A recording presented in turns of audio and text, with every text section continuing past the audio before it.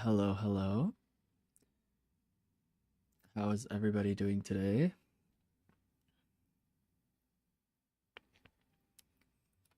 Man, I stayed up way too late last night doing absolutely nothing. And then this morning I was just like, couldn't get out of bed, mega lazy. How'd you guys sleep? How was your evening last night?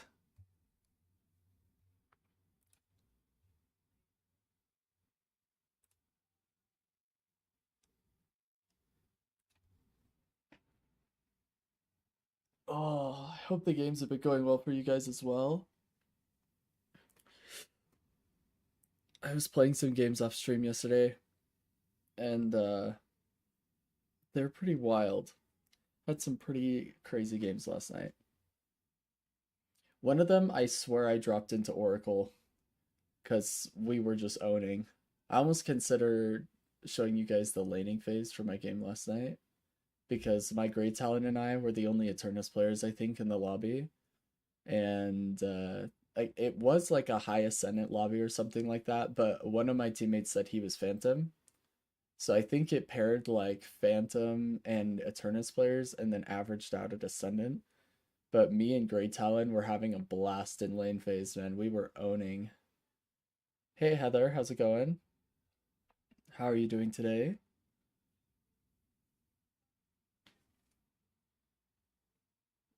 Good, good. I'm glad you're doing well.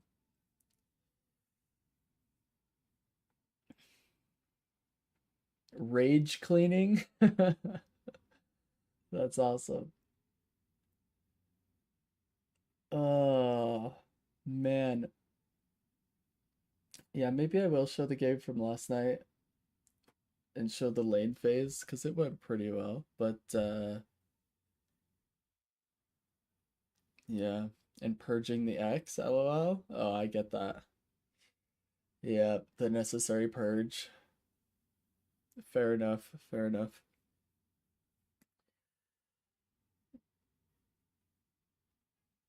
Heather, we should have time for your VOD review today. Hopefully, we'll be able to chat a little bit and see how you did. You better hope that Bullet's not here today, otherwise, he's probably just gonna bully you the whole time.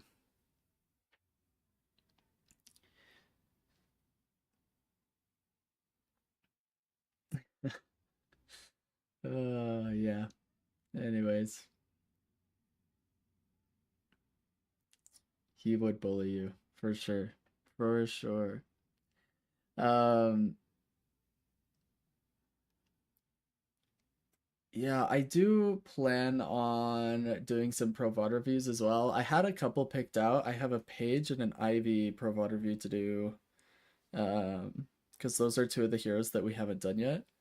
And so I figured we would check those off the list today, and then we should be able to do your VOD review, and then I don't know what else we'll have time for, but we're probably not gonna watch the Deadlock night shift on stream.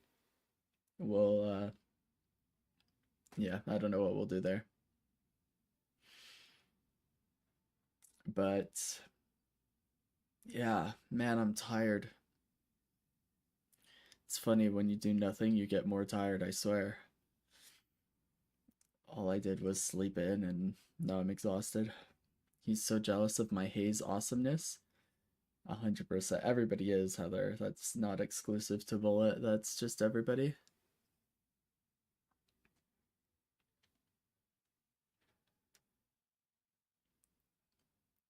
I played Haze last night, I think. I don't know that it went well, but it happened. I'm just a natural. Agreed. You are just a natural. The goaded. The goaded type.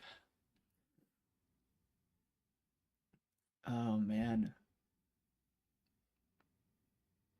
Yeah, Haze is a lot of fun. I've been playing Haze and really enjoying her, but man, it's rough when you can't hit a sleep dagger. Like every single time I miss that sleep dart, I'm like, oh, it's over. This fight has been lost. Last night, me and so Viper was my top souls and me, and then the rest of my team were just absolute garbage. and my Lash like gave up near the end and would stop like playing with the team and stopped ulting, and we had Lash Dynamo, so we definitely should have won. And so I would like go in, kill the Venator, get out alive, go back in and get another kill, and then we would just lose the fight. Like everybody would die after I got 2 kills. Viper would get a kill, and then the last 3 would just like take an objective or take our base or whatever. And that just happened like 4 times in a row, and eventually they just won. It was really sad, but it's still fun. Like I was still enjoying myself. It just sucks we couldn't win. We should have won, but it was what it was. I had some crazy games yesterday. Nice. Holy Smurfs? Oh no. That sucks. I imagine smurfing is a huge issue. Like it always is, like in any game you play, smurfing is an issue, um but yeah, I think it's something I haven't had to deal with a whole lot, obviously. You can't really smurf at Eternus unless you're a pro player. The only time it feels like I'm dealing with a smurf is when I queue into like if I have to queue into like Ido or Lomain or something, where it's like these really, really good players that are just owning.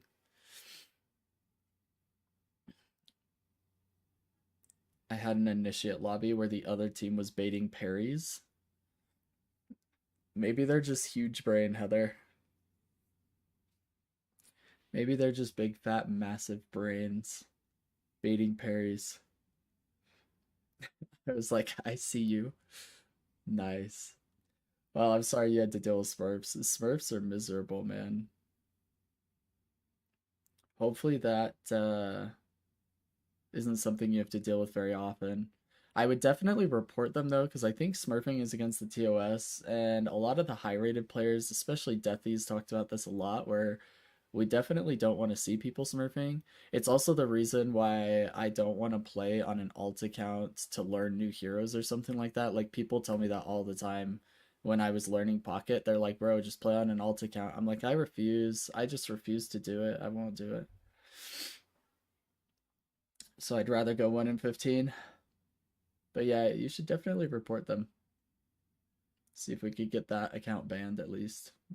Obviously, they'll just like make more or whatever. Like, I don't know how much Steam can actually do to somebody, but we do our best. Holy smokes, excuse me, I'm like yawning like crazy. I need to switch out Coach Blayton's outfit so he's not wearing a suit, but that he's wearing like pajamas and like one of those like hats, like old cartoon pajama hats, you know what I mean? Yeah, that's what we need to get going here. That's the vibes today. Sleepy vibes.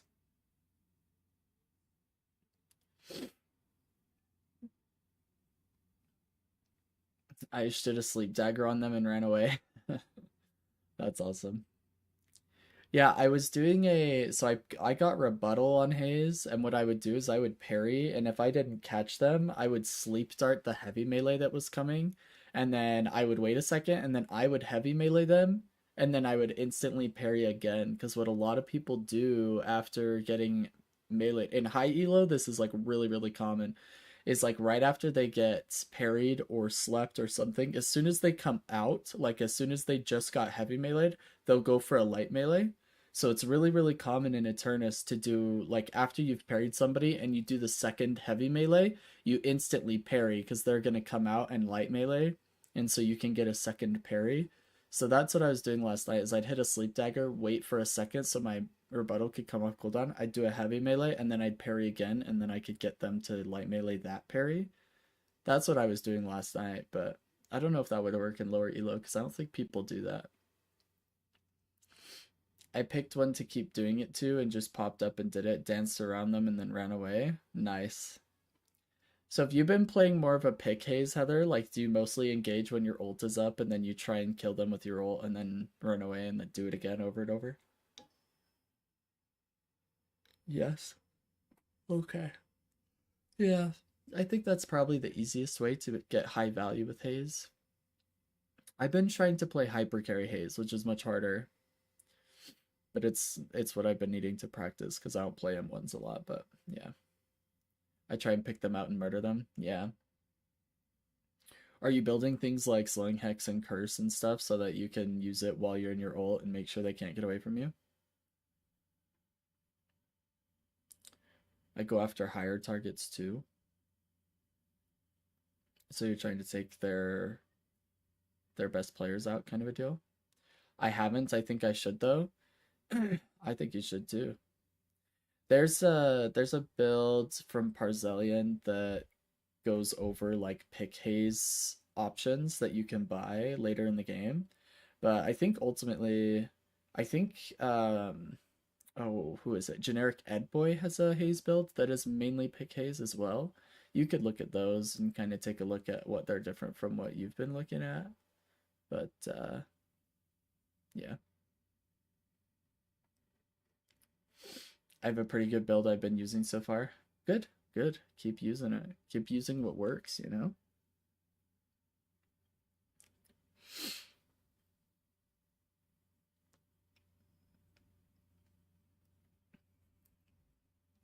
It's a hybrid one. Nice. Yeah, I've mostly been playing Hyper Carry Haze, where I'm like trying to play M1 kill bad guy outside of my ult, and then I use ults like when I have one specific target I'm trying to kill um, in the middle of a fight, or if I have to reload, I can just pop ult or something like that. Finish them off like they're really low and I don't want them to get away, but I don't want to wait for the reload, that kind of a thing. But it's tough.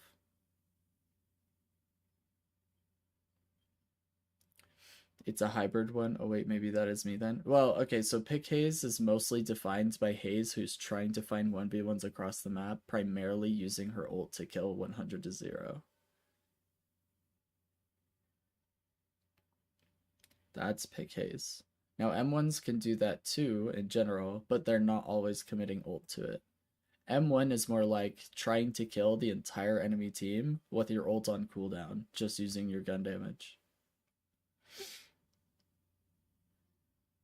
Then for sure that isn't me. I can 100 to 0 without ult. Alice says at work on lunch, but hope the stream goes well today. Hey, thanks Alice. I appreciate you popping in and saying hi. We miss you. We will see you on another day. I do a ton of damage. Yeah, Haze is doing a ton of damage right now, Heather, in general, so you're probably just experiencing Haze, but I don't know, I guess I'd have to see you play it. Is the VOD review that you put in for today, is that a Haze game? Because we can take a look at it and I can tell you. Nice. Okay. Yeah, we'll take a look at it. I mean, maybe Haze is kind of one of those heroes that's a hybrid, right? Like you can't really play pick Infernus for example, right? Like you're pretty much just M1 team fight Infernus. Like that's the only playstyle there is. But Haze is a hybrid because her ult can be single target. But we'll see. It was like one of my first 5 ever games. Oh, okay. Nice. We'll see how it goes. We'll take a look at it.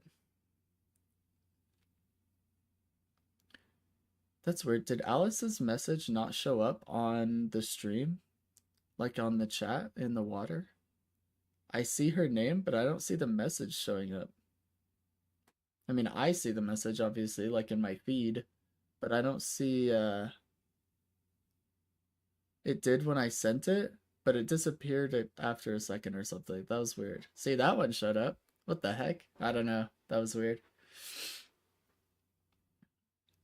I think I noticed that yesterday too. I don't know what's going on, but like the little module I have on screen for you guys to see chat, it doesn't seem to catch every single message, or some of them like disappear or something. I don't know what's going on with that, but you guys should see messages from all platforms there now, right? Like I remember there was one time when we had a lot of YouTube chatters and you guys weren't seeing those messages. You were only seeing the Twitch messages. So we figured this out and hopefully you guys see them now. Like yesterday somebody was messaging on Kick quite a bit. Hopefully you saw that. I don't know. Anyway.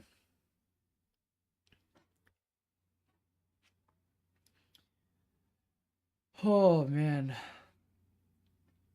Oh, Should we get started on pro VOD reviews? I kind of wanted to start the day with pro VOD reviews. Do you think we should send one? Do you guys prefer to see Ivy or Paige first? We've got the number 15 in EU Paige player, and then we've got John on Ivy. Paige? Oh, both of you want Paige. All right, let's go. Let's send it then. I think we've got it loaded up right here.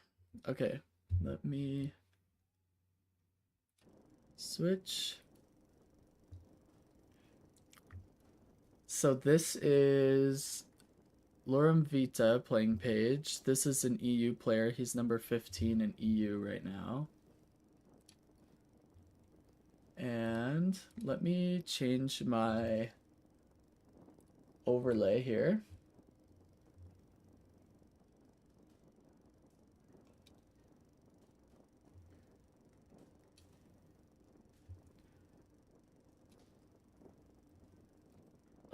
Pro VOD review.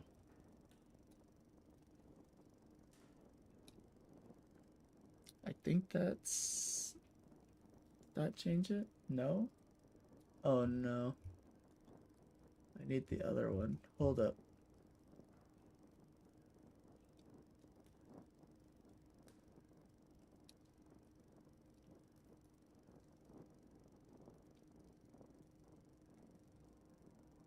Oh jeez, what is happening here? Oh, I know what's going wrong. Sorry, give me a second.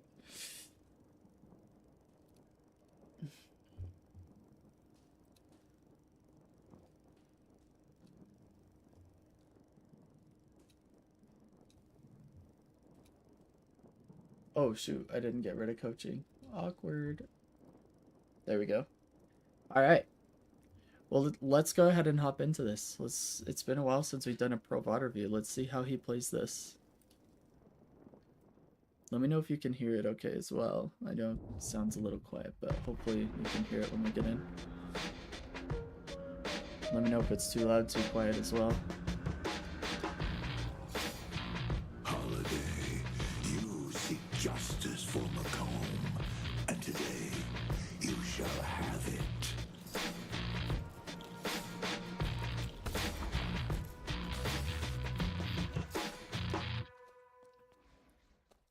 Alright. Starting out with plot armor.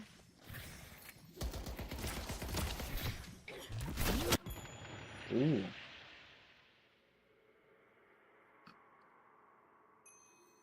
Dang, is Viscous AFK or something? What's going on in blue?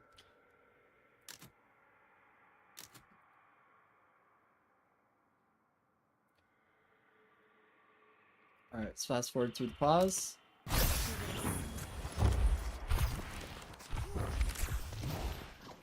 Nice work. He got hit by Light Eater, which is a lot of damage if he were to take that. You don't want to try and trade a Celeste while she has Light Eater on you, so if he uses movement to get away, it reduces the amount of damage he'll take, and now Celeste has very, very, very low damage until that is back off the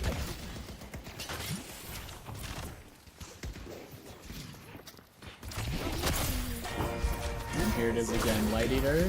He uses shield to try and reduce the damage he's gonna take, and Celeste does back out, so that's good. Let's push Broadway. I got more.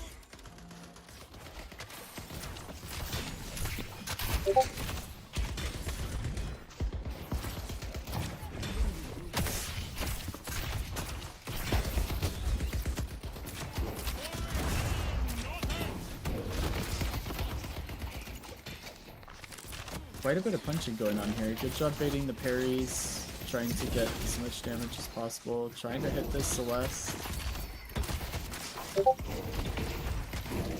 Using this little cart as line of sight if you're positioned properly.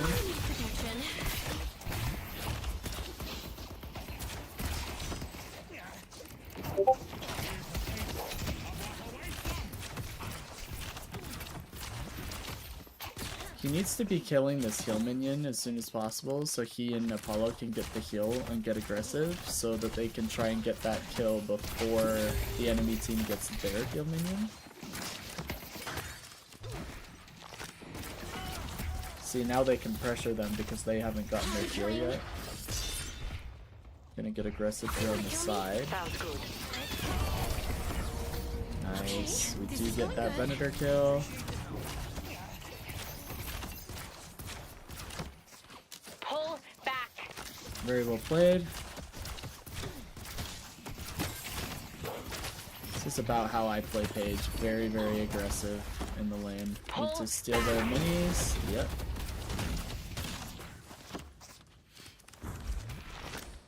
Venator's back. Oh. We trade our shield for Light Eater. I'll do my best. Someone's using their noodle. Okay. We're gonna do a box route with healing rights. Maybe? Oh, he's typing. Okay. Maybe we're just healing up and then we're gonna catch the wave as it crashes on our Guardian. Viscos is missing. I see, Celeste.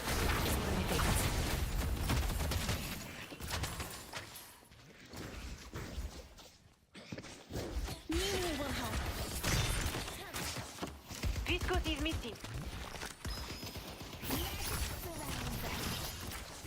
Steal these boxes from the enemy. Those neutral Viscos is boxes. missing. Any advantage you can get over the enemy team is great. Get ults first. There's that pile of goo. This Celeste just staying in the air for forever. Sorry for you.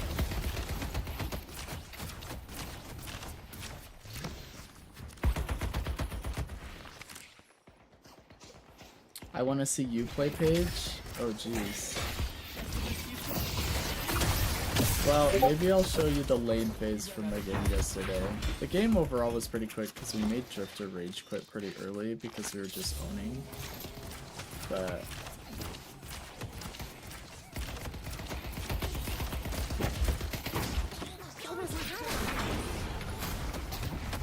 trying to bait that parry, and there it is. Well done. Steal the minis again. Need to head for bridge buffs to see if he makes it in time. Might be time to spend souls. He does go for bridge buff. Now he was actually late to bridge buff. Oh, gun buff for Paige is so good. It's my favorite buff for 5 minutes. Because I built gun first. Damage is just so good.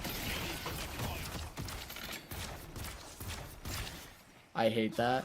I don't know what it is about Paige autos and Venator trap, but it's like impossible to hit.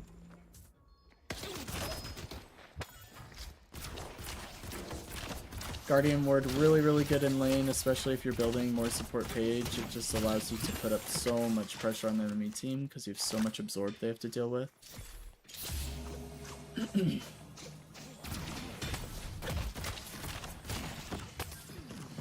I don't like him reloading there without securing the orb. Ready to call in the cavalry. Should be able to take the Guardian here. We're expending all our resources on it, and now we can push them. I love this part. Nice ult. Give Apollo shield so he can keep getting aggressive. Communicate that he's backing up. We can start roaming now because we took our Guardian. Apollo can just do his thing here for a minute. Eventually either Seven or Geist will probably come side lane here for the solo farm. I'll drag them kicking and screaming.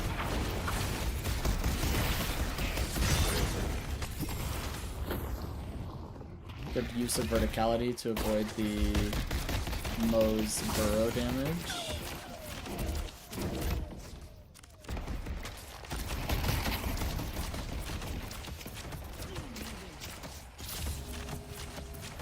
I love his use of healing right. I can't remember who it was that I talked to about this. But somebody was buying healing right and then not using it enough. Oh, almost got the shield off. Really, really close. That's unfortunate. Drifter ganked over here. This is the kind of gank I was talking about with Bullet yesterday. Drifter just gets those early game ganks. Just has to be in lane for about 20 seconds to get the kill and get out, or try. That's what I'm talking about. Nice kill on Celeste. What is our camera angle? This is like gonna hurt my head. Oh my gosh. There we go. Oh no! He was trying to punch the heal minion to get the heal in the middle of the 1v1 to try and give himself a bit of an advantage. And Venator was too close to it and he got parried. That's unfortunate. Ready to show them our bad side. He actually could have won that fight. I know Venator had ult, but is under attack. he could have won that.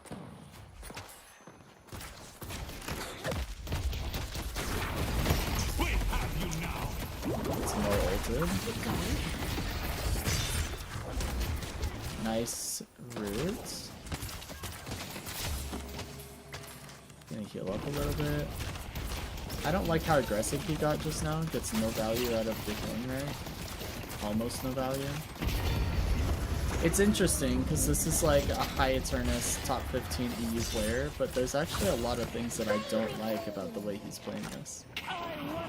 Nice swap from Geist. Lasso's almost ready. Maybe we should have watched me play Page. Maybe I should have been the pro VOD review today.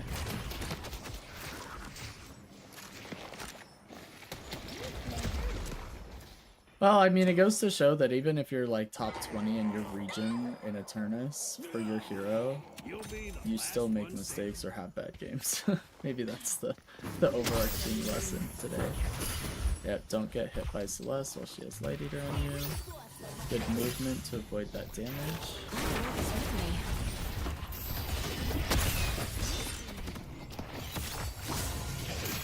Gives Guardian Ward to his teammate. His Guardian Ward has half cooldown when used on a teammate, so we definitely want to start with that on our team.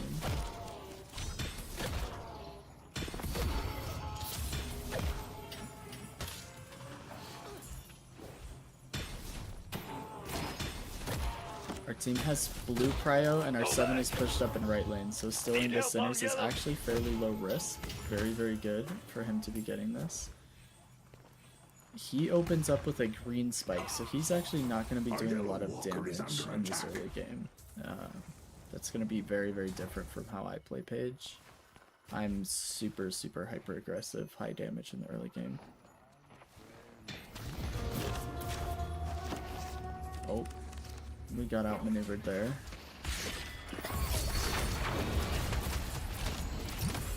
Great job. Going to shop. We're gonna try and deny this urn. Normally you would want like your Geist running this. You want like your off carry to run it. But pick heroes and supports, off supports, other roles can run the urn. You just don't want the enemy team to get it. I mean, that's like the #1 priority, right? As long as your team is getting the souls. If I remember correctly and based on my testing, if 7 helps secure the souls after Page delivers it, he'll get half the souls. So it's a good way to share the souls between 2 different people.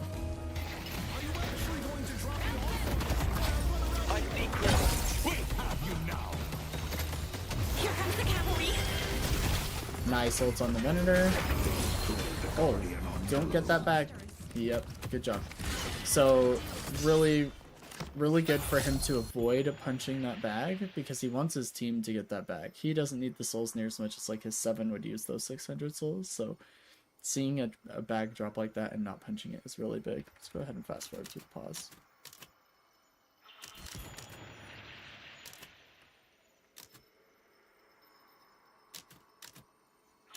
Lasso's on cooldown.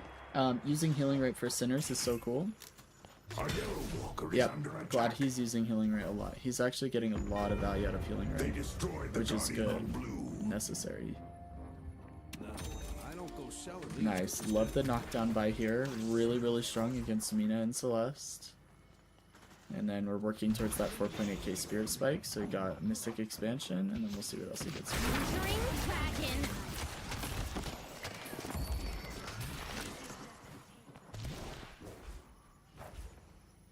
I'll keep fighting.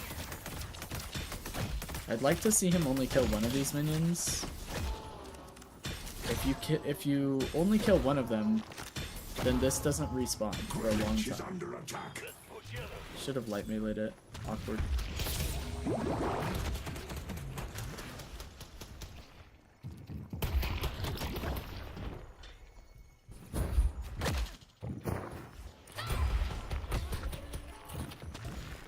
Good strafing, good movement. A blue walker is under attack.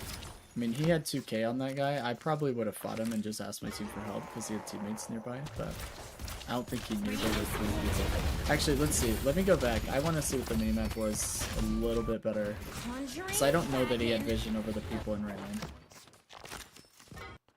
Conjuring dragon. Conjuring dragon. Yeah, I guess he doesn't know how many people are over here, right? Lasso's ready. There's 3 people on our 7, so he could have fought Viscus. But, oops, there we go. Bringing in support.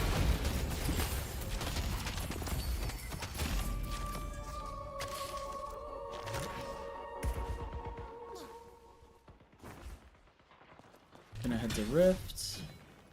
Let's go to York.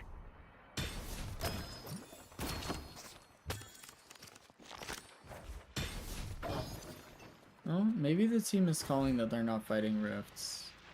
That or we're just waiting for Holiday and Shiv. I like it. I see the enemy. Lasso's on cooldown. He's gonna try and get in there to start to build up their number and delay the enemy team from grabbing it. And now his team has showed up. So we're in a team fight. All 6 of us are here. Shiv's gonna die to Mo.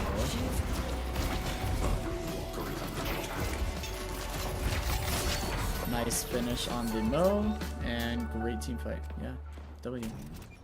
Let's push green. I don't know what that was. Maybe oh, okay, never mind.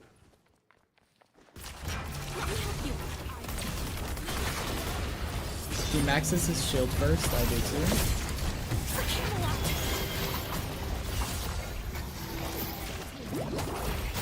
Love to see that. Allows him to shield 3 teammates really early on. Very high pressure.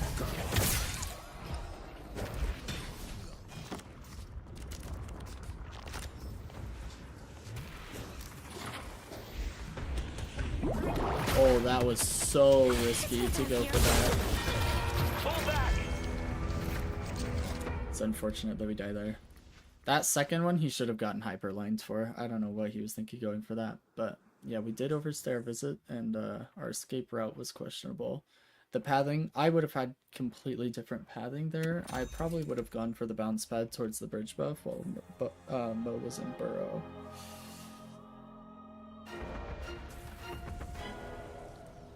And now we're probably going to miss the 15-minute bridge buff, but hopefully we're coming into our team here.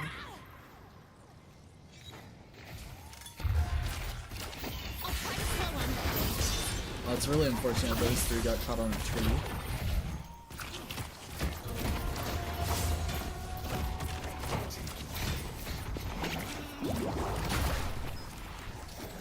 Nice bait on the parry.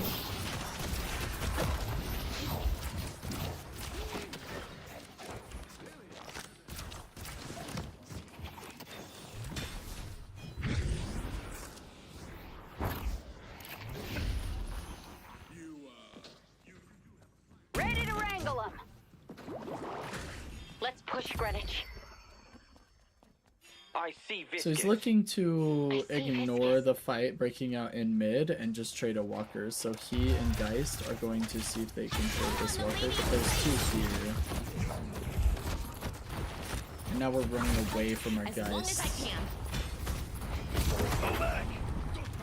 So Mo ult.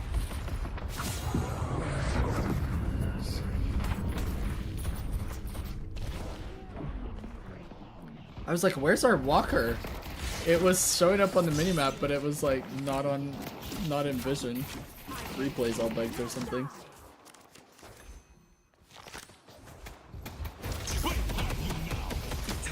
Yeah, that's really unfortunate.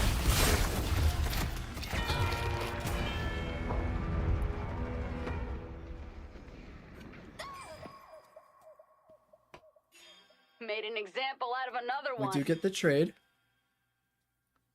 The fencer is making our enemies bleed. However, Viscous is shoving our walker in mid.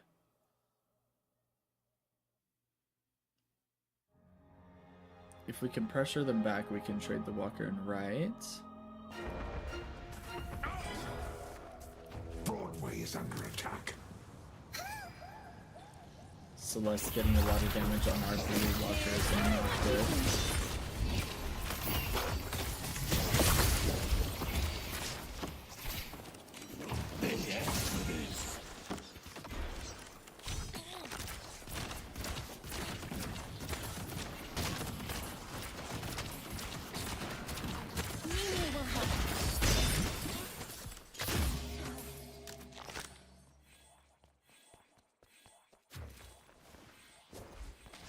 Pull back.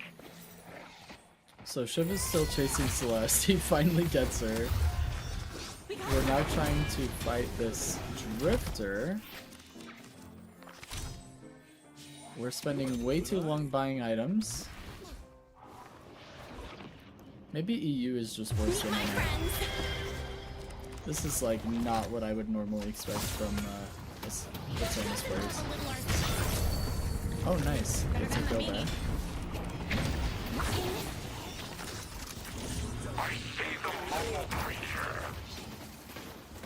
Viscous tries to rescue beam them out. We should be able to go mid boss after these kills. Nice. Hopefully we drop mid. Think it's time to remind them who the law is around here. Surely. Alright. Pull back. You heard it here first. EU is trolling. Is that Viscous Metro? Be blessed. Is that Metro's name in Steam now? Going back to work. See y'all next time. Thanks for being here, Alice. Sorry if I missed your message and you're already gone, but we appreciate you. Have a good day at work. If you need more protection, you know where to find me.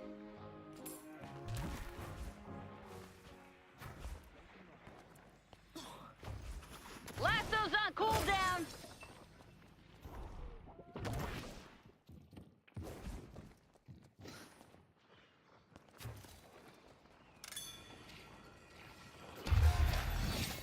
Stop right there. Go get him. I don't know how his I root see the didn't hit enemy. there. That's crazy to me. Let's take out Celeste. Pitiful lives. Headed to green. Okay, headed to green. I can use lasso A green for ready. walker is under attack.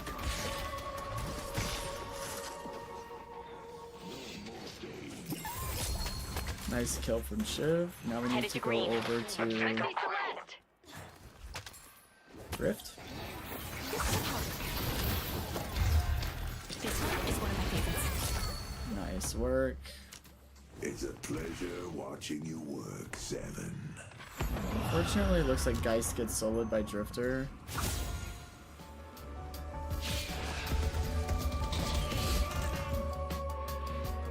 But our team is heading over to this rift. We're trying not to give them this retake rift. So we pushed Venator out, but we don't have 100% yet. As long as I can. Fight for Avalon. Nice ult. Oh no, that's not good. Spirit Guard here.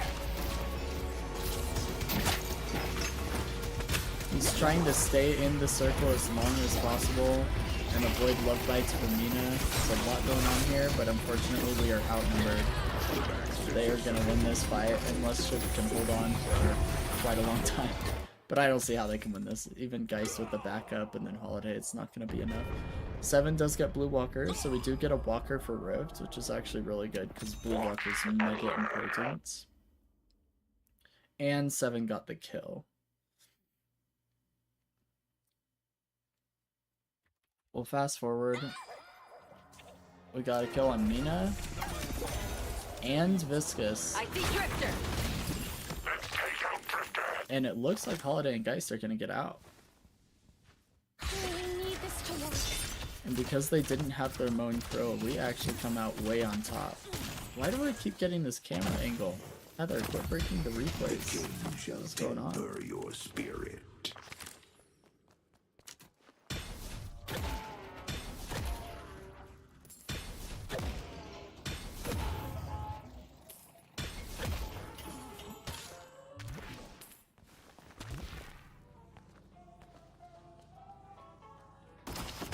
I'm like highly unsatisfied with this Pro VOD review so far. Nina. I feel like he's not playing Paige very well. Let's rip out here. Want to find a dragon? Nice use of slowing Hex with knockdown so she can't use bats to get rid of the knockdown stun. Then he can hit his 3. Oh my gosh, what a lasso.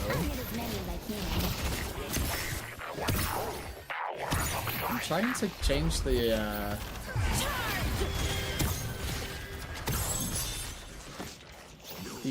camera angle, but I can't get it to change.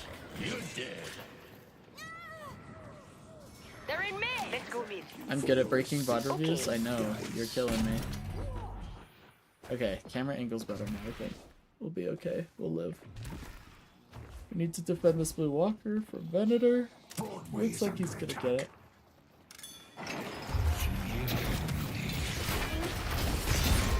Yep. Oh, just gets it. Let's go to mid. We can get mid Lasso's boss on though. cooldown.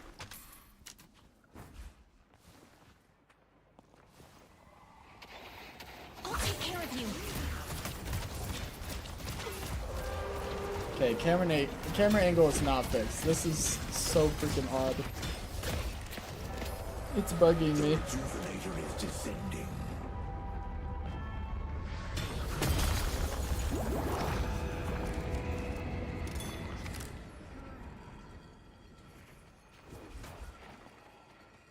Trying to get to our 7 and help out. Good shields. The other thing that slowing Hex helps out a lot with is, well, A, he's probably building into Vortex Web so he can pull people into his 3, which is really, really common. But it also helps with dash distance, so you can throw slowing Hex on somebody and then use your 3, and it makes it much, much harder for them to just dash out of it using the stamina. I haven't seen So my you should friends get in a more while. value. This Let's camera push angle is yellow. gonna kill me.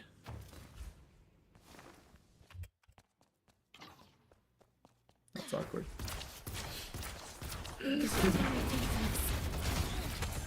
I like it. Thanks. No point in saving more souls than this. I need to go shopping.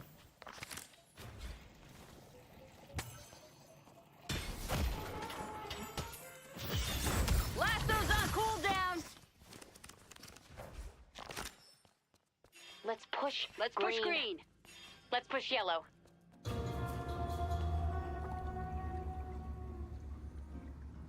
Tell your pops I said hi.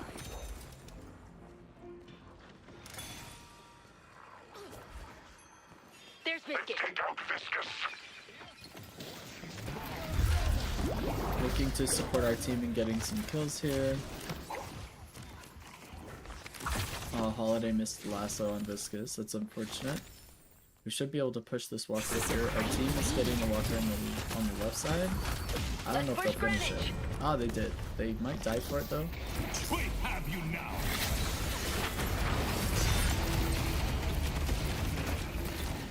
Wow, huge damage on that one kill for my team. That was beautiful.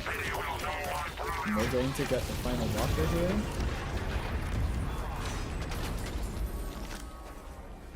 Lasso's on We still have one cooldown. rejuve for what it's worth, but we keep getting staggered kills, so we're probably going to be able to push into the base here, then the team keeps feeding kills here.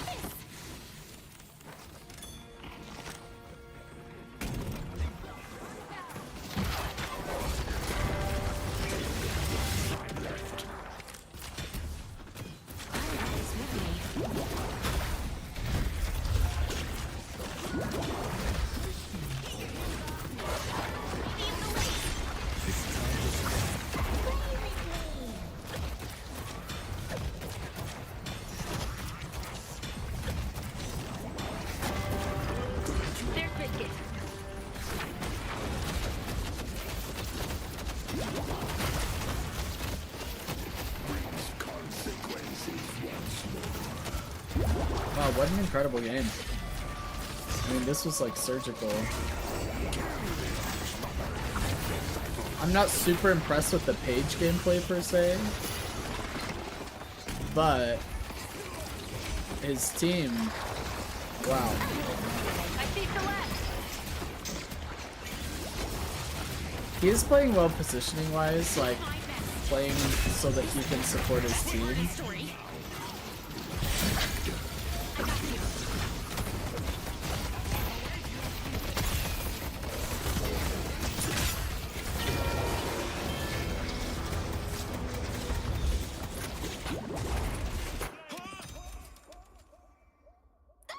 Let's get this show on the road. And GG, I think, right?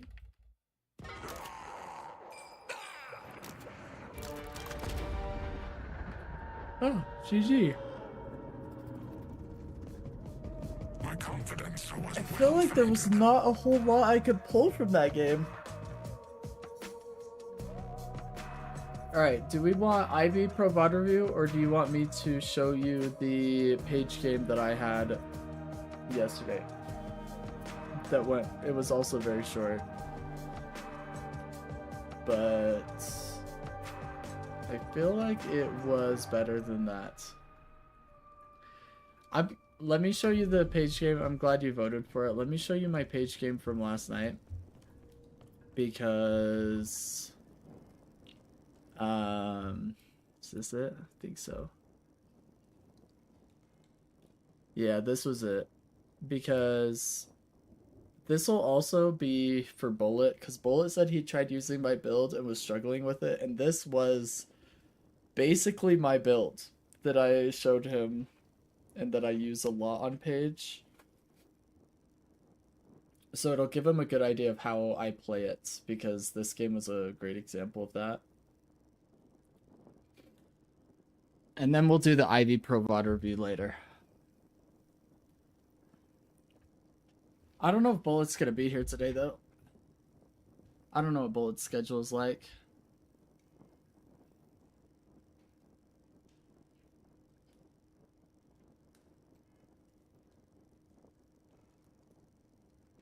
He's at work right now? Yeah, go figure. Well, he can see the recording, I suppose, but... Yeah, so I don't know why it says Ascendant 3 average, but my Sinclair... I think it was my Sinclair said he was Phantom. And then somebody else said they were Oracle, but I think they were trolling. But maybe they weren't. Like, maybe they legitimately were Oracle. And then me and Grey Talon were Eternus. So, like, I don't know how they matched us up this way, but apparently that's Ascendant 3 average. So, yeah, me and Grey Talon just made them miserable, and then Drifter rage quit pretty early. Mo DC'd for like a little bit and then came back. It was a weird game, but let me show you the lane phase, because lane phase was pretty normal in terms of like who was here and how it was playing out. But oops, what just happened? Oh no, don't tell me that I'm breaking it again. I'm freaking breaking Deadlock. Actually, it's probably Heather's fault. I think we can agree, if we all put our heads together, it's probably Heather breaking the game.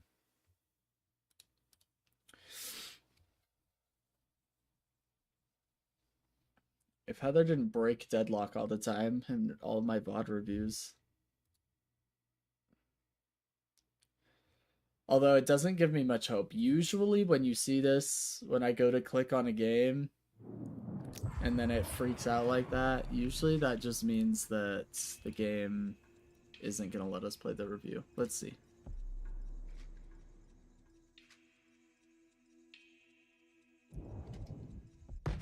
Oh, I was wrong. Okay, here we go.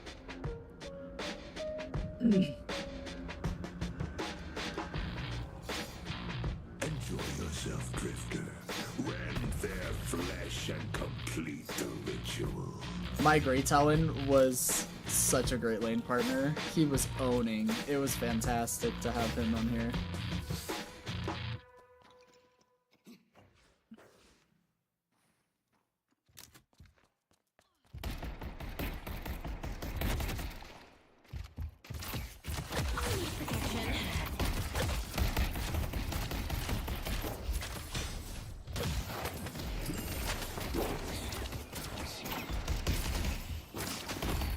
so I've made sure we got all of the,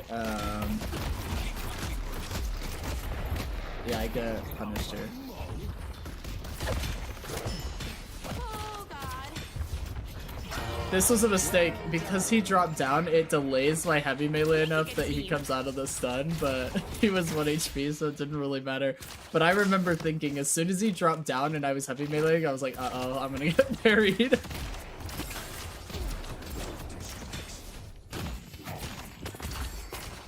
Conjuring. They wanna kill me? They have to work for it.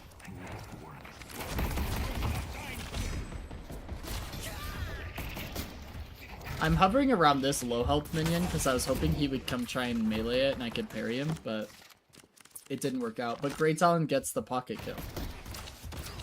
Great Talon's 2-0 right now. Guys own it. I see the robot. Our minis are up, but I'm gonna buy first because I still have 10 seconds. We live in interesting times, don't we?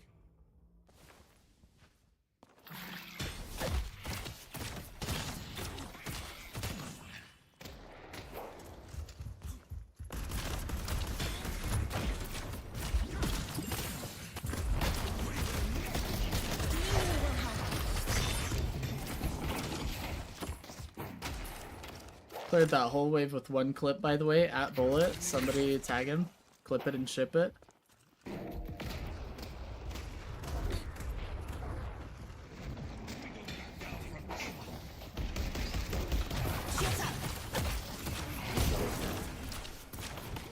I take such a bad trade there, but it is what it is.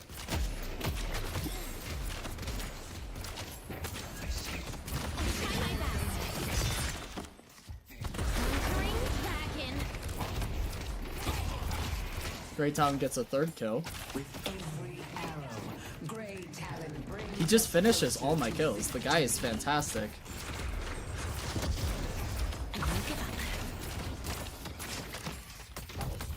So I won't let this slide. I'm like, nah. You don't get out of this. And my Great Talon, by the way, in comms is saying, yo, you're crazy.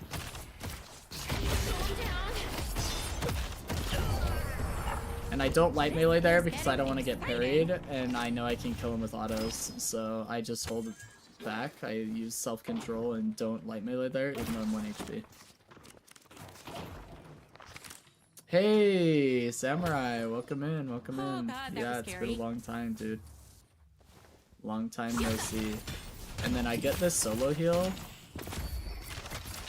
and now I don't have to reset. I was gonna reset, you saw it, and then I come back for solo heal, and now I can stay in lane because I'm half I HP. got more where that came from. Did you know Pocket didn't have cloak up there? I actually don't remember. I don't think he had cloak because he just used it on wave, so when I dove him, he didn't have cloak. Let me actually, we can go back if you want. Hold up. Blocked. That's the cloak. So yeah, he didn't have cloak. So then I'm like, oh, he doesn't have cloak. He's low. I could probably kill this guy. And so I go in. Anyway, going back. If he did get cloak soon, I would have been dead. And he probably had it soon, but... Then the mid lane Bebop is like pretty low, so I think maybe like with my ult we could kill him. But then I just try and stop the healing right and fail, and I'm like, alright, this isn't happening. They're not pushed up at all, like they're under their guardian. I'm just wasting time. So I come back for wave, like wave just got here, so I come back. Like the book. I'll try to slow him.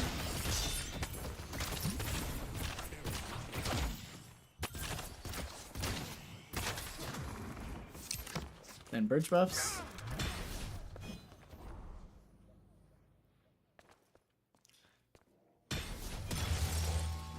And then still enemy farm because we're ahead and they can't actually challenge me. I'm like literally twice most souls.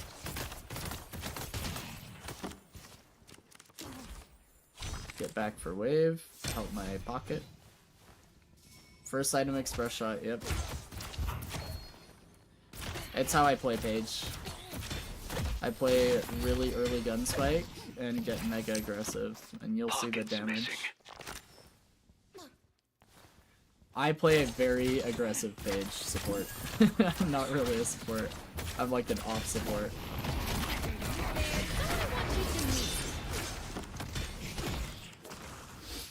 Page autos hurt, but they're really strong early too.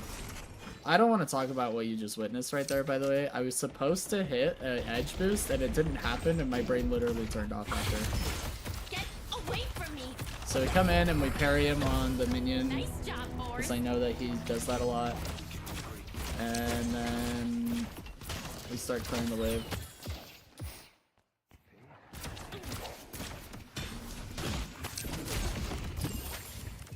Express shot proccing there actually screws me because I can't actually kill the thing. Keep going. When we kill this, I go over to secret shop to buy because I'm sitting on a lot of souls, and then I go to blue to gank, I think. Because I'm thinking in my brain, hey, I can roam and kill more bad guys across the map.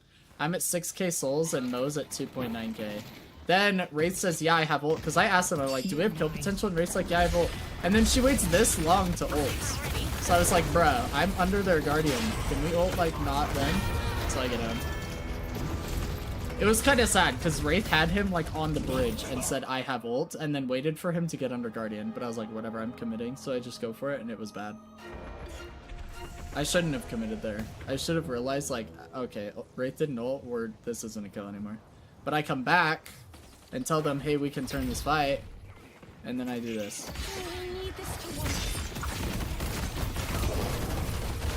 This is pretty fun, and criminal.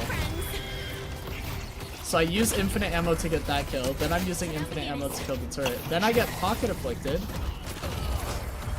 and I get out. This is the craziest escape of all time. I don't know where Mo went, to be honest. I have no idea how I get out here, but it's insane. Oh. My team is glazing me right here, too. They're like, Paige, what just happened? I get 3 kills and get out with 1 HP after pocket afflict. Oh my gosh, that was That was a fun. little too exciting for me. And that's why we get 4.8k gun spike right there. That's why I do it.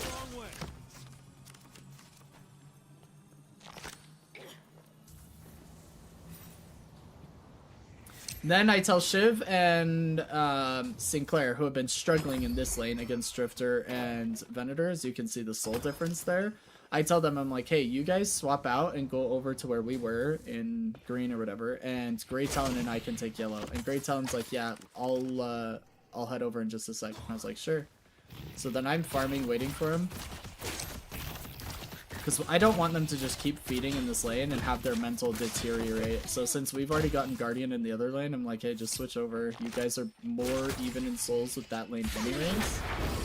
So it's just going to be easier for them to profit. And then I'm stealing all these camps because I'm trying to snowball my lead. When I'm this strong and I play early game aggressive anyway, like I'm not playing support, it's not bad for me to be stealing these souls because obviously I'm capitalizing. Then we bait Drifter because he doesn't know I'm here, so we bait him. And I told Greyton, I was like, show him your belly and look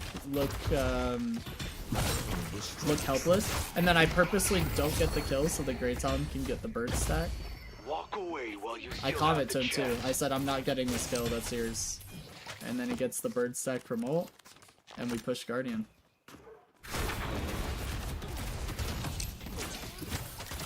All because we swapped lanes with some teammates that were struggling.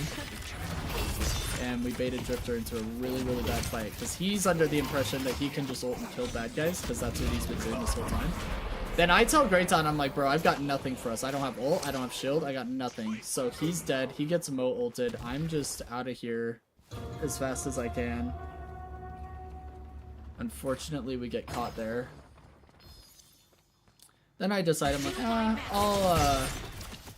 I'll do this camp really quick before the wave crashes the walker.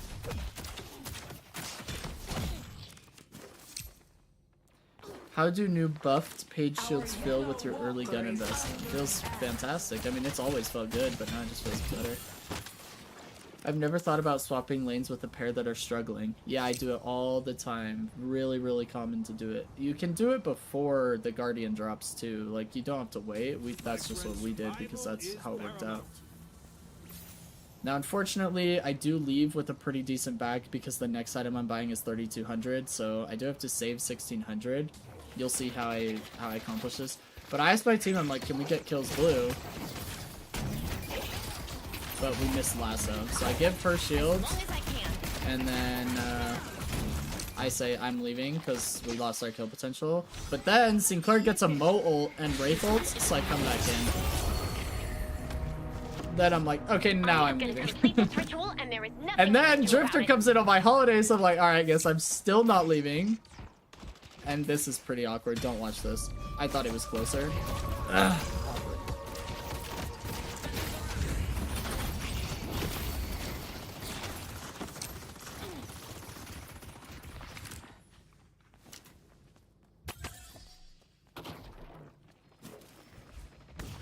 Then we have to go over to Rift, so I was on the wrong side of the map farming, so I clear this wave or most of it, and then I use my one to kill the turret and the last minion. So I can head over to Rift with my team, and I think they give Rift. I don't even think I needed to be here. That was another, like I was trying to edge boost there too, but my edge boost is just not it.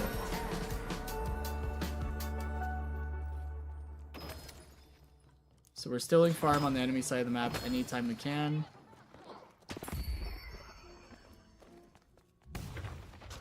And then I want to get, they're pushed up in blue, so I asked my team, I'm like, can we get kills? But Venator sees me.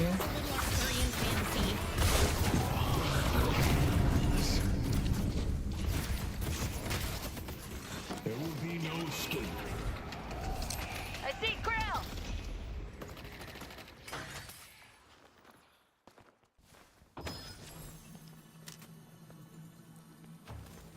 I'm so close to getting knocked down, so I'm just trying to get like a few items, but I have to catch this walker.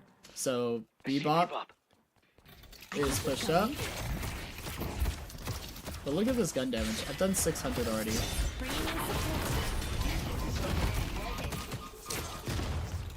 So I used melee there. Okay, so this accomplished a couple of things. So first off, there's a lot that happened here that I kind of want to break down for you guys. So first off, when you're ever moving in any direction and you use a heavy melee, it stops your movement. So uppercut sends me pretty far, but I heavy melee to stop the uppercut from sending me as far instead of using stamina to do it.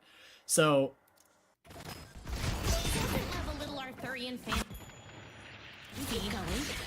I go in like this. He uses an uppercut and I heavy melee instead of burning stamina. It just so happens to hit him. Because it hit him, I'm now thinking in my brain, yo, I could probably bait a parry pretty easily because he thinks I'm just going to send a heavy melee into him now. Okay? So what I do is I come in, and I'm way too far for a heavy melee. I bait the parry, give Great Talon a free arrow because he self-CC'd with it, and then I've got his parry on cooldown so I hit the heavy melee. And now I have enough for knockdown. But my teammate's getting collapsed on by Drifter, so I'm like, yo, we can kill this guy. So I come back in. Terrible free from me, by the way. Using infinite ammo. I haven't had to reload this entire fight. And we kill him.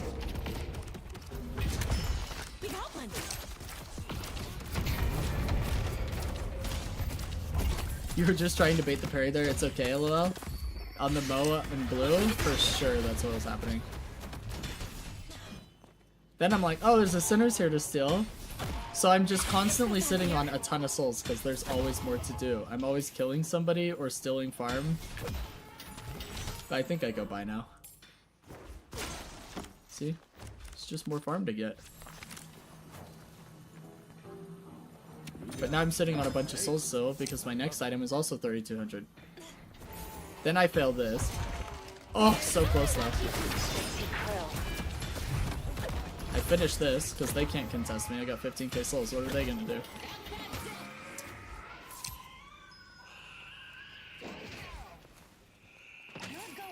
Our yellow walker is under attack.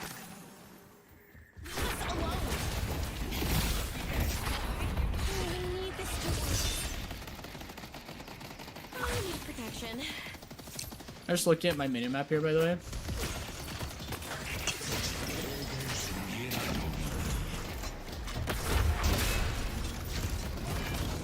I used knockdown on this pocket to get him off my teammate.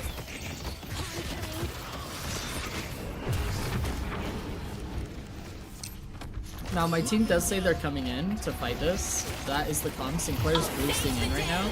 So I send ult, which was useless because we killed them. And then we decide to chase the Venator.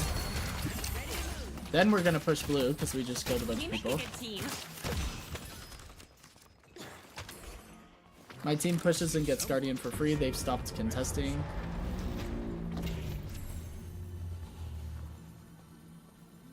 Bringing in support. Now this is how aggressive I play. I'm stealing farm this deep. And then I steal more. Pretty sure. Oh wait, no I don't. There's nothing here to steal. When I'm this far ahead, I'm stealing everything on their side of the map. They just don't get to farm.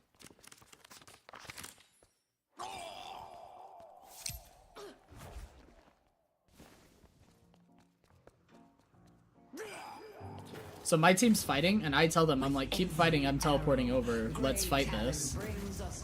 And my Shiv takes that and runs with it. Look at my Shiv go. This guy's under a walker over here. I'm like, keep going, bro. We're not done yet. Knockdown, decay, root, one. He dies. I tell Shiv to grab this bag, but he doesn't for whatever reason, and Venator takes it.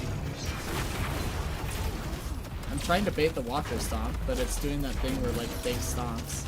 So now we're taking this.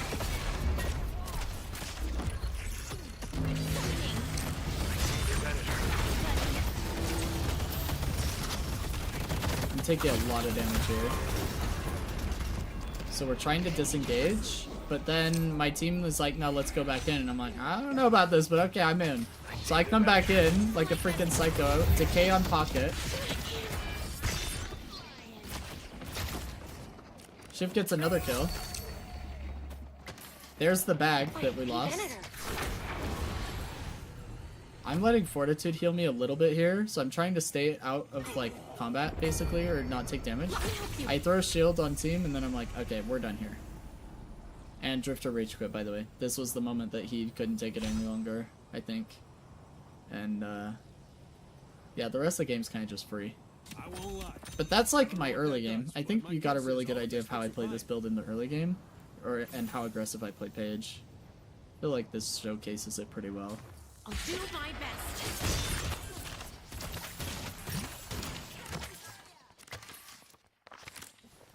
I considered going gun Page because of how far ahead I was and just playing it like hyper carry, but I wait for Burrow to send knockdown, but Mimi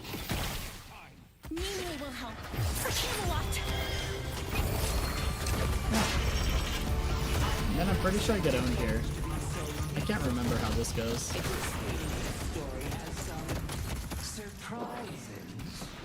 I try to get up here, but I'm bad. And then Pocket's on me. It's really bad, so I use Decay on him. Then I get afflicted. And then Pocket's 1 HP, and I think I might be able to get out. And Venator shows up. It's so sad. But then Grey Talon finishes my pocket kill, because Grey Talon finishes all my kills, because he's the best ever. And then Moan Krill DCs for a bit. We'll kind of fast forward through this death.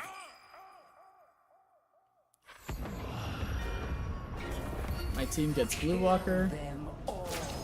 Then I tell them we should go mid-boss, and I clear this wave and then start heading over towards mid, but they don't actually need me. Mo comes back.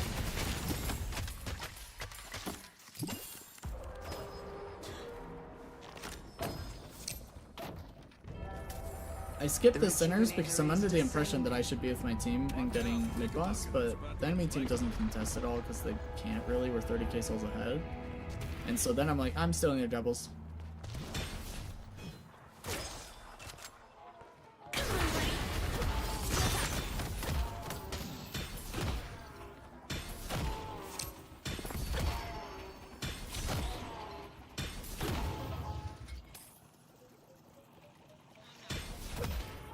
I didn't know if I'd break it there, and I'm not under any pressure with Rejuve and 26k souls, so I just take my time with it.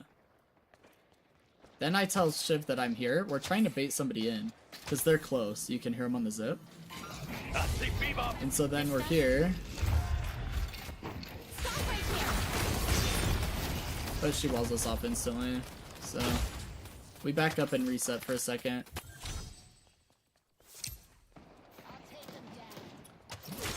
They back up like crazy into their base, so we just take base guardians for free.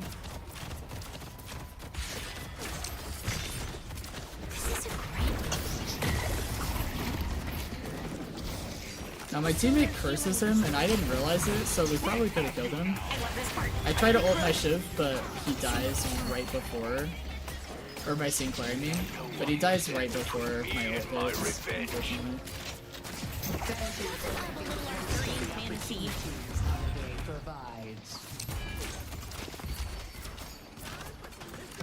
And then for Crab Shack, if he's watching this or recording, see how these turrets are on top of trucks all the time? So I have to like intentionally shoot them on top of the trucks. I can't pull at them with minions or heroes. That's what we're talking about. I do a ton of damage to this Mo. He's still taking damage, and then we finally get the kill. So that's good. Nice teamwork.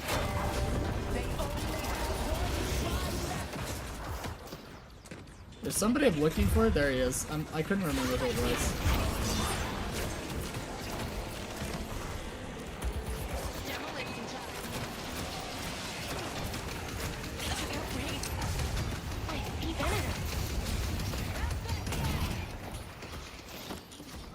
So then I've got no abilities, so I decide to get some verticality here. I'm trying not to die, basically.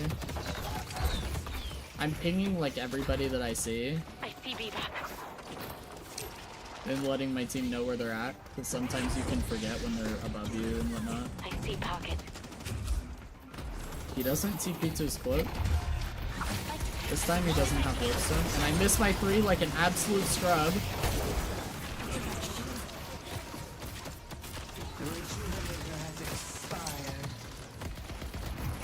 I'm taking so much damage. I'm like, bruh. And we didn't get the other shrine. I think I calm. It's a bummer we didn't get that shrine, and my teammate's like, I'll go die for it. And Holiday just runs in there. And then I get no ulted, of course. Throw decay on him. If you notice, my decays are just going out like basically on cooldown. Now we're trying to down Patron because we're killing everybody. I'm so freaking low, and then I die to a turret because I'm terrible. I'm just here lurking. Hey, Crab Shack. So I buy cheat death so that doesn't happen again because I'm bad. And then we buy extra charge, I think. Yeah.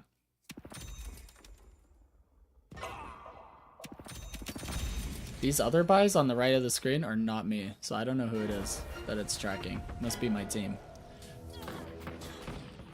I buy extra charge because rapid recharge is really good on page late game, and then I go get, I think I'm getting bridge buff here. I hope. I think I'm looking for an enemy. I should have gotten bridge buff.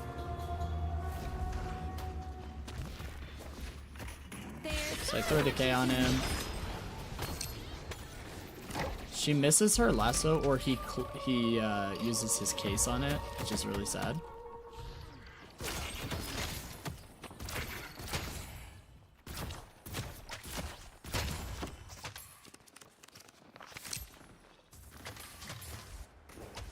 And then I tell my team, I'm like, yo, I'm gonna get this rift, and then we'll just push into base with the big fat minions, and we'll win.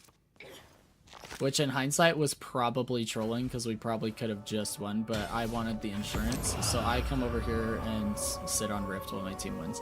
Now, I am thinking maybe I need to Hail Mary ult, so you can see me looking at my team and looking at their health bars, especially Holiday, because Pocket keeps pushing forward, so I keep thinking maybe I have to ult over there and see if I can help my team.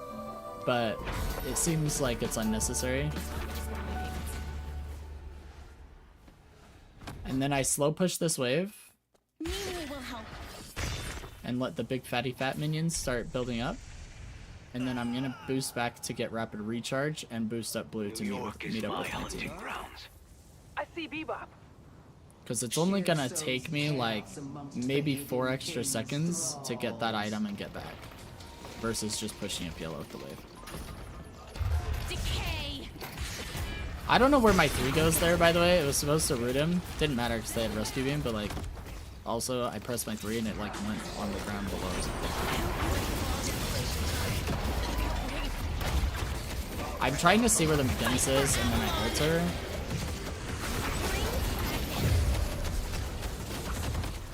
I get cursed by Mo. Can we play together? I'm Phantom 3. Probably not. Because I don't really play on stream.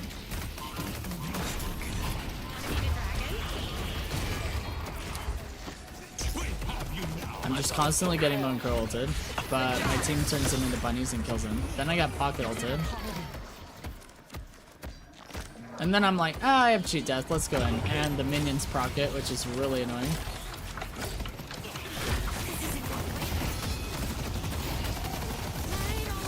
Use decay on her, she dies, I mean, GG. What an ending. Tough fight. And then I tell Grey Talon that it was an absolute pleasure laning with him because it was awesome. He was finishing every kill. It was fantastic. So this is a good example as to why I play Paige the way I play. The way I play her, jeez, is because this gun damage at Express Shot is 18,000 damage that some people are just not getting out of their gun.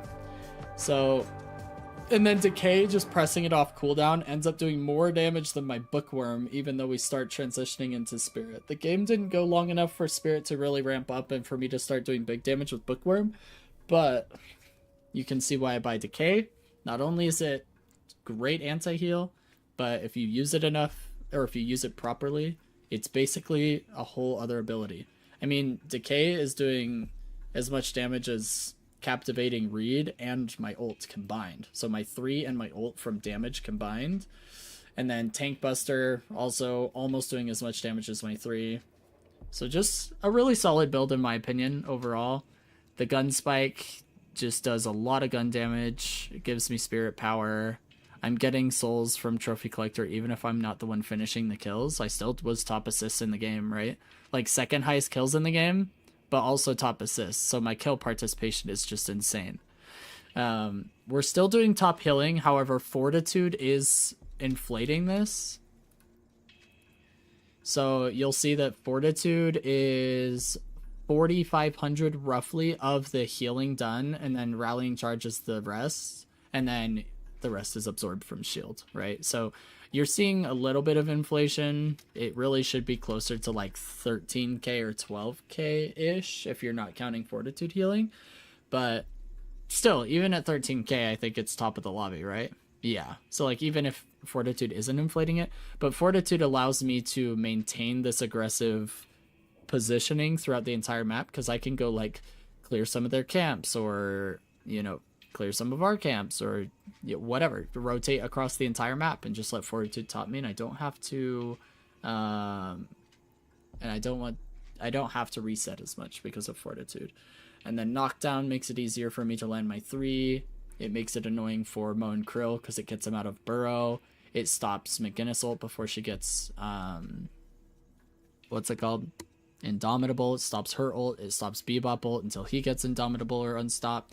So I had a few reasons to get Knockdown outside of just using it for my 3.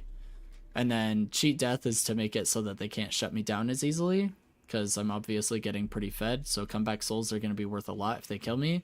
And it also allows me to like maybe get off one more ult or one more shield before I back out, because it gives me those few seconds to maybe get some cooldowns back up and further support my team. And people don't expect it on Paige, so after they get me to 0 health, they literally just disengage, and it gives me like a 2-second head start on my escape. And then these are just high damage moving into Spirit, because I start gun early game, but damage is Spirit. Oh, and then these two are mostly for my team. So I get BRS so that anytime I hit them with my root or my 1, they're instantly reducing their bullet resist. It also gives me weapon damage, but it's mainly for my team. It's so that, you know, my M1s, like in late game, this stacks like with other BRSs. So like even if somebody else gets BRS, we're stacking bullet resist.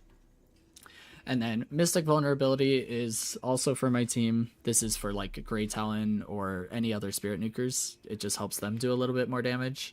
And so I get both of these. This is kind of like hybrid support and it helps me do more damage. This is because we're moving into Spirit Damage late game. Anyway, I really like the build and I think it does really well, but you have to play it really aggressively. Otherwise, it's a terrible build. So hopefully that showcased it a little bit better. I don't know. You guys can judge for yourselves whether you liked that one or the other guy's profile review better. Yes, you can ask me about your favorite character. Go for it. And yes, Samurai, I did get the multi-chat working, so you guys can see YouTube, Kick chatters, and eventually TikTok once we are able to stream on TikTok.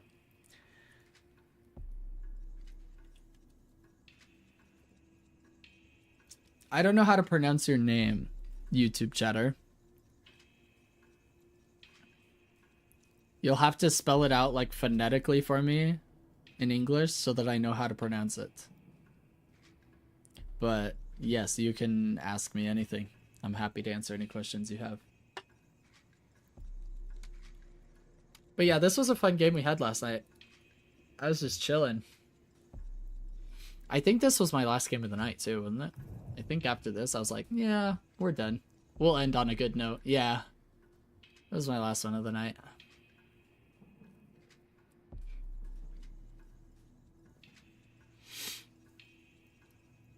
How would you build... It's pronounced Stepan? Stepan?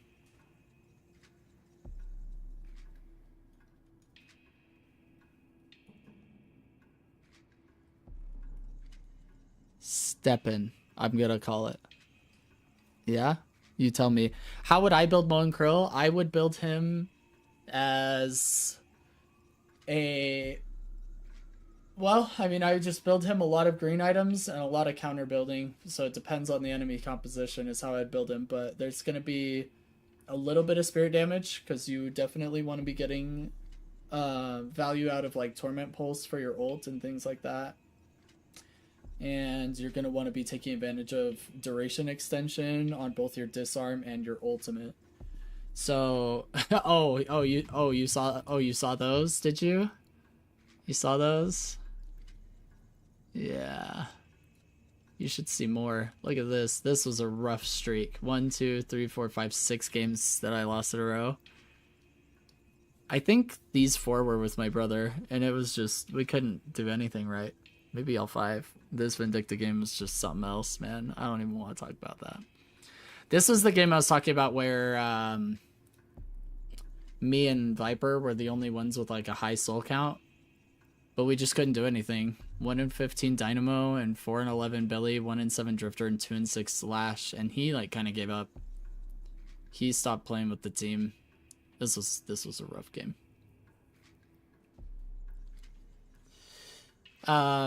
So Stepan, sorry, going back to Moen Krill. Maurice and I got your back. Moen Krill is going to be like, let me see if I can find. So Palmer's probably my favorite Moen Krill. Maybe. He's really good anyway.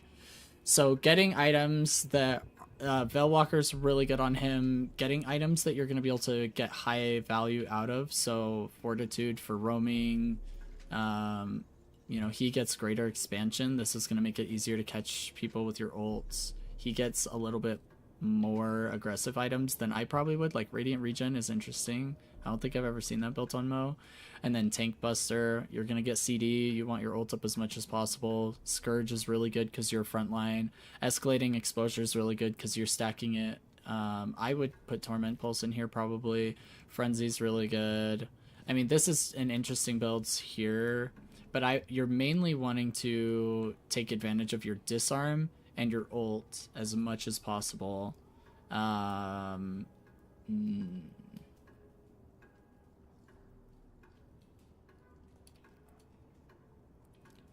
Witchmail, really fantastic on Mo to reset your cooldowns. There's Torment Pulse. Duration Extension is like a must-have in my opinion for your ult and your disarm.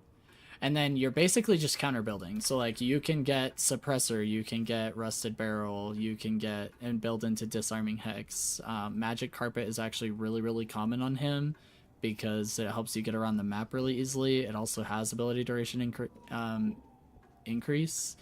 And then Torment Pulse cooldown, obviously. You can get things like Silence Wave and Decay, although it's not my favorite. Colossus is really good on him because it gives you that slow around you. And then Indomitable is also very, very, very good on him because it means that people will have to either use 2 stuns to stop you from ulting, or they can't. And it also reduces your ability cooldowns. Phantom Strike is really, really good against flyers, or it can be used as like a disarming hex against their M1s.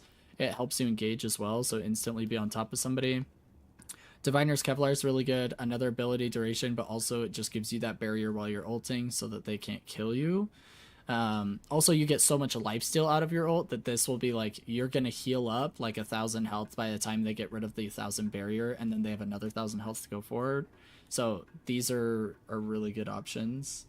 Why Veilwalker instead of Phantom Strike? There's no instead of, really. I would say you can do both or either. Veilwalker is just cheaper. So Veilwalker is just something you can get in the mid game without a huge investment. So you can just hit a Veil, get a quick burst heal, and then sneak up on people and get an ult off.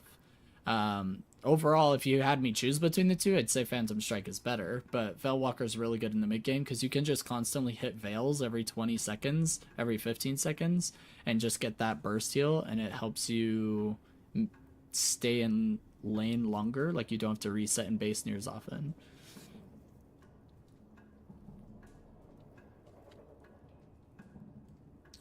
If I need bullet resistance on the front line, what would you recommend getting? My first recommendation is Return Fire because it's 10% and also has a very, very short cooldown. So every 23 seconds you can pop this, and it really does hurt the enemy team when they're shooting at you, both with spirit and bullet damage.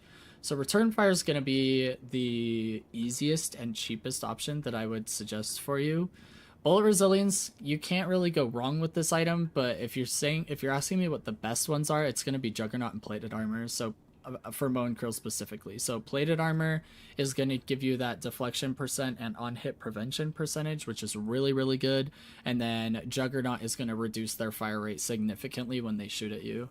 So, oh, and Phantom Strike, I guess. Phantom Strike because it disarms. But when it comes to bullet resist, Colossus has both resists, so I guess I'd throw that in there. But I would say Bullet Resil, Return Fire is a really, really cheap option. It's a really good way of getting it. Plated Armor, Juggernaut, Colossus, those items. I think Veilwalkers we're taking instead of Fortitude. Yeah, you can get either. I personally prefer Veilwalker on Mo and Krill because it allows you to sneak up on people.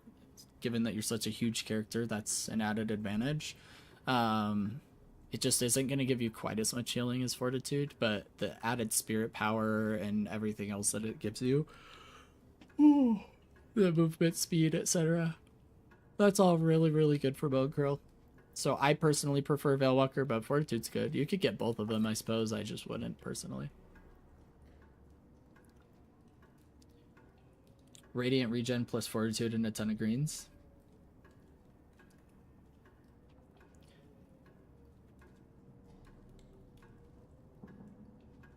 Oh, Heather, I missed your message. 1 in 15 Dynamo, did they take notes from your pocket game? Heather, leave it alone! Should I swap bullet resistance for plate armor in the late game? I guess it depends on the rest of your build. It's hard for me to answer that question, but I'd say probably yes. Plated armor is going to be better than bullet resilience, in my opinion.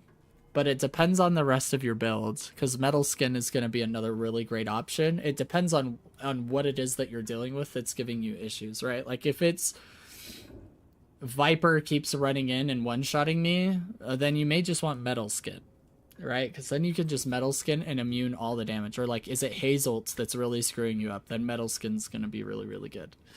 But if it's just I'm taking constant bullet damage from a distance, it's somewhat unavoidable, they're not playing aggressive, I can't get on top of them, then yeah, I guess you could just do plated armor instead of bullet resilience, for the sake of reducing the amount of damage you're taking, that 30% deflection and then the 50% on hit, especially against people like Eternus who are building up burn damage and whatnot.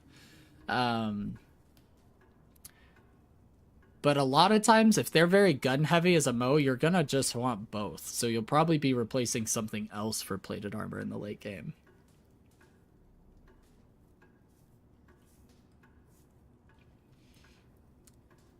You know I love you, I just need to throw more healing barrels and dominate more walls. I think that would improve your pocket play so much. Yeah, I think that's what I'm lacking for sure. In that page VOD review, we definitely did not see enough wall domination.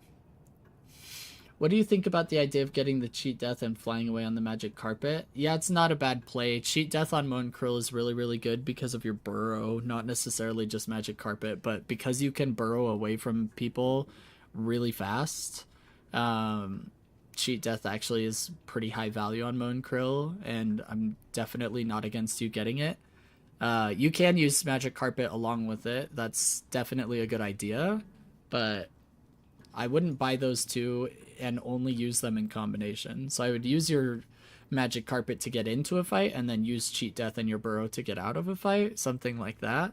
I wouldn't always save magic carpet just for your cheat death. Otherwise, that's like a $12,000-$13,000 soul investment for one particular scenario.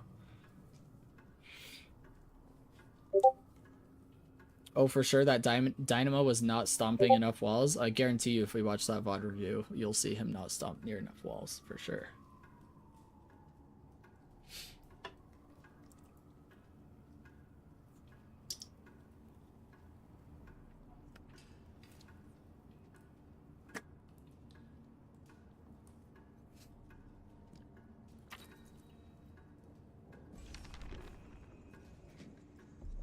Step in. I hope that answered some of your questions. Obviously, if you have more, let me know, but hopefully that helped a little bit.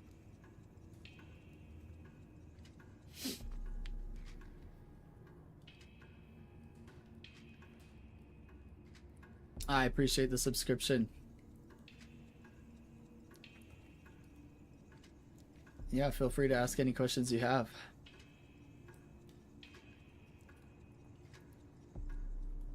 All right.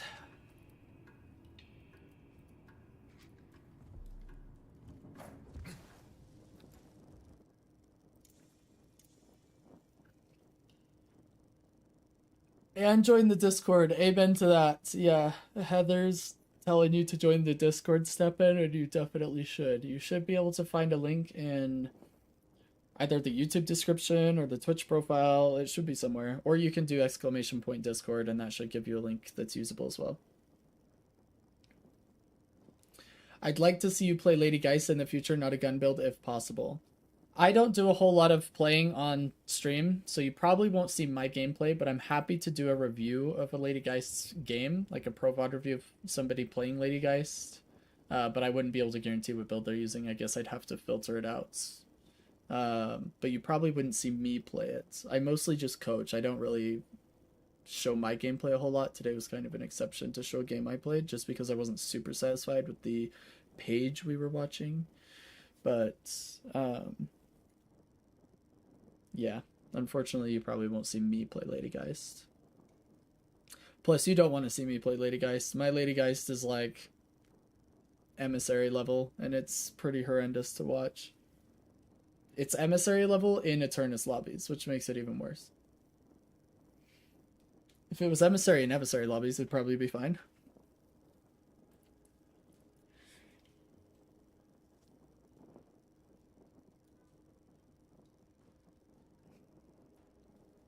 Alright. Well, let's hop into our second Pro VOD review. Well, technically our third, because the first one was kind of a bust, low key. This is a game we're going to be watching John's Ivy because he's playing off support in a really fun way. He's playing like a lot of gun damage. So you'll see he has capacitor, siphon bullets, and silencer, but you'll notice that he's pushing a lot of objectives and he's still doing an insane amount of healing despite being like a gun build, right? So it's going to be fun to see how he plays this Ivy because this is kind of how I think Ivy should be played, but it's very, very hard to get away with. So you're going to see, like, we have Renon, Ido, Saya, and John on the same team, which is kind of stacked, even though I do know Bingus and Draven, but I don't know that I recognize these other names. Like, I don't know Lone Star Tick Eater. I don't think I know Howl and YMMD. But anyway, how long have I been playing? Like a year, maybe over a year. I don't know exactly when I started, to be honest with you, but I think it was probably last summer, so probably about a year or just over that. Pocket is where I shine, though. Definitely shine with Pocket. You know what? Hold up. What's the most recent Pocket game I played?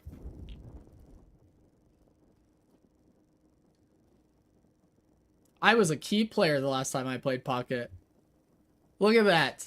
This is what we call improvement. We lost, though. It's kind of sad. This is my brother. And, things didn't go very well here. Paige was not playing Paige like I play Paige. And, Seven did less damage than Mo and Krill and barely more than Paige. So overall, it was pretty rough. But hey, yeah. Take a look at that. The CAPTCHA won't let me join Discord. I'll try a different way. Try !Discord and it should pick it up for you. Hold up. I may be able to type it into the live chat for you as well. Let me see if I can pull up my YouTube stream. Oh, dang, I'm not dual streaming today, I don't think, on YouTube. Let's see if this works. YouTube's looking weird for me. Yeah, Heather did it for you in Twitch, but I don't know if it's going to work in YouTube right now. It should. I mean, Stream Elements bot is set up for it, but I don't know.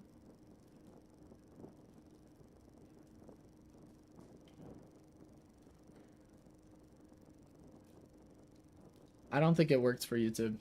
I think YouTube's being weird.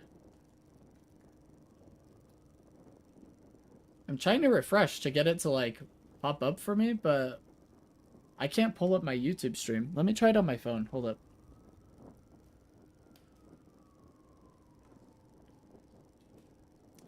Let's pull it up on the phone.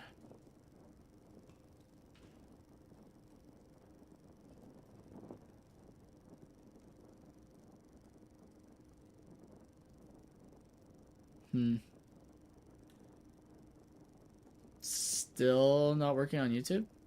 I don't know. It is what it is. I mean, Heather got it on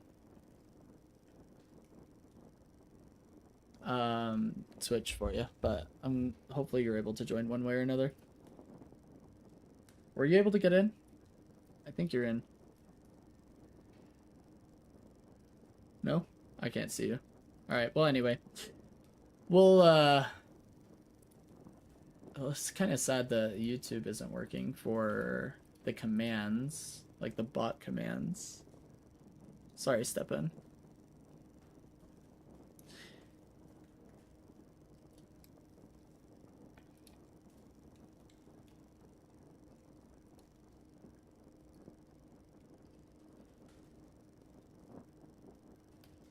Okay. Let's go ahead and send the IV. It's empty on YouTube. Yeah, I don't know what's going on. Sorry, fam. You'll have to...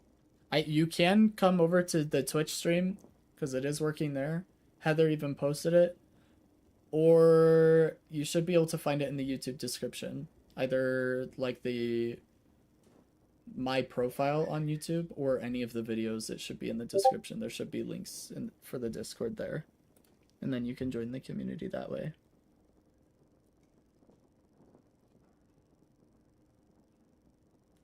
Oh, thanks, Heather. I appreciate you posting it in on YouTube as well. I didn't see that. Okay, I'm gonna go ahead and start this Pro VOD review for John playing Ivy. You connected. Perfect. Welcome into the Discord.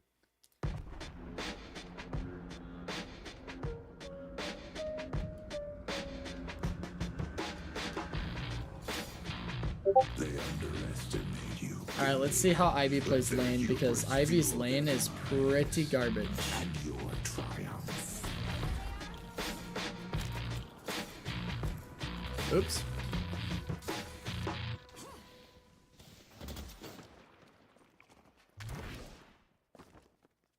Flog's ready.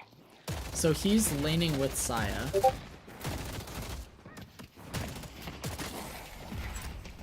Using infinite ammo to make sure he can secure the orb. Started with the heal minion to try and give themselves any advantage they can, because their lane is kind of garbage. Although Seven's lane is kind of garbage too, so they might be okay. It's basically just Viscous and Holiday brawling. My friend, survival is paramount.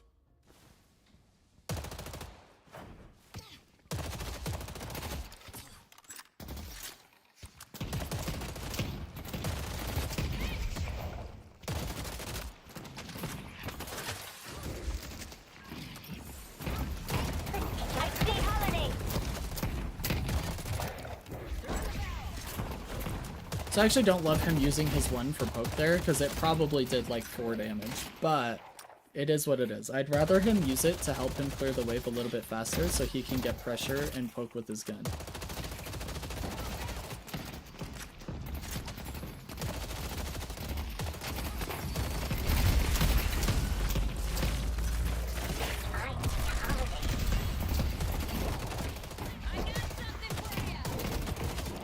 They're doing a good job at getting pressure. He is going to go back for minis. See the enemy.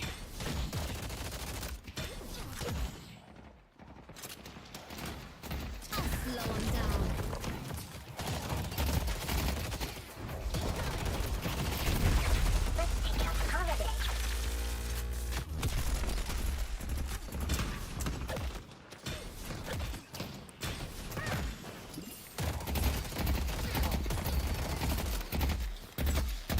This is a very bad trade, unfortunately. Oh, he kind of evened it out there at the end, but yeah, that was... He took a lot of damage for that. Ooh, and the Holiday with the crack shot. Be right back. Now, I would use your one here, because he's so low that you're basically one any damage. Nice kill.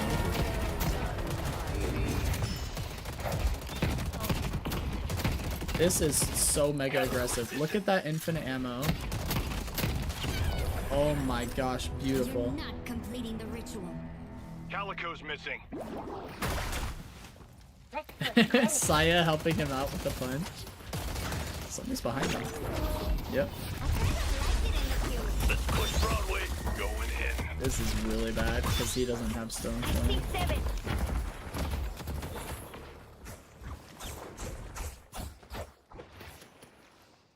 Oh my gosh, he gets out. That was wild. Let's push blue. I love Calico. watching. It's fun. I mean, I love coaching, but it is fun to watch Eternus players play as well.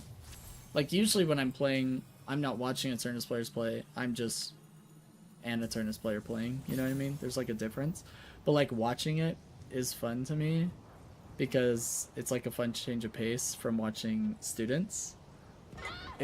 Students aren't as aggressive, and they're not as successful when they're aggressive because they don't know York's about quite to get a how lot to more be aggressive vegetation. and be successful with it. But like pushing the tower there and parrying it with 180 HP and still getting the kill because you have better micro than the enemy player, that's fun stuff. It's entertaining.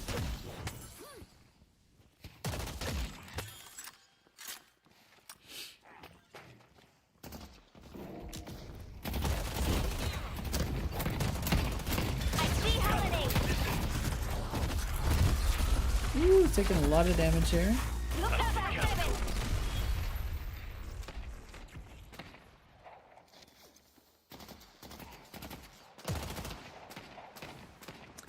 He can't push the wave, so he's going to start by focusing on denying orbs if possible, and then he's going to let the wave come to him. Bet there's something good in the shop. Stoneform has 0 cooldown. Let's push Broadway. Yeah. I see the enemy. Calico's Reach missing. into the choir, and they echo shard it, and it's just super annoying. Good use of infinite ammo. Sometimes friends need a lift. Let's push Saya green. does die across the map. John John's getting a lot of solo fun here, which is really quite interesting. Does first level reduce CD on it or something? No, I think first level just gives healing. Holiday's missing. He got second level, which reduces the cooldown. I'm going in.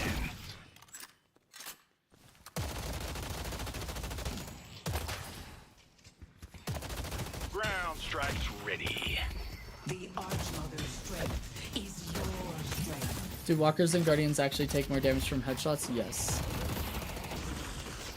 Ready to fly?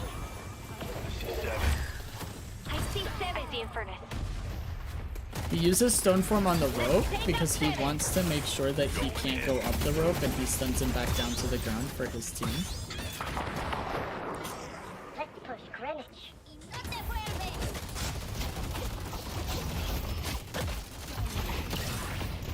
Let's push Greenwich. Headed to green. I'm going in. And we're dead, but we got the guardian. I mean, Greenwich. maybe worth. I see Calico. We got Tesla bullets, so we're rushing that 4.8k gun spike. We're gonna get back to this lane. We're gonna boost over, Headed see to if we red can help. Calico. Oh, I'll give nope, my we allies communicated with the our chance team, and to Shiv shine. said that he's going over there, so we'll cover blue. We're gonna get aggressive here. Look out for 7.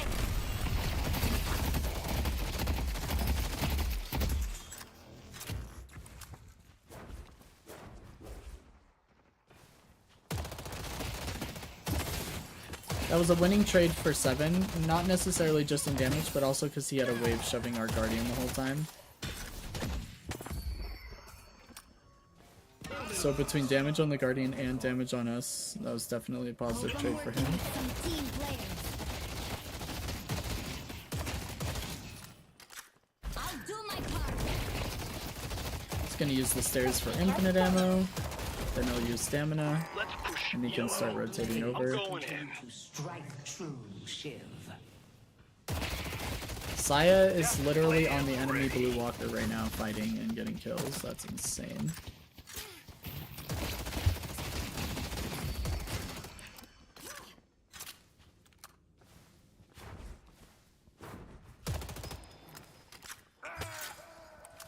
Calico's missing.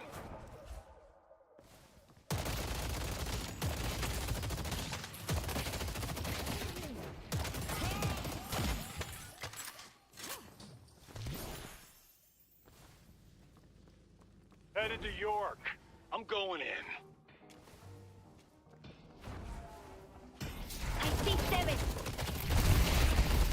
Necesitas mucho más que eso para Let's take out Holiday. Hope you don't mind the pickup. Now's our chance. I'm actually surprised that'll hit.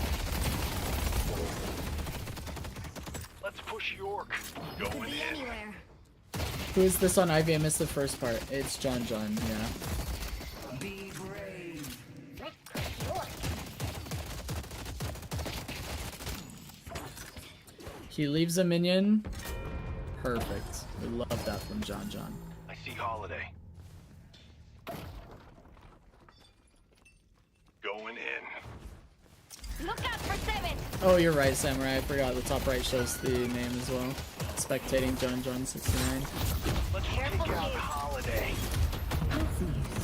Would have liked to see him use his 2 there before he used his stone form, so he could heal Shiv a little too. There's the Oh creepy cat lady. no! That's a big bag. Wasn't able to get up top there, unfortunately.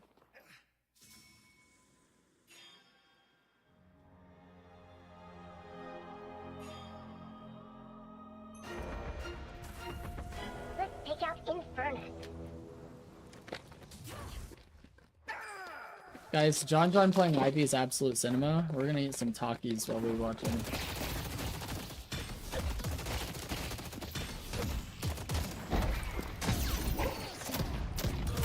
I see Holiday. They think they're in control? Headed blue. Oh my gosh, Calco just blew him up.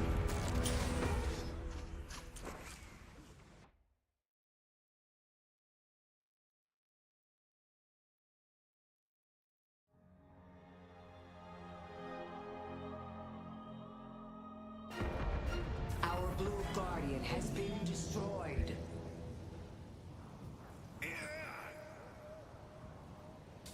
Headed to blue.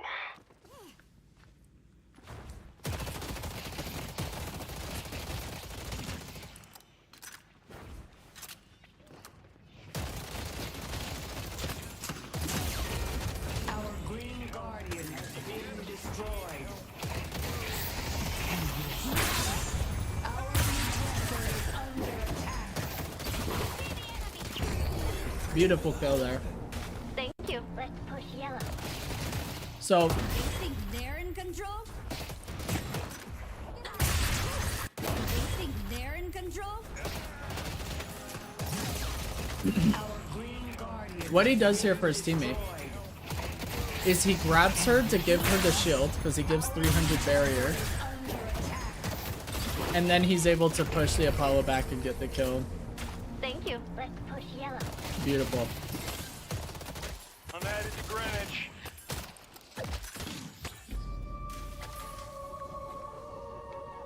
Let's push York.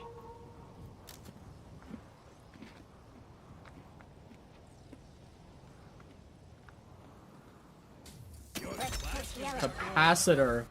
4th item. Let's push yellow. Holy smokes. What a build. I am surprised we're not going over to the Rift.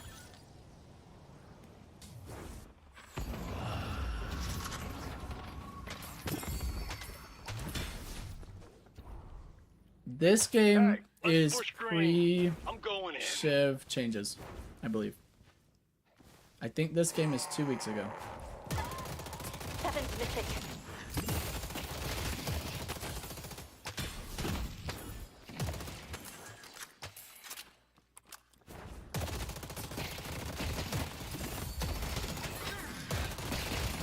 All we need now. I'm on my way. I thought they'd put up a fight. I guess I can be one. Enemy team got the Rift. Our yellow guardian has been defeated.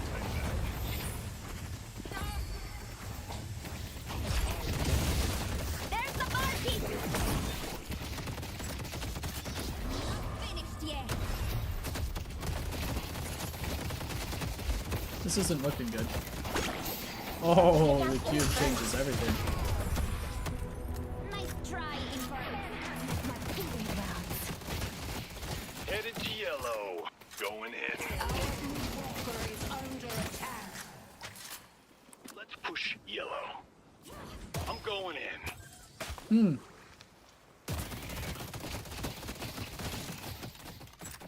I'm pretty sure this was like week 1 of Rift, by the way. So, was that before Shiv's changes? I think so. Well, someone's looking to make a statement.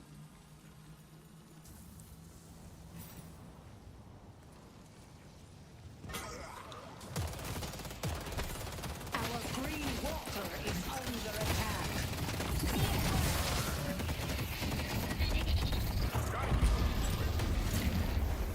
That's unfortunate.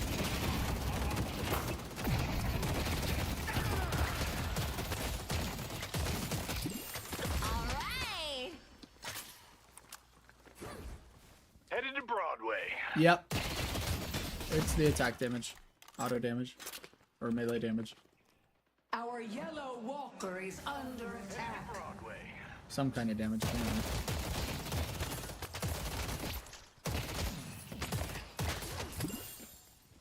I see Billy.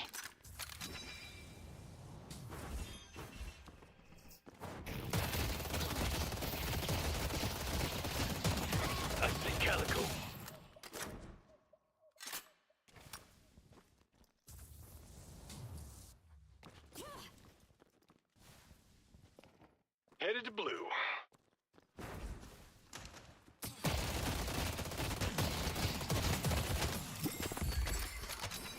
I see Calico.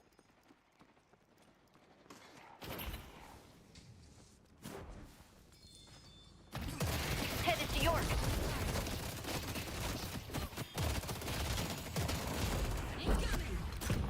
Steals farm. Tries to leave some small minions.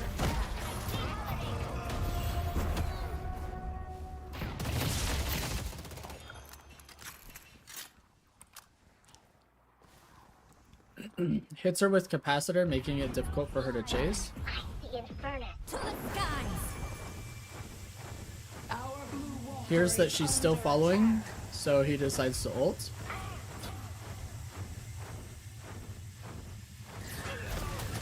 Headed to Broadway. And then he's gonna get solo heal plus his stone form heal. Going in. Now he's feeling much healthier. Ready to show him what Lash is all about. And Lash is able to come take over for him. See the enemy. So great delay, basically. Stay safe out there.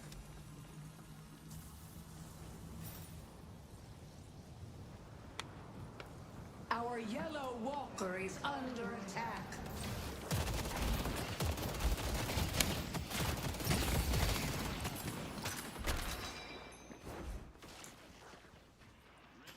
Let's take out Calico.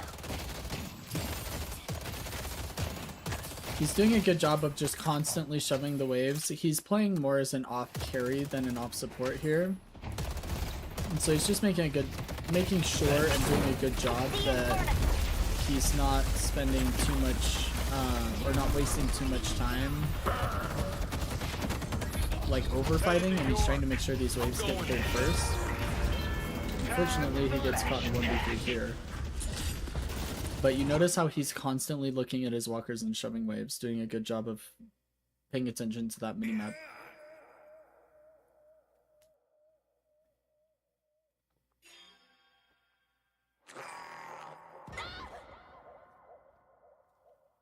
Made an example out of another one. So he sees Calico on this walker, that's the one he's going to go defend. Viscus is covering blue Our prio. green walker is under attack. Going in.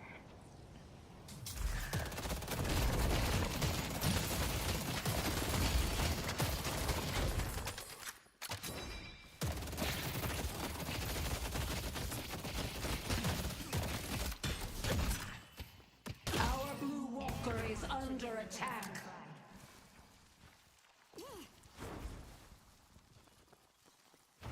And then he's going to shove a wave up. Eternus. If you can reasonably and safely shove a wave, if you want to. Take out Infernus. Holy damage. I see Calico.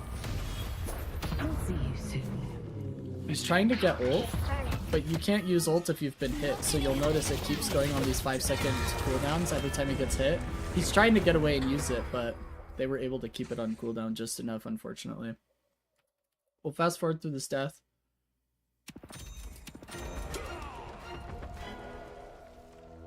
You have no idea who you're up against. I'll be right back.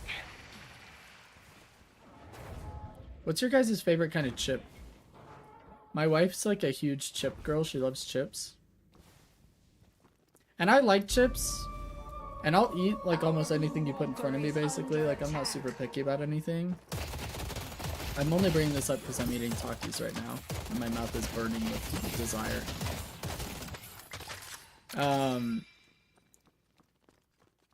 But I don't know what my favorite kind of chips are. Like, I'm not eating Takis because they're my favorite. We just have them. Do you guys have favorites? Like, you guys are eating at a barbecue, and there's always some kind of food and chips at a barbecue, right? Unless they're just the worst barbecue ever, and like some sort of like salad and macaroni salad, right? What chips are you hoping are at the barbecue? I love dill pickle, but when I went to Canada, I loved ketchup chips. Ketchup chips? That's a first. I don't think I've ever heard of ketchup chips. I see Holiday. Headed to yellow. I'm going in.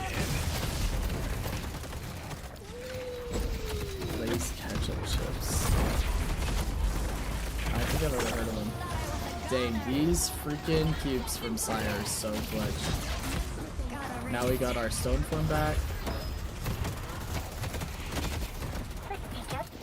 We basically know we're dead here. We're just trying to get as much value for our team as possible. And the Sia's cubes, maybe we're not super dead. Let's go mid. Be paid in. We need to press the advantage. Going in. Now we're gonna go mid boss. Oh, Death Slam's almost ready. I'm going in. We need to press the advantage. Let's go mid.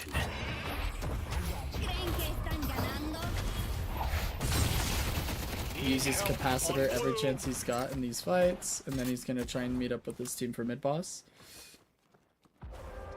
I'm gonna have to try Lay's ketchup chips. So my wife likes eating potato chips with ketchup, like they're French fries.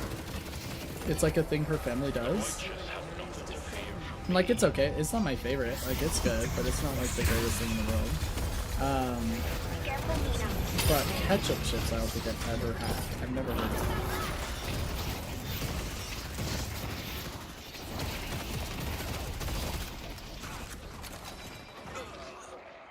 Pull back! Pull back. I see the enemy. So Ivy doesn't think that fighting here is going to get a lot of value, so he'd rather start shutting the walker because they're all in blue. I'm going in. So he's gonna go get a walker off these rejuves since they lost rejuves, and since they like basically barely won the fight. This is a great usage of macro to understand that my impact in this fight actually will not be as beneficial as getting this walker, because he knows he can get the walker. He's got very high objective damage with his build, and so that's what he opts to do. Really good awareness to extricate himself from the fight. He probably could have fought there and been okay, but this was very smart to get to guarantee an objective while the entire enemy team is away from the walker and can't defend it. Oops. Didn't know. Calico's on the bridge! I feel like he's always a little slow with stone play. Like he could avoid a little bit of this calico damage if he was quicker. Come on, John. Let's get that reaction time up. I see it first.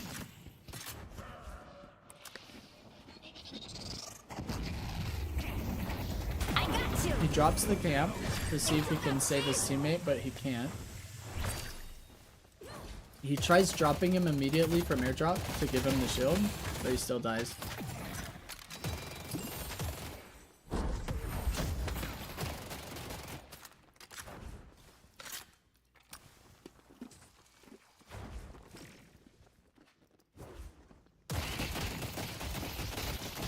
What time is it? Lash time.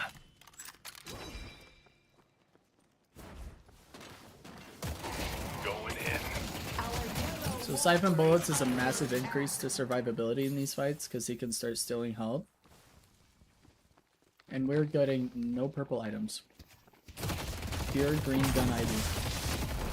There's the bar piece! Let's take out Eternus. The sword of Saint Benedict cuts them. You don't see that outside of Eternus. If you just noticed, the Infernus is crouching while shooting, like kind of ducking in the fight, because Eternus players go for headshots because we understand how much more damage it gives us if we can just beam them in the head. I see Billy. Only in high level Eternus do you see people take gunfights like that and purposefully start crouching. I see the enemy. Really well done. Got capacitor up any second. Headed blue. Going in. Push Broadway. Let's take out Eternus. We need to press the advantage. And because of capacitor, we can kill him under walker because the bullets are just gonna shock around even if he's hitting the objective. Using infinite ammo, active reload. Pull back. He's probably gonna go up and try and cancel the Seminole, the Stoneform, but Seminole ended.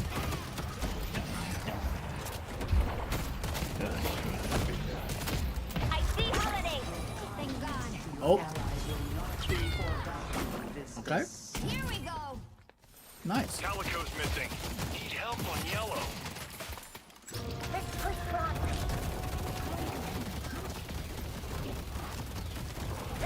That's the Eternus. Let's push Broadway.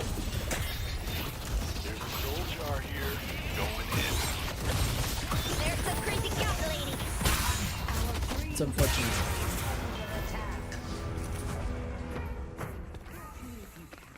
Holy smokes, that Taki I just ate had so much powder on it. Holy Moses. I think I could see my future.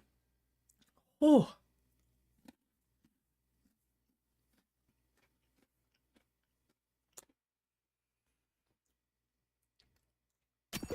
So John was beaming the base guardians during that fight because blue base guardians are the most important set of base guardians you can get because it gives you fast zipline on the most important lane, the lane that contests mid boss and opens up the most amount of map. So he was trying desperately to get the base guardians there. Holy smokes, sorry, that Taki is kicking my trash right now. But unfortunately, yeah, Billy dealing a casual 2k damage in 0.5 seconds disrupted that plan, but that was his goal.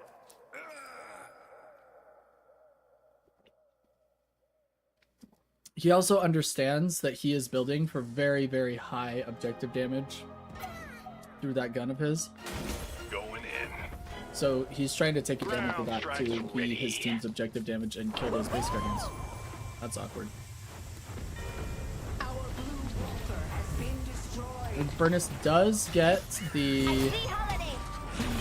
Oh my gosh, what a kill. Eternus does get the blue walkers, so they get their first slot, the enemy team does. But he pays for it with his life and Holiday's life. So now we should be able to get the Rift for free. And finish the base guardians. And potentially start pushing into base or get mid-boss. Mid-boss is up in 45 seconds, so if we can get a staggered kill, that'd be really big. I see Calico. I see 7.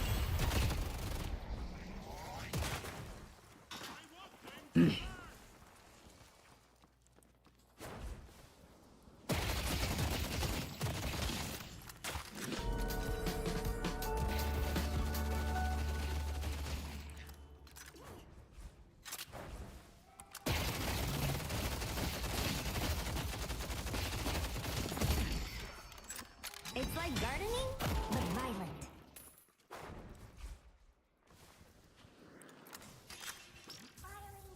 Oh, Death Slam's almost ready. I'm going in. I'm not getting shot.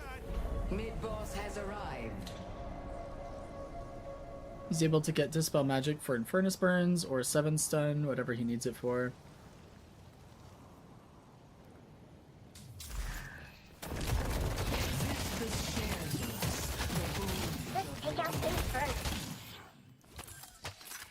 We need to ult in the blue, yeah.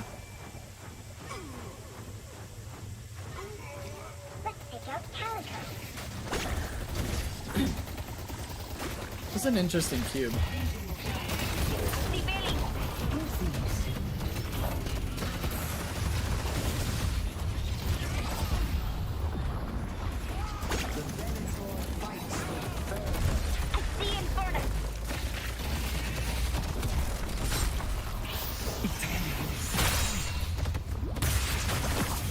We're trying desperately to kill this Billy, but man, is he tanky. Jeez. Well, we could still win the fight because 2 of them are like 1 HP, but we'll see what happens. Let's fast forward. Infernus is able to reset, Billy's able to reset, and no mid-boss. Oh, maybe. Maybe goes down. They are on mid-boss. We're gonna contest it. Billy feels so triple S tier right now. Interesting. I don't feel like he's been that oppressive in my games, but...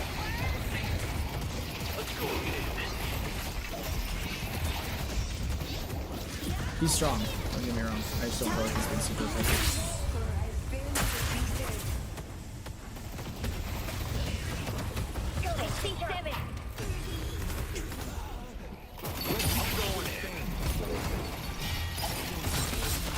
We're mega dead here, I think. 7 does go down. Let me get the lash ult. Nice. Good job. Let's go mid. We live to see another day. He was 7k down on Ivy there, just does so much damage and doesn't die. Yeah. No, he's strong. He's definitely strong. I just don't think he's like super impressive in the gameplay. I see Eternus. Oh no. There's the barkeep. After Gargoyle, he went for the punch instead of a parry. That was very aggressive by John. I don't know why he did that, and I'm sure he's thinking the same thing. And endless frustration. Don't like being this exposed. Also, don't know if heal cut actually works on him since he gains max HP instead of healing. It's a good question, Samurai. That's not something I know off the top of my head either. We'd have to test it, but I don't know if healing reduction impacts him at all either. Isn't he still a high priority night shift pick even after the nerfs? Yeah, I think so. He's really strong right now. See the enemy. Going in. The Archmother extends her hand to you.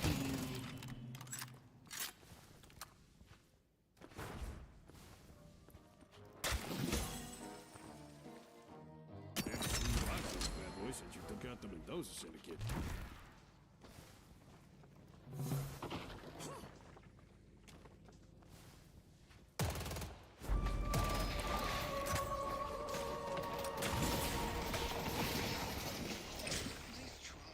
I'll be right back.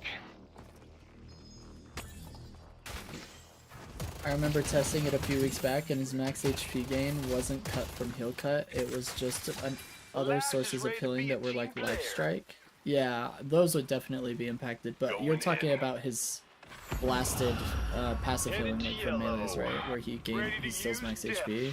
I don't know if that would be impacted by any sort of I see the enemy. anti-heal. I don't know. I see 7. Unless you were talking about something else, but that's what I thought you were talking about. A caminar. No va a ser suficiente. Need help on yellow. Careful, Ash. I see 7. Using infinite ammo to finish that kill. Well done. Yeah, I didn't think so.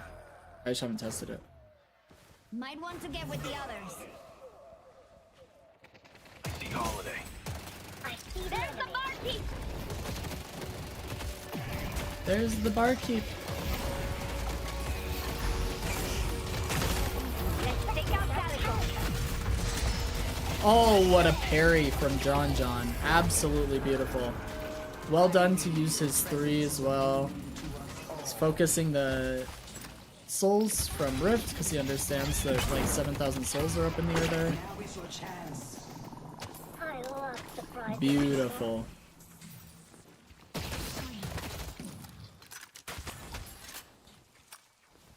How would you guys feel about me doing... So we've talked about this in the past where I talk about silent streams, and I set up bot commands for it so you can do ! silent stream and you'll see what it is.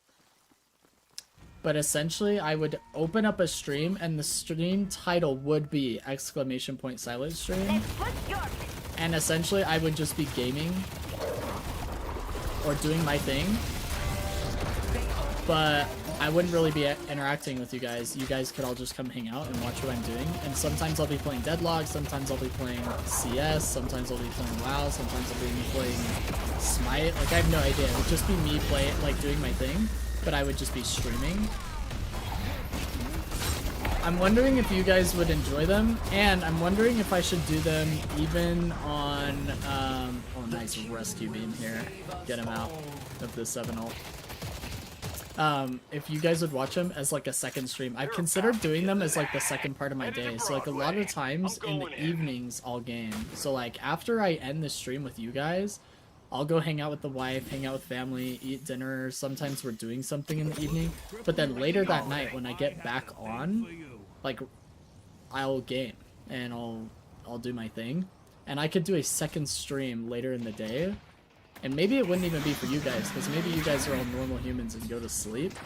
But maybe it would be like to bring more people to the community who are watching streams at night. But I would be doing a silent stream at night, because I wouldn't be doing coaching. Lifting off. Maybe I'll try it if I end up gaming tonight. I don't know how much I'll be doing tonight, but this week has been rough. But maybe it would bring more people to the community, and then you guys would have a chance to hang out as well.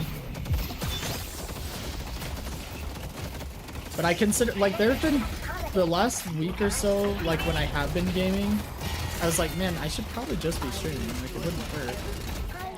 Even though I'm not coaching or, like, really entertaining or interacting with you guys a whole lot. Like, I would probably type in the chat, like, if I'd be reading what you guys are saying and whatnot, and then I could just, like, type in the chat, but, yeah. Maybe I'll do it. Maybe I'll do multiple streams a day, and one of them will be coaching, and one of them will be silent stream. It's basically me just gaming, but not. It won't feel like I'm streaming because I wouldn't be actually interacting a lot. I wouldn't be expending extra energy. It would just be me gaming. Essentially. And you guys would maybe get to see me play Deadlock if I happen to be playing Deadlock on those days. Which could be good and bad. You might see some of that 1 in 15 pocket action you get from time to time. Or you might see me play a hero I don't play very often, and then I play mega aggressive, because that's how I learn and how I play, regardless of if I know the hero or not. And I end up feeding my brains out. You'll see that too. I see Calico. Let's go, me.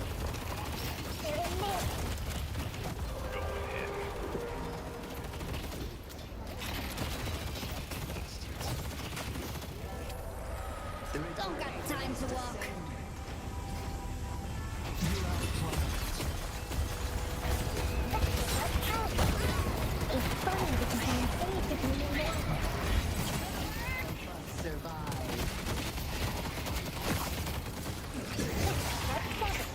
He doesn't use capacitor that whole time because 7 had unstop up. You see that control? He waited to use capacitor because 7 had unstop up. Channel. It's fantastic. I see the enemy.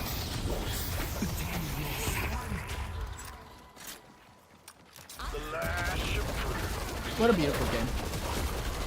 Well played by John. Playing Ivy as an off carry. I'm going in.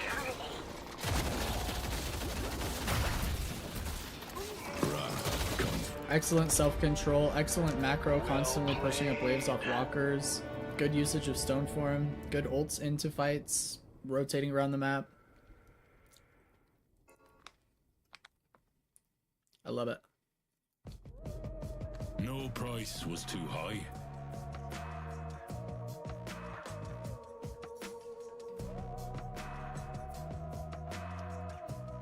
It's very hard to play Ivy this way too, because it's heavy micro. But because of Ivy's ult, you have to have good macro. And it's really hard to have really good micro and pay attention to macro. But John is a beast, agreed, Crab Shack. John played that very, very well. And you'll see Gun Ivies do way, way worse than this on average because you have to be a very, very balanced player like John to play this at a high level. I mean, this is Ido, Renon. These are like the top players of NA, and he just did this to them on Ivy. That's crazy, right? Absolutely beautiful. Very well done. Hopefully it was helpful to do the pro VOD review. See him play. I'm excited. Okay, this is why I'm really nervous. You guys, it's been quite a day. Should we show this game? No, I'm kidding. I'm not actually showing any of my games. Oh, no. Oh, what happened here? What happened here? Oh, no. Guys. Guys, I can explain. Listen. Jeez, me learning Haze has been quite the experience. I started this game off 0-6. It was so bad. I probably had one of the worst laning phases I've had in months because I just was constantly dying. And Yamato was just winning for us. 3 and 11 is better than 1 and 15, so improving. Agreed. Agreed. Dang, yeah. Baby, shout out. This guy carried us hard this game. This is fantastic from him. I did nothing. I don't even know. Oh, I was playing Spirit Haze. I was trying a Spirit Haze build, like a dagger build. I remember now. Yeah, it didn't go very well either. I mean, it was big damage when I would get those darts, you know? But, yeah. Yeah, not good.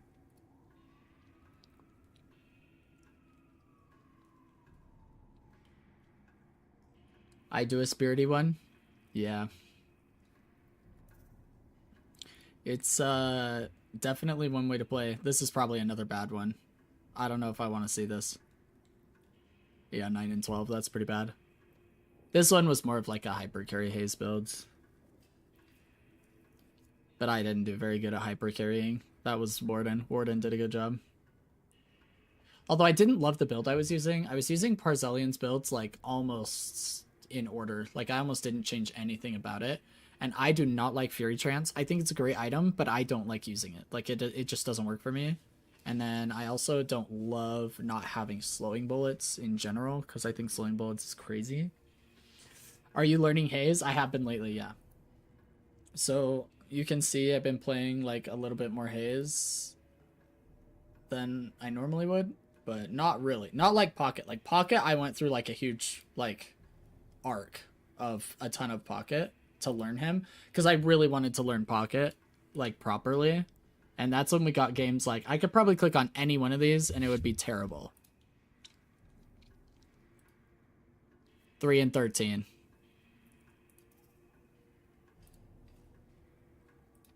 Oops. What? Hey, there's my 1 and 15 game. I found it. Wait, is this first bots? This is first bots. 1 and 10.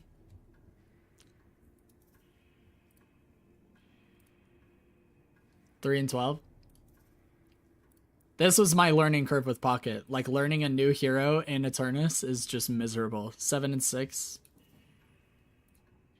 I'm just clicking on random games. 4 and 11. This was like a true learning arc. Haze has just been like basically I wanted to see how the changes felt to Haze, because it helps me coach a little bit better when I like learn a little bit more about heroes or feel out the changes from personal experience rather than just from observed experience or secondhand experience, like when I watch other streamers play. And also it helps me because I don't play M1s a ton, so it helps me play M1s and get in their mindset to see why they struggle with macro so much. And it's mostly because they're focused on aim, and when you're focused on aim, you're looking at your crosshair, not your minimap. So I'm coming up with like solutions for that as a coach. But I obviously haven't been playing her a ton. I've played like, what, 6 games? But not like when I was learning Pocket. 7 and 10. See, I'm just like, geez, Pocket is just rough, man. My Pocket gameplay is just not there. Anyway, sorry. Enough of my my match history. It's really miserable. Oh, man.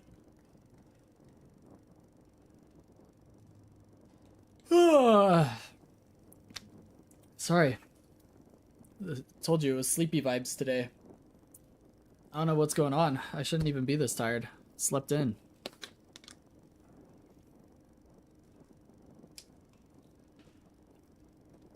But it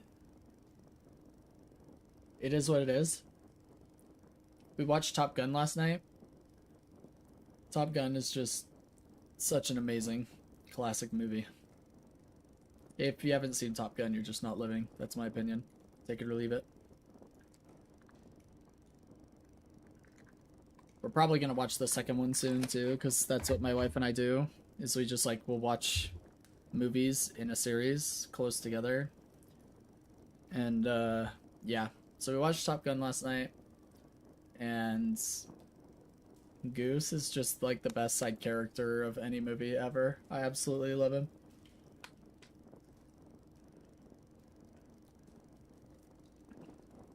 You do that too, Heather? Yeah, we do it with like almost every movie series that we love. But we try and shove them all in like one day after the other. Like we don't try and wait like 3 or 4 days in between movies or whatever. We'll literally watch, like when we watch the Ice Age movies, we love the Ice Age movies. And I do a really good Sid impression, and my wife thinks it's hilarious. But we just love those movies. So we watch them often, and we'll watch them like one after the other every single day. So like we'll watch just for 5 straight days, we'll watch 5 different Ice Age movies. OMG, I want to hear it. Okay, hold up. Let me lock in. Do you have a phrase from Sid that's your favorite? Because we have a few. Like if I set the scene in the first movie when we first meet Diego, and Diego's trying to get the baby from them because he's going to take the baby to the pack, and Sid's protecting the baby. And Sid doesn't trust Diego, so he says this. He goes, "I don't like this tiger. He reads minds." So I say that to my wife all the time, and she laughs so hard. Or like in the 4th movie, Diego meets the other saber-tooth tiger, and it's a girl, and he like has a crush on her, and Manny and Sid are making fun of him because they're saying that he's in love. And then Manny says, "Diego's got the L word." And Sid goes, "Leprosy." And then Manny says, "Nope, it's 4 letters, starts with an L, ends with an E." And Sid says, "Lice." We say that all the time. Oh man, we love the Ice Age movies. Ice Age 1 is just a forever classic for me. Sorry, you guys probably hear me crush my water bottles all the time as I finish one off and then throw it away. That probably comes through the mic all loud and annoying, but yeah. But then we'll watch like all the Ice Age movies like one day after another. We just do it with like everything. Or the Cars movies. We love the Cars series. We'll watch all 3 of them in 3 days, just one each day. I don't know, I guess it just helps it stay fresh for us. But it's harder with longer series, right? So like when we watch the Marvel movies in order, like timeline order for the first time from Captain America through Endgame, because after Endgame I literally just stopped caring about Marvel. I don't know what it is, but nothing just like hit the right way. It just wasn't the same. I think Marvel has been like too Disney-fied and isn't like as fun as it used to be, at least for me. So everything after Endgame we like really don't care about a whole lot. Even a few of the movies before then, but still. But like when we watched the Marvel movies in timeline order for the first time, that took a while, obviously, right? Because there's like 26 movies or whatever. We didn't do it in 26 days, but we try and get it as close together as possible. Because then my wife will be like, "Okay, wait, what happened in the last movie? Who's that person? I don't remember them." And I'm like, "Yeah, they're from 17 movies ago." And she's like, "Okay, I don't remember anything." I'm like, "I don't blame you." But with the shorter series we do, like we watched Hunger Games not too long ago, and we watched those 4 movies like in 4 days, or sometimes 2 of the movies in 1 day or whatever. And we always do it leading up to like a new movie coming out from a series that's not complete. So like the Avatar movies, like Blue People Avatar, not The Last Airbender. We'll watch like we watched the first 2 movies in the same day prior to the 3rd one releasing, and then we went and saw it in theaters the next day. And that was literally like 6 hours or 6.5 hours of sitting on the couch watching Avatar movies. We watched the first one and the second one back to back for like 6.5 hours. And then the next day we went in theaters and saw the 3rd one. That was wild. That was like 10 hours of Avatar in a 24-hour period. But that's just what we do. It's how we roll over here. I haven't had much time for movies since this class started. It's been a beast of a class. Summer semesters suck, lol. I need a movie day. Oh, dude, you need a movie day for sure. Movie days save lives. You'll just never change my mind. Movie days are fantastic. most of the time my wife and I are like watching a show together, like some sort of show that we're enjoying or rewatch. Like we're rewatching one of the sitcoms that we love. Like right now we're rewatching Friends for the umpteenth time. But movie nights, they hit different. I don't know what it is, but it's like for us, movie nights are probably our favorite form of date night. Like it's fun to go on a date night, like go out, eat dinner, go see a show, or go mini golfing or top golf or bowling, or you know, like whatever date night looks like. It's fun. But for us, when we sit and watch like 6 hours worth of movies on the couch together after eating dinner, that's like our favorite thing. Have you seen Ted Lasso? I have not. I have not. Do you recommend it? Is this a recommendation coming in? I should? We'll look into it. We'll look into it. We haven't seen any new movies recently, like, that have been coming out, so we really want to see the one with Ryan Gosling, the Project Hail Mary. We heard that one was pretty good, and so we want to watch that. And then Alice recommended the Minions movie that just came out, so we want to watch that as well. But we haven't, like, watched any new movies. We've been rewatching old movies, like Top Gun last night, and Top Gun Maverick will probably be tonight or tomorrow, and I didn't think I would like a show about sports so much. Oh, we love sports movies. I don't know if it's going to be similar to that or not, because I don't know much about Ted Lasso, but like Forever Strong or Remember the Titans or dang, what's the one with Mark Wahlberg that I can't remember where he plays football? Jeez, now I can't even remember the name of it. The Blind Side, movies like that. We love sports movies, but I don't think we've seen many sports shows. But the deeper meanings hit hard and are so well done. You'll love it. Watch it. You'll be hooked. All right. We'll take a look at it. We'll see if it's something that my wife and I would enjoy, and then if we do, we'll start it, and I'll let you know what we think if we do watch it. I do love movie and show recommendations, though, because my wife and I are always, like, watching stuff. We love it, so definitely keep sending recommendations our way. Ted Lasso and the Minions movie are the two at like the top of our list now to try out.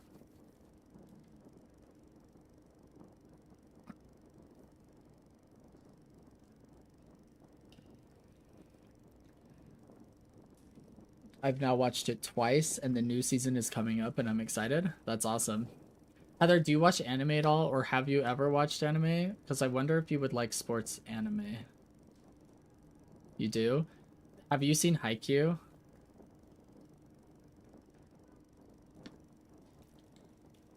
Because if you haven't seen Haikyuu, I highly, highly recommend it.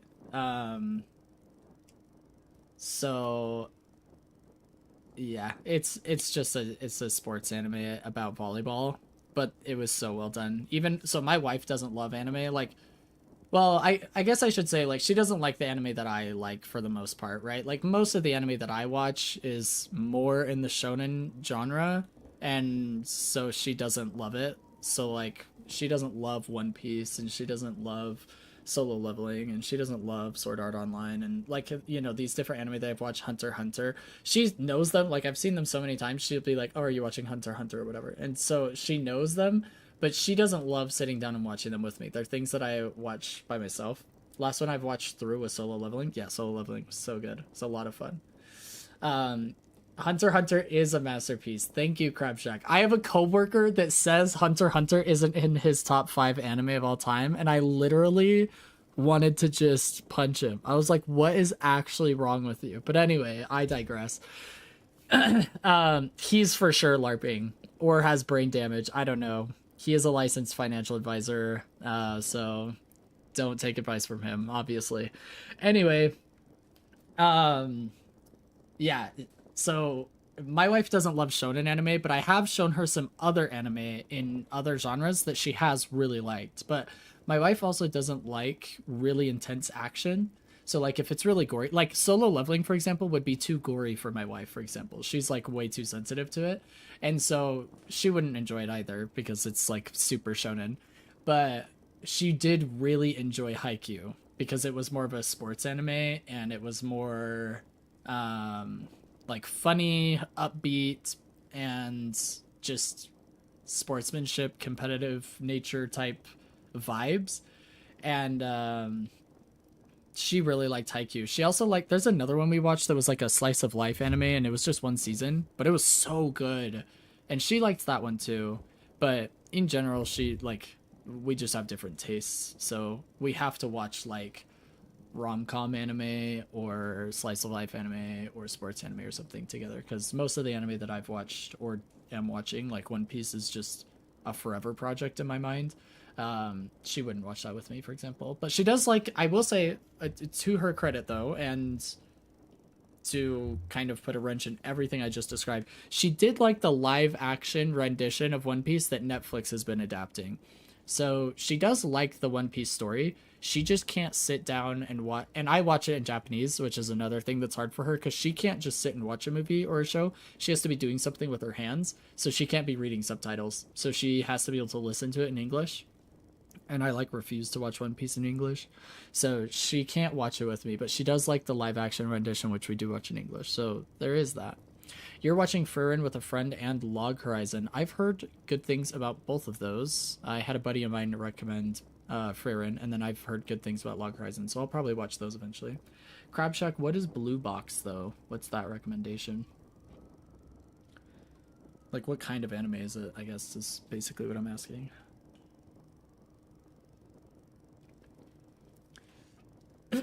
Yeah, I loved Solo Leveling too. I'm glad that you are enjoying Frieren and Log Horizon as well, Heather. Sports plus romance, it's cute. Which sport, by the way, just out of curiosity? We'll have to look into it, because my wife was one of the people who thought anime was a genre. Like, she didn't understand that it was actually just an animation style. So she was like, I don't like anime. And I was like, I don't know if that's a fair thing to say. There's like a zillion, it's like saying I don't like movies. It's like, well, maybe you just don't like those genre of movies you've watched before. Like, if all you've seen are horror movies and you're a Disney princess at heart, like, yeah, maybe you're not gonna like movies, quote unquote. But now that I've shown her that anime is an animation style and there's like a gazillion genres just like movies, then she can try and like watch different anime with me that are of a genre she would enjoy. But sports and romance sounds right up her alley. The MC plays badminton and his love interest plays basketball. I see. No, you're good, Crab Shack. Nothing really sounds weird to me. Usually when you try and sum up a series, it can sound weird no matter how good it is. I mean, Solo Leveling probably sounds weird to people too if you try and describe it, but it was really good. I'm excited for aren't they making like a Solo Leveling movie for the 3rd season? Like in place of the 3rd season? I think that's what I heard. I'm excited for that. I also need to keep watching One Piece. Daddy Jinu has my heart. Oh, that's so funny. Yeah, I'm only like halfway through One Piece in terms of getting up to date, so like there's just so much to watch, man. I don't know if I'll ever catch up. My goal was to catch up before it's finished, because I really don't want it to be spoiled for me. That's like my biggest worry, is like one of the greatest and longest animes of all time just being completely ruined by the internet, because you know the week that like the anime finishes that it's just gonna blow up the internet and everybody's gonna know exactly what happens. And I don't want that. I want to experience it firsthand. So I have to catch up, but yeah, I don't know.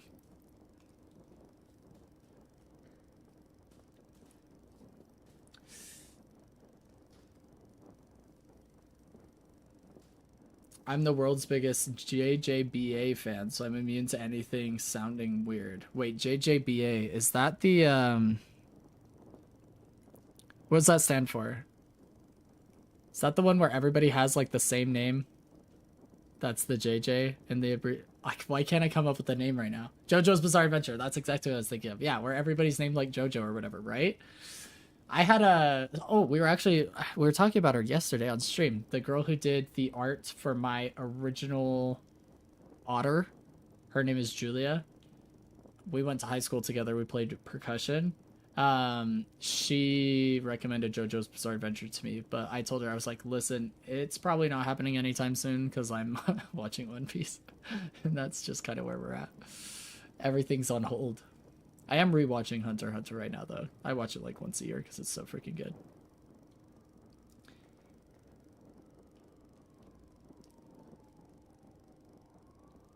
I've heard really good thing about JoJo's. Yeah.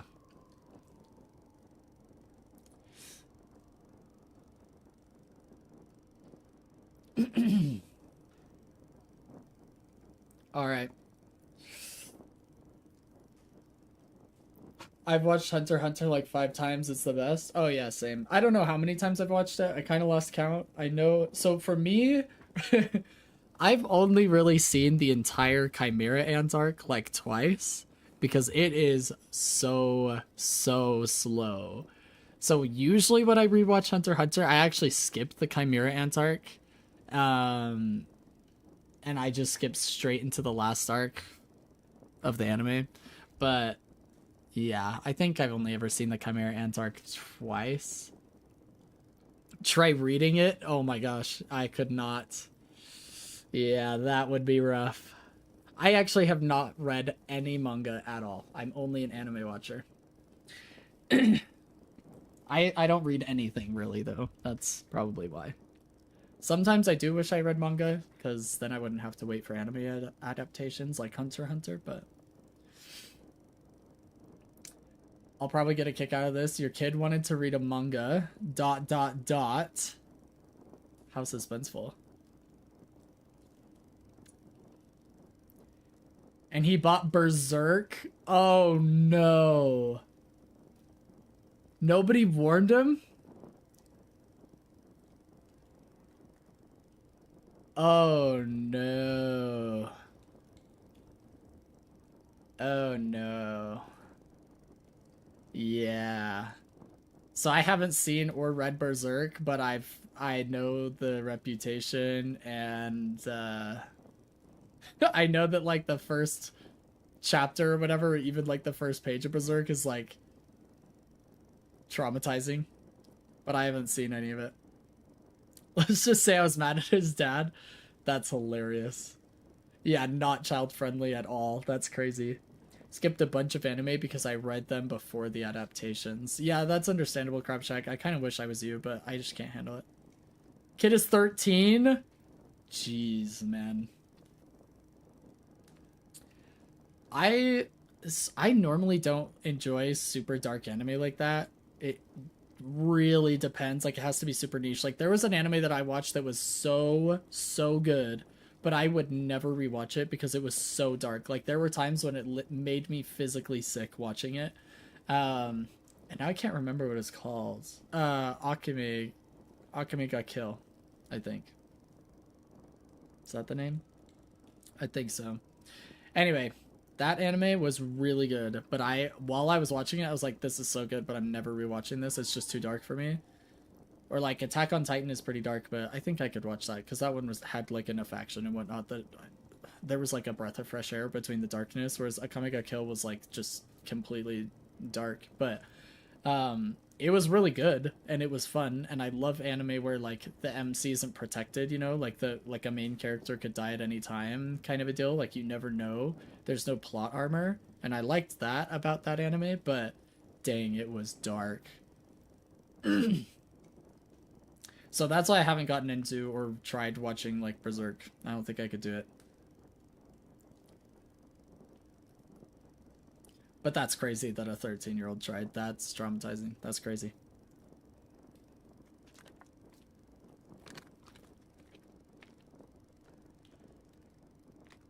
Have you guys both read and or watched Berserk?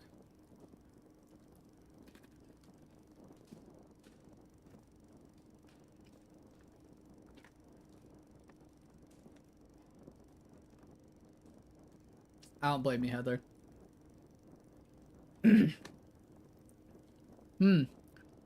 Crabshack, I don't know either of those. I could take a look at them and see if I'd be able to handle them. For me, actually, let me correct that. It's not that I can't handle dark content, it's that I don't enjoy it, so normally it's just not worth my time. Does that make sense? I can watch pretty much anything you put in front of me. It's just like not worth my time because I'm not enjoying it. Like, my sister loves dark stuff, like she enjoys it, so it's a different animal altogether. Didn't finish Berserk? Okay.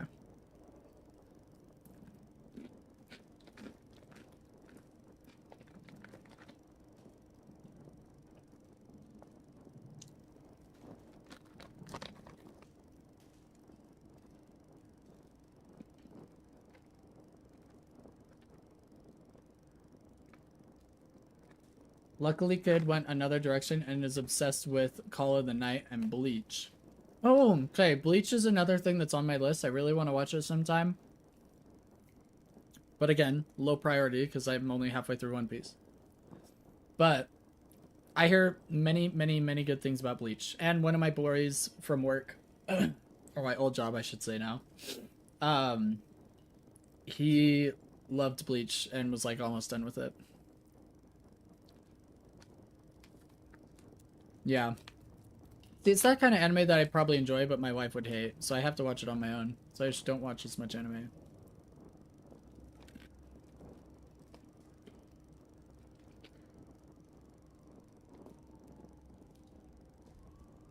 Pluto's a mystery thriller, well written.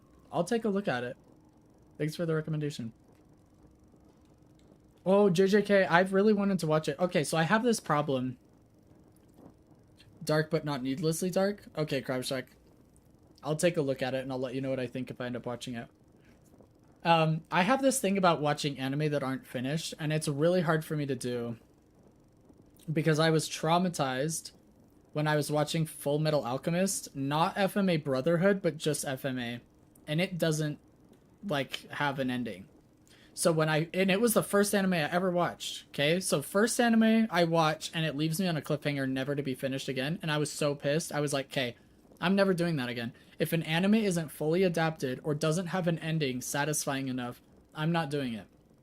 So I, since then, literally have never started an anime that wasn't finished or close enough to being finished that I was like, I'm willing to watch this. Like Hunter x Hunter has a satisfying enough ending at the end of that arc that I'm okay waiting for further adaptation. Or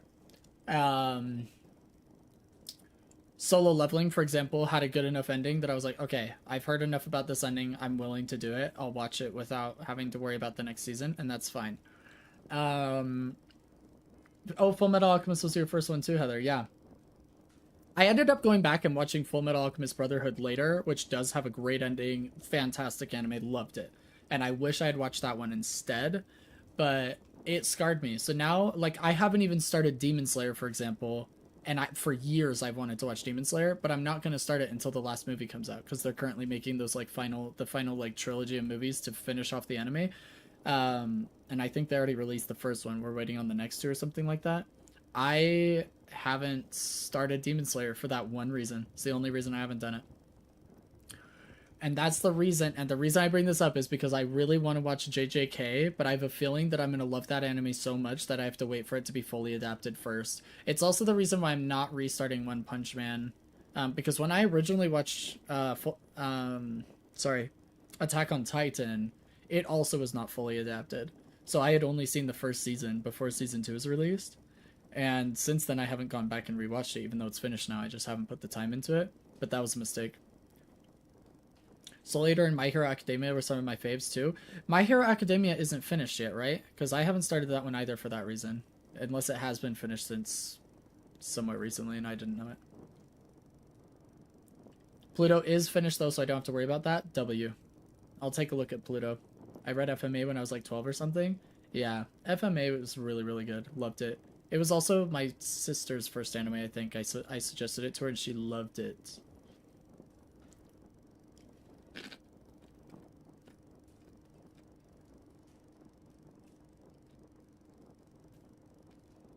It's an all-time classic. Yeah, that's a good take.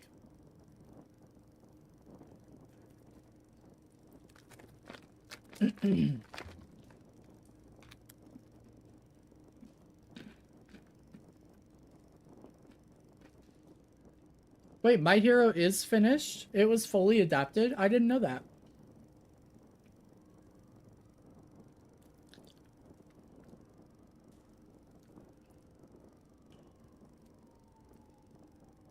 Hold up. I'm Googling this right now.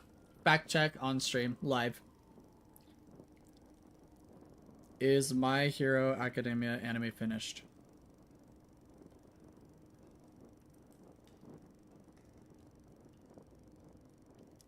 Oh my gosh.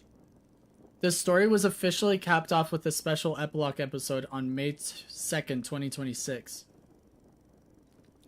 I'm gonna have to go watch it. I've been wanting to watch it, but I didn't know it was finished. I'm gonna have to watch it because I've heard so many good things about My Hero. I never read it. I just have friends who did. Yeah. I so need to watch it. Yeah, that's gonna rocket to the top of the list, Heather. I've been waiting to watch that since high school. It's been like legitimately 10 years since I've wanted to watch My Hero, and apparently it just finished in December of last year and had like some special epilogue episode of May this year, like 3 months ago.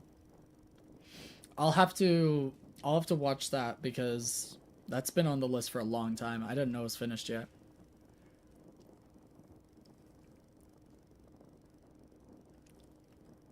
But yeah, that's the reason why I'm not watching Jujutsu Kaisen yet, is because I have a feeling I'm gonna love it, and I need it to be finished first, which is hard for me. One Piece is the other one that I started that isn't finished because I knew it would take me long enough to get caught up that I probably wouldn't care waiting for the end. And so far I was right. I started One Piece in like 2021 or something like that, 2020 maybe.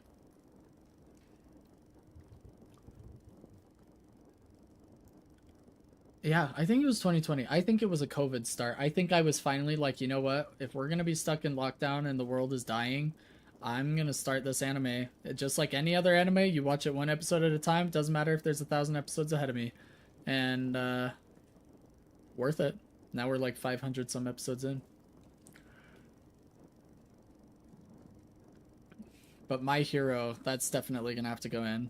I mean, right now I'm rewatching Hunter x Hunter. So I'll probably have to finish that, and then I'll watch My Hero, and then I'll watch more One Piece in between all of that. What's your guys' top 3 anime go?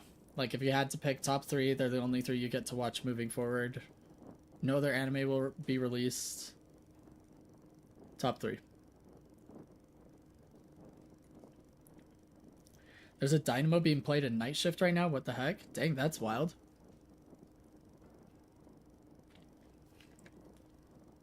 You rarely see Dynamo. Heather, we already are geeking out. But yeah, we can geek out on My Hero. I see what you mean. Hey, Bullet! Welcome in, welcome in. Hey, Bullet, just in time. We're gonna do Heather's VOD review here shortly. You can bully her.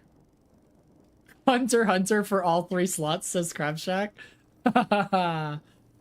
Based opinion, Crab Shack. Love it.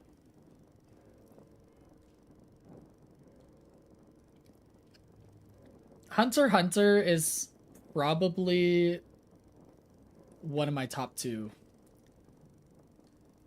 I think One Piece, Sword Art Online, and Hunter x Hunter are my 3 favorite, because Sword Art Online was the first anime I watched that I really, truly loved because I'm a gamer. Even though the 2nd season is like absolute garbage, the 3rd and 4th season were really good in my opinion, and it kind of pulled it together. Maybe Monster. Okay, interesting. Solo Leveling, My Hero Academia, and Too Many for the 3rd. Bullet says he's got food and almost got into a wreck because my car shut down for a second. Holy smokes, Bullet. Be careful out there, brother. We don't want to lose you. Glad you got home safe. You read Monsters, so I don't know if that counts. Oh, I think it counts if you read it, like manga and anime. SAO season 1 was amazing. Everything afterwards even were kind of bad. Bullet, did you finish like the whole Underworlds arc, like seasons 3 and 4? And you really didn't like how it came together? Did you watch all the movies too?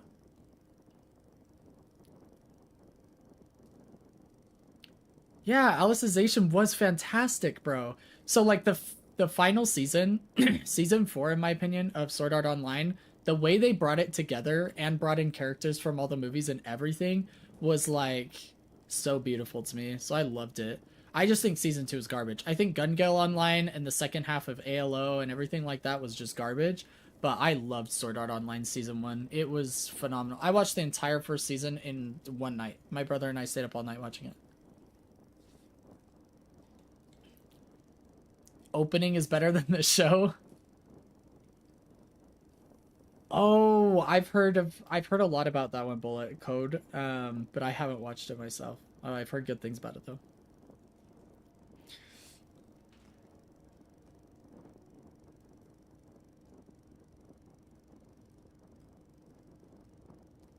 Code Geass, is that how it's pronounced? It's really good. Sadly, the newer stuff is fan service. It's unfortunate.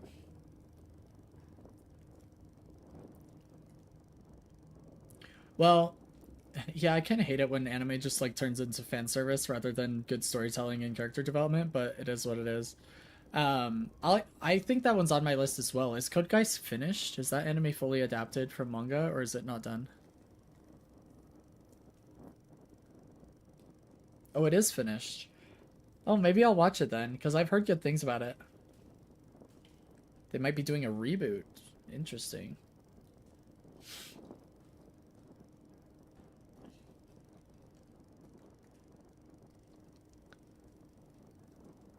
That's cool. That's cool.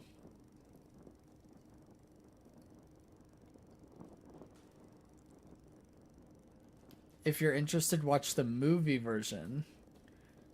Is the movie a replacement of the anime? It's not part of the series like the SAO or Demon Slayer movies where it's like integrated? Because it's the version that they removed everything that isn't canon. Oh, okay. Maybe I'll watch the movie version then. Wait, is the movie version anime though? Because if it's like a live action movie adaptation, those are usually terrible and I probably won't like it. But if it's an anime movie, I'll watch it. Yeah, okay, sick. Yeah. Maybe I'll do that then. We'll see. You know what? Speaking of something that needed to remain canon, have you guys seen Tokyo Ghoul? Because if you've read it, you probably loved it. But I watched the anime and was so sad because it just got so bad in season 2. Yeah.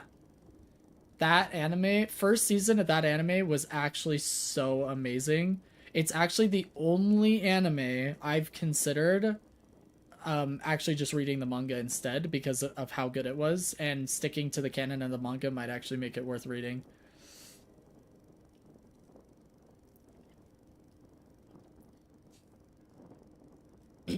I read the manga because of that. Yeah, I've never read manga. Like, I've never had a desire to do it because I don't love reading in general, but I've heard that Tokyo Ghoul is one of the few that might be worth it for people like me who hate reading and don't do a whole lot of manga reading, but Tokyo Ghoul was so good. I've been watching like Tokyo Ghoul edits on YouTube. Like, they'll just pop up in my YouTube shorts when I'm just like scrolling.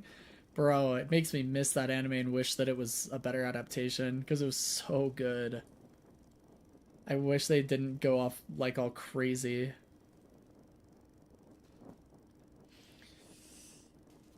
My sister wanted to watch Tokyo Ghoul too, and I told her, I was like, be careful. Like, it's really good. It makes you want to keep watching, and then it's like so bad. No, I get what you mean, Bullet. I get what you mean. Yeah, it's tragic. It was so cool too. It was such a dope anime. The story and the execution of everything definitely makes me want to read the manga. That might be the first manga I ever read, is Tokyo Ghoul. That one brings me a lot of joy. Have you watched Attack on Titan? No, I talked about it earlier. I watched the first season before season 2 was ever adapted. And so that was like years ago, like a decade ago. I watched season 1, but then I never watched the adaptations as they came out after. So I've not finished it. Really liked the first season, but I never put the time into rewatching it. I've learned to look at animes first before allowing others to watch. Yeah, that's kind of how I am with my sister, Heather. I'm like her gatekeeper. Like, for example, I don't know if you guys have seen Black Butler, but for me, season 1 of Black Butler was so incredibly good. Absolutely loved it. And then the last episode, like, ruined it for me. It was like, I don't know why, but I wish that the last episode of season 1 didn't exist. And then I wish they never made more of it. I wish it just ended with the second to last episode of Black Butler. I'm not going to ruin it for anybody who hasn't seen it, but all I'm saying is when my brother and I both love Black Butler, and we suggested my sister watch it, but we told her, we're like, just don't watch the last episode. Just the second to last episode, that's the final episode for you, and then just pretend nothing else exists after that. And she did it and loved it. And I was like, I wish somebody had done that for me. I'm missing out because every season is better than the last. Yeah, my sister finished Attack on Titan Bullet and she said the same thing. Bullet says I've never gotten into that anime. Same thing I suggest to my sister. I suggest you watch the first season, but do not watch the last episode. Just end it after the second to last episode, and it's like, it's awesome. I loved it. It was a lot of fun.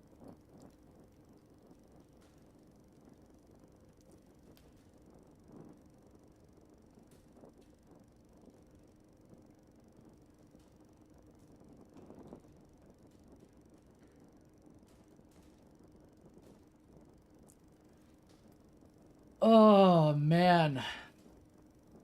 Okay. We've been weebing out for a while. Should we do Heather's VOD review and weeb out while we make fun of her? Should we start multitasking? We'll keep talking about anime and badmouth Heather at the same time about her gameplay. Roast Heather time. Heck yeah.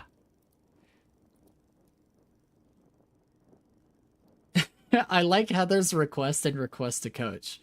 It says, number 1, Heather Huzzah. Number 2, honorary Eternus stuck in initiate hell, help. And number 3, brand spanking new Haze, future number 1 in the world. Number 4, general improvement, what should I do? And then the match ID. And then number 6 was one of the first 5 games ever played on Haze. Oh, what a good time. Oh, Heather, you owned this game. You don't need coaching. You went 21-1. You're basically just trying to flex in front of everybody. That's what's happening right now.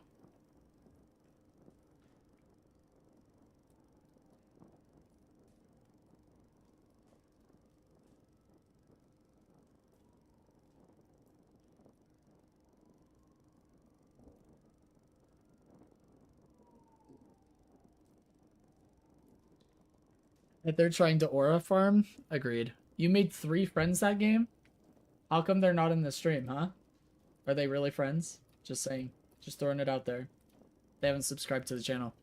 Just throwing it out there. Alright, let's take a look at this. This is Heather's Haze gameplay, and she's playing a Spirit Gun hybrid build. You're working them over? Alright. Alright. I swear the game puts you against worse players when it's your first few games on a character. Kind of.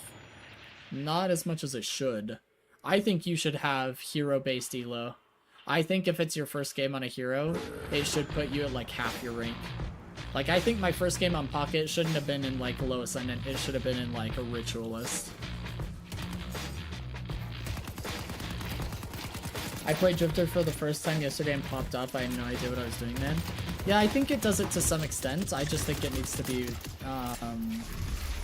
like, way more... I don't know what I'm trying to say. Like, it needs to be implemented better, I guess. Like, I just would want, Oh, nice.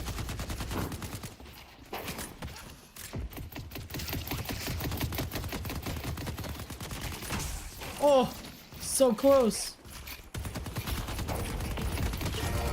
Oh, you are insane. Nice work, Heather. Okay, Heather, first thing, you're taking too much damage to minions, by the way. You're like standing in front of your minion. Not during the whole chase, but just in general. Like, you just took a lot of damage from minions that could have been avoided, by the way. Soon, matchmaking update, please, Yoshi. Amen, Crabtrack. Keep sending that to the universe. God will hear you eventually, and we'll get some matchmaking changes.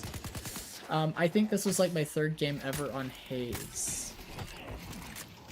I think Heather got her first strike for me, not infinite ammo spamming. Heather's Initiate and your Emissary Bullet. I don't know what you're trying to pull here. He did say it was coming soon, I know. I'm hoping it comes.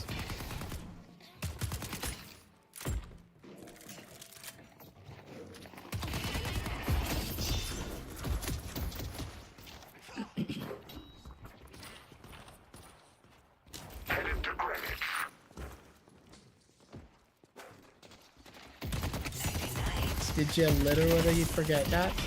Heather said Eternus? Oh, yeah. I did forget that, actually.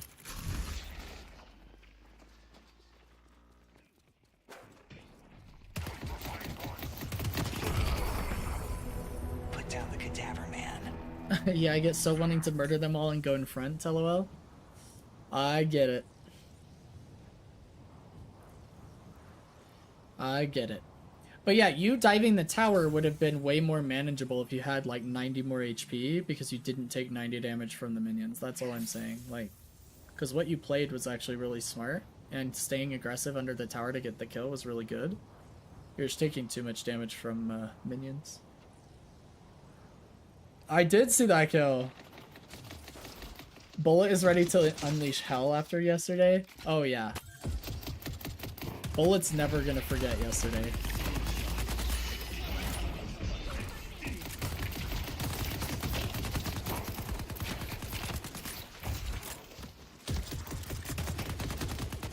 See, you took more damage from the minions just now than you did to the page. Sleep dart! Oh, nice! Oh, Heather's so good. Haze is coming for them. 3 strikes and I'm leaving. I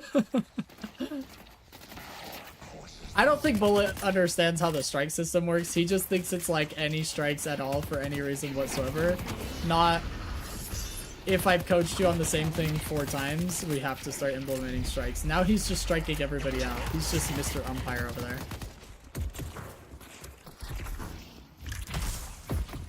Why can I not get this victor against me when I play? Because you're not an initiate, I think, is the answer there.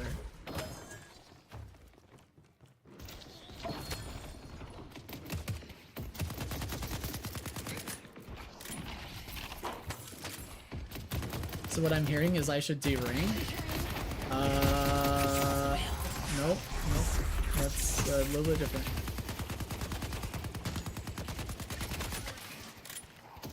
Make sure we're securing orbs, Heather.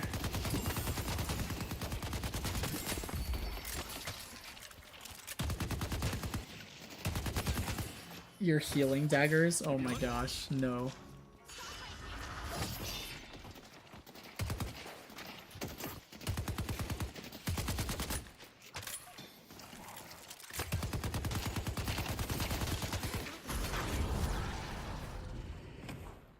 Okay. Going for the bridge buff. Better than everybody below Oracle. Actually, I even have to call out bridge buffs for my Ascendant players. It's tragic. Bad route, strike 2. Bullet, chill out.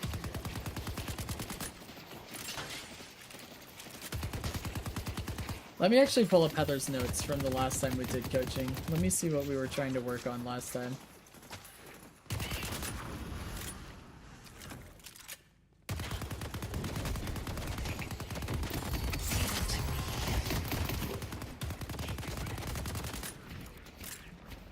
I have been working on slide shooting. Good. Keep working on it. Keep working on it. No one can resist my will.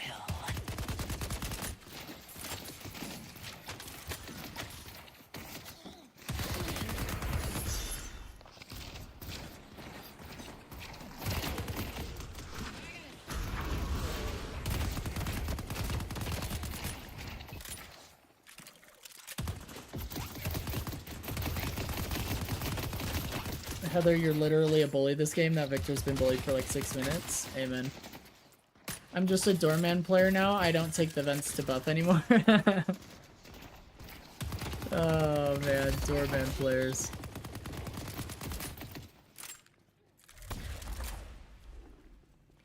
Learning Haze, I was more trying to learn what I can and can't do, and what I can do, and what I can do better than Bullet on.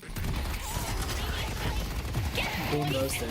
Oh no, she was casting ult too. That's so rough for her. Nice.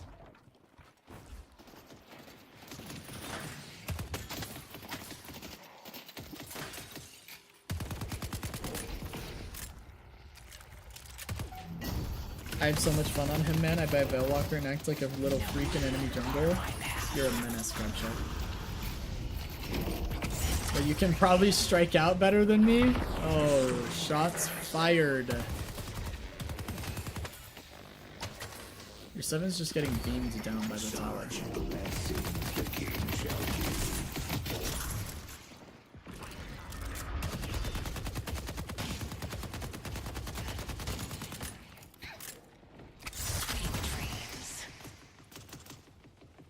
Save your dart for if an enemy pushes you. Going to shop. On Haze, it's literally just using your gun to kill camps.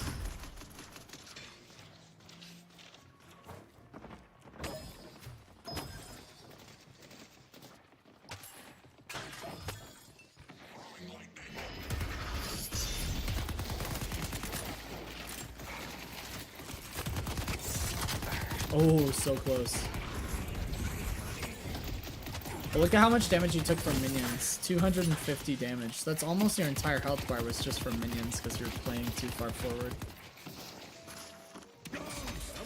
We did just hit Spirit Spike though, so these daggers are gonna hit hard. Are we gonna steal enemy sinners right now?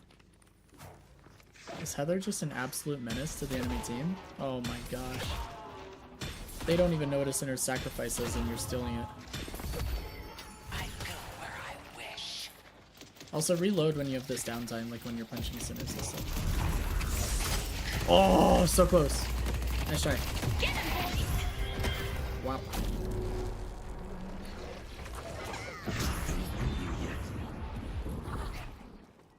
Run, Heather, run! Run! He's stealing your sinners. Oh no, he stole it right back. They destroyed the Guardian on Greenwich.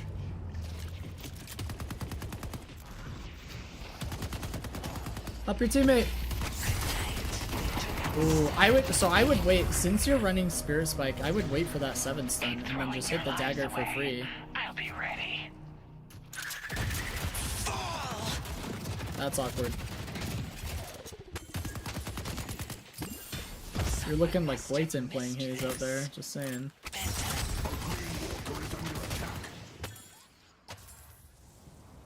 That was a Blatant Haze moment.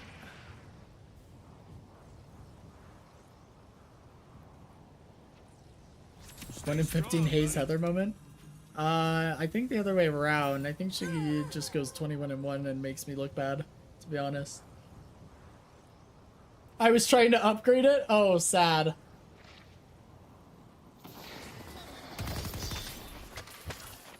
You learned this thing recently. Tell me more. To be late to bridge buffs? Is that what you learned? Unbelievable. Just kidding, you kind of just spawned. I'll give it to you.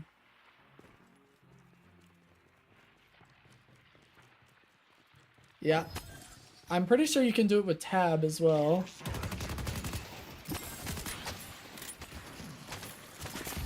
I'm trying to think. It's a habit, so it's like hard for me to think of it off the top of my head. But I'm pretty sure it works with tab. I'm pretty sure that's how I do it. I tab and then hit the ability.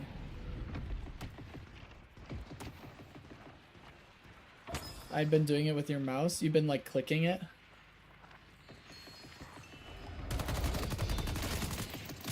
Yeah. It's good that you're building the habit of alts. It's really bad to click it. Not pre-comming Rift.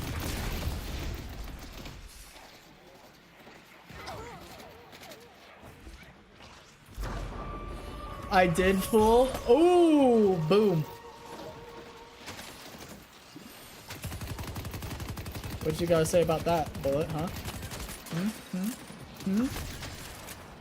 He just didn't come? Oh my gosh, that dagger damage. Let's go. Oh my gosh. Just beaming him.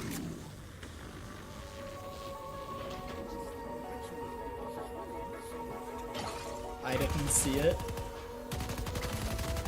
Bullet didn't hear the comms, therefore they didn't happen.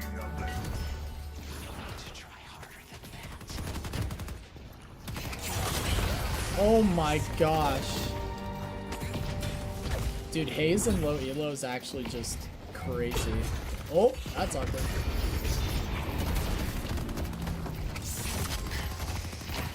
Heather literally discovered new meta.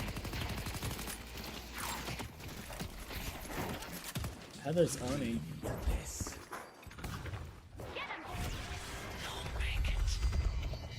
Woo. Oh, don't wake him up. Just run. Let him sit that entire sleep duration and give your 7 a chance to get out. Looks like he gets out anyway, but still.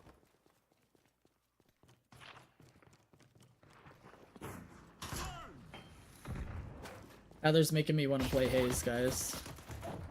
Except I don't play Haze like Heather plays Haze. I play Haze like I play Pocket.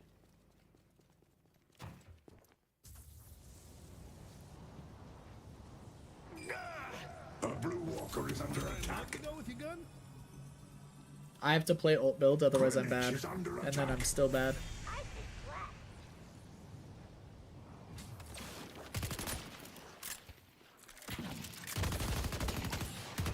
I feel like we're not reloading enough when we can.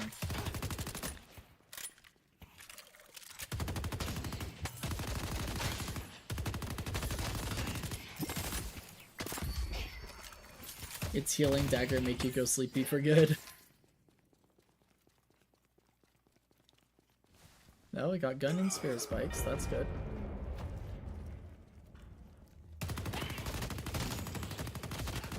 Feels insomnia.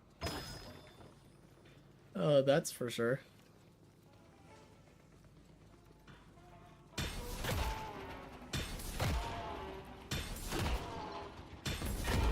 They destroyed the Guardian on yellow. Now they see me. I see Like the right enemy. here, reload. Headed to York. I'll need as many as I can.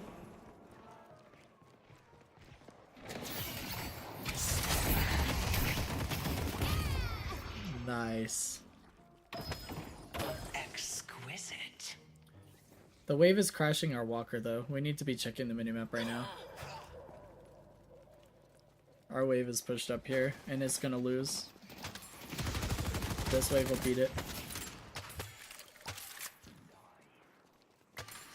Minimap and clock, Heather. Now we got bridge buffs in 15. Disappear.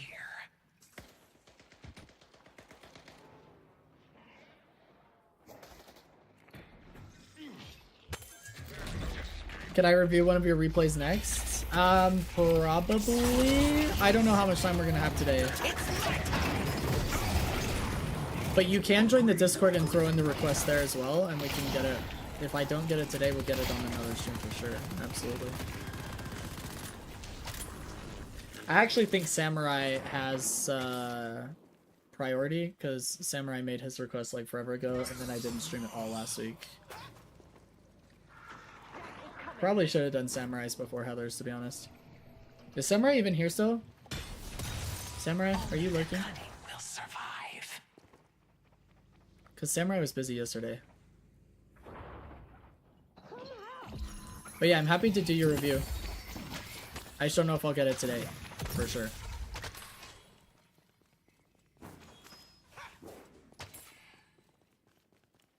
$4K souls. And we just walked past the shop, Heather. What is going on right now? What am I watching? She's so hungry for kills. Look at her. Unbelievable.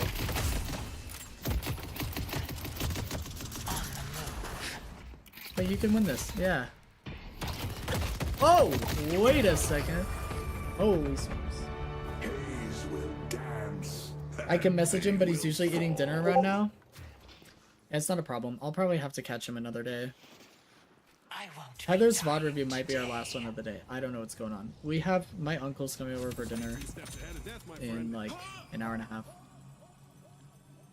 You're gonna have to So, do a hell of a lot better than we'll that see, if you we'll want to see. stop me. You were murderous, Heather, for sure. We're missing bridge buffs. We're not spending money. Unbelievable. Warpstone is so good on Haze, by the way. Also, we're still not reloading. We're just sitting with 8 bullets in our clip. We don't know why. We just are. Hey, Crab Shack, thanks so much for being here. It was an absolute pleasure, and we will see you next time. Have a great rest of your day. See, if you slide down those stairs for infinite ammo, you get a lot going.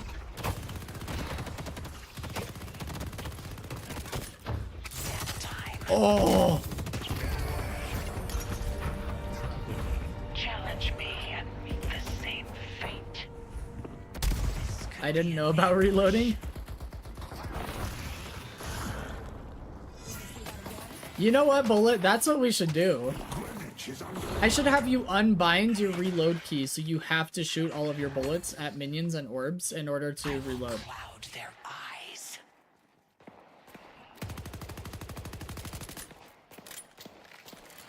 Because all you do is panic reload in lane phase. I know, I need you to stop playing COD and Deadlock. That's why I should have you unbind it. Which COD do you play? Holy smokes. Guys just got zombified.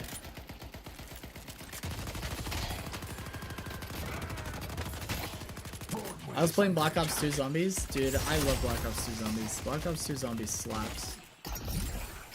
We should. Do you play on PS? Like, are you playing the new one, or do you play on PC, or how do you play it?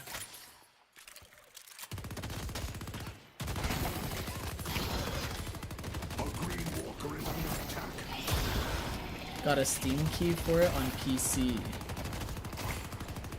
I played on Steam. What are some of your favorite maps on Black Ops 2? Good job killing the skulls, Heather. Embrace me. Make sure you cleared this wave. No. Yeah, good, good. Yeah, for zombies, what are some of your favorite maps on Black Ops 2?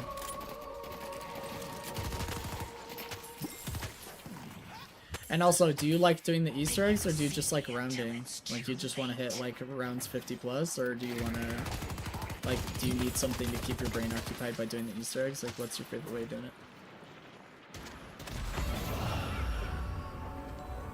Headed to Greenwich. Easter eggs?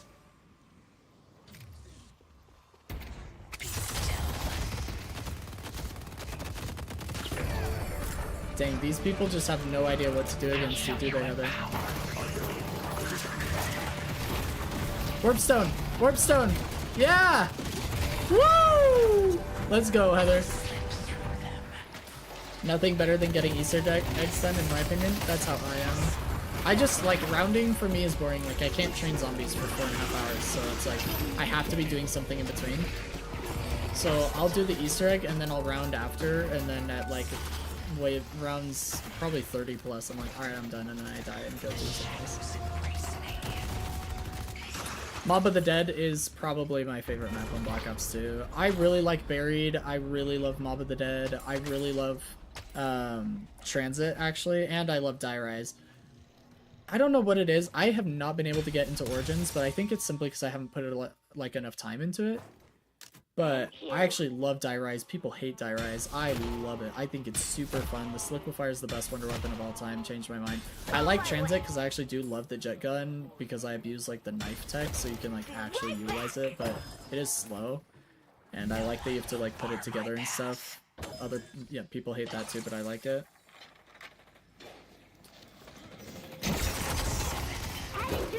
And I love Buried because the Paralyzer is another one of my favorite weapons. Impressive work. Buried's map design and Easter egg is also just like really, really fun. But Mob of the Dead's Easter egg is probably one of my favorites because I can solo it. Broadway is under attack. And other Easter eggs, it requires help, which is annoying because then I have to try and like get people to help me, which can be annoying. My brother loves that map for it's the easiest to get high rounds. Buried or Die Rise?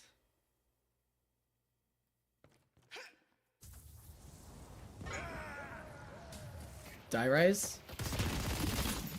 Is it though? I mean, it's like, what does he mean by high rounds? Does he mean like after round 75? Because like Buried is the easiest to get to round 75 by far.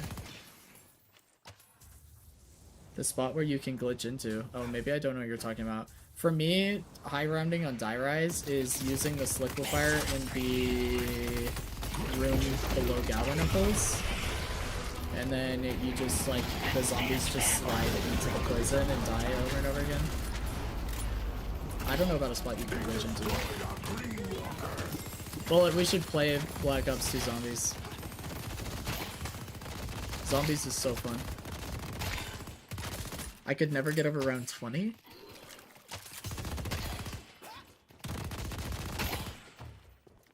Buried is the easiest to get past round, or get to round 75, but after then it gets hard because Petrifier doesn't do any more damage, or Paralyzer.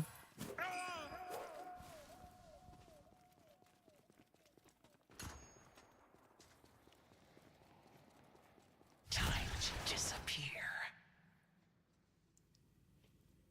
Okay, Heather, really quick, just a few things.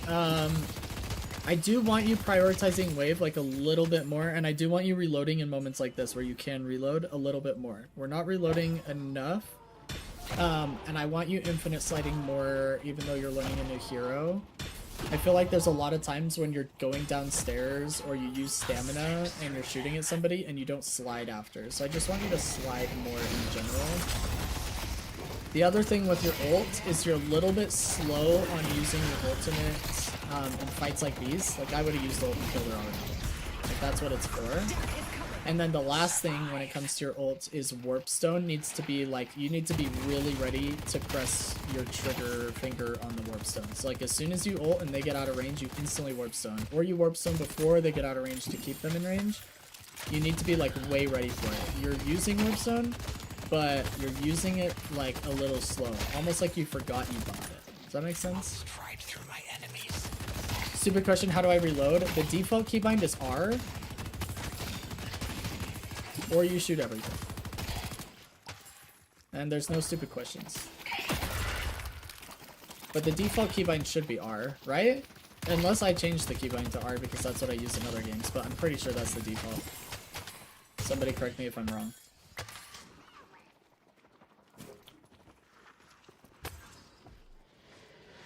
I swear I've seen you reload before, Heather. You really have never reloaded? Do you always just shoot your entire clip?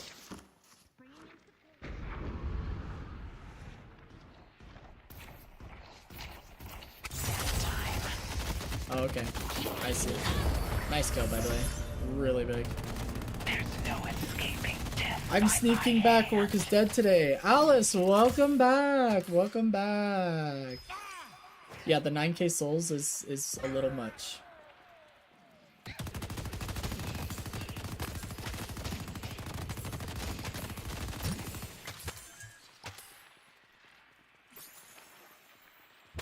Shoot the clip or just shoot them also it reloads? Banned, Heather says. Unbelievable. Okay, Heather, a few things really quick. I want to go over notes before the end of the VOD because so far you're just killing everybody and I also don't want to forget anything. So here we go. Give me 1 second.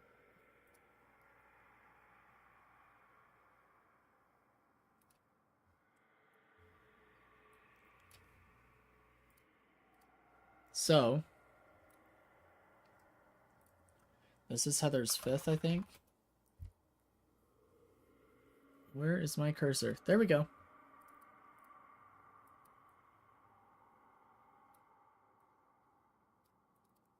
Okay, so Heather, so far for laning. Okay, hold up. Actually, let's go. Let me show you your old notes. This is what you should have been working on, but this is for Dynamo, right? So let's just kind of keep that in mind, but let's take a look at it. So first, we want to be killing the heal minion first every wave, and then we want to focus our energy on stealing orbs. We're basically taking advantage of the fact that the enemy team is bad, okay? Normally, I want you to worry about your own, like killing the enemy minions first, but for you, I want you to focus on taking advantage of the enemy players being bad. So you're going to steal enemy orbs, okay? This is for Dynamo. Be intentional with your ammo is still true. Don't just hold left click until you're forced to reload. This now makes more sense as to why I was saying this before, right? Because I want you to now be intentional, but also reload when you need to press R, right? Practice infinite ammo during slides, even if you use stamina and then slide right after for sliding out of the dash. Alice, you said less than 20 patients in 8 hours. Spent most of the day adding movies to my watch list on Letterboxd. That's wild. Alice, what is it that you do for work? Heather, when we're looking at this training regiment was the thing I wanted to look at. I said I want you to kill a minion wave either in training or in a bot lobby if you have to, with 1 magazine, no reloading for all 4 minions, and no melees. Did you do this?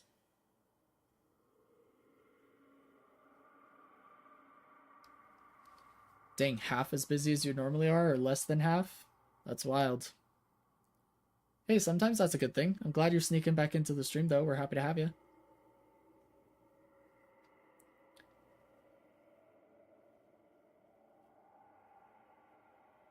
Heather, did we do the training regiment? I've yet to do it. I think Dynamo Base sucks at killing minions. I see. Well, this is going to be especially important if you're trying to learn Haze, right? This will be even more important. So I really want you to do this training regiment. In fact, I think I'm just going to copy this and bring it over to your new notes.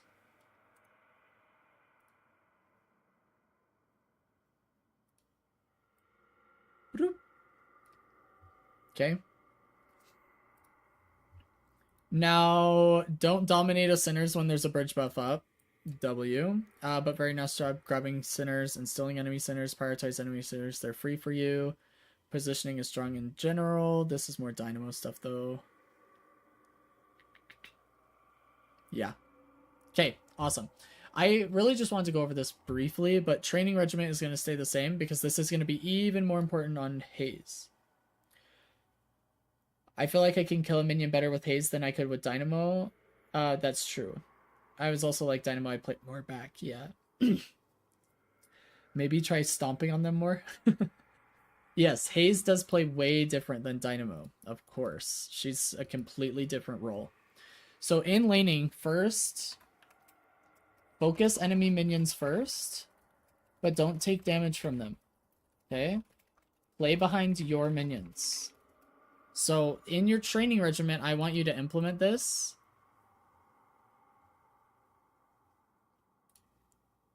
Hold up. Why is it doing that?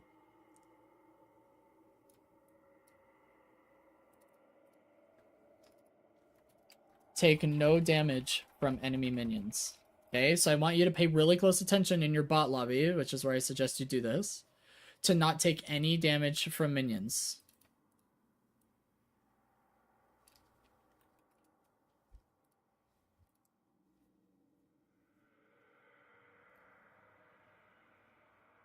And so I'm learning a whole new everything with some base stuff learned. Yes. It's going to be hard to learn a completely different role, for sure. So we're going to help you do it. Okay. Play behind your minions. This is how you're going to take no damage from them.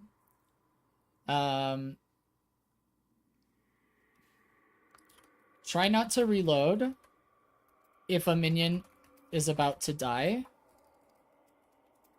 Top priority in lane is securing or denying orbs. Okay, this is your top priority. So the first thing you're trying to do is kill their minions and secure the orbs for yourself and deny orbs. And then if a minion isn't about to die and you have anything that you can give, you use the little bit of ammo that you can to secure those orbs, or you finally reload.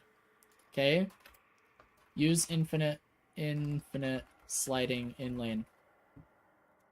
Put into practice what you're using in training regiment. I'm actually going to reposition these because it's almost like order of operations. Like, I want this to be the first thing you think of when you pull up your notes anytime.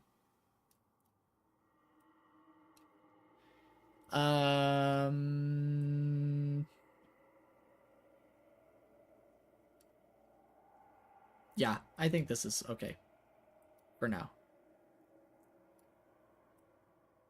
The other thing I want you to do for mid-game primarily, when it comes to builds, I want you to know which item, I want you to know which item, oh my gosh, comes next. So you know when to buy. This is going to accomplish the idea of I have 30,000 souls, but my next item is 3,200. So I'm going to try and farm a camp to get to 3,200, and then I can go buy that item. So I want you to know what comes next in your build. Now you can, this is something you can do, is in, okay, we're 25 minutes in. We'll be back. Give me a second. What I want to show you, what you can do, and what I would maybe suggest you do this for a game or two, is if we go to your match. Oh, that's not the right one. Hold up.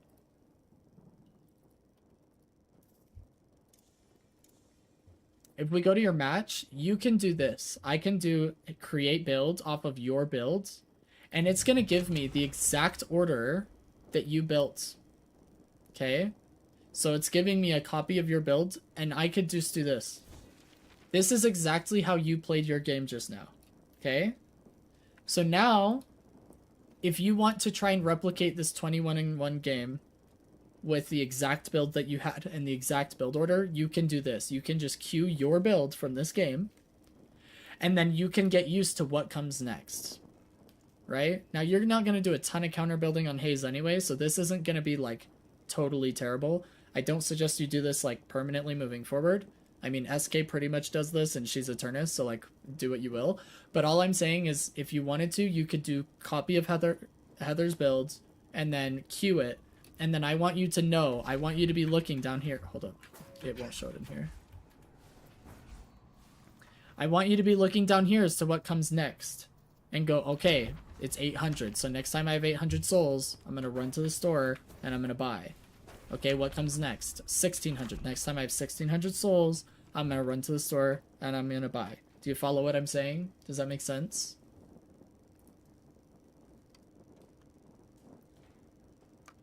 Queue your own builds and get used to spending those souls on your next power spike. This will help you not sit on a lot of souls, and it will help you pay attention more to your build order and when you can fight. What I mean by that is you can fight after you just bought a really strong item for yourself, and you're going to know that better because you've been paying closer attention to it. Make sense?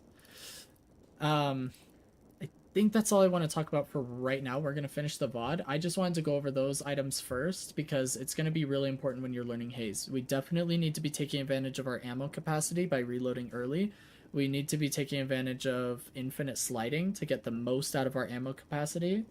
I might need help figuring out what items I buy that are powerful. I'll tell you right now. I'll show you.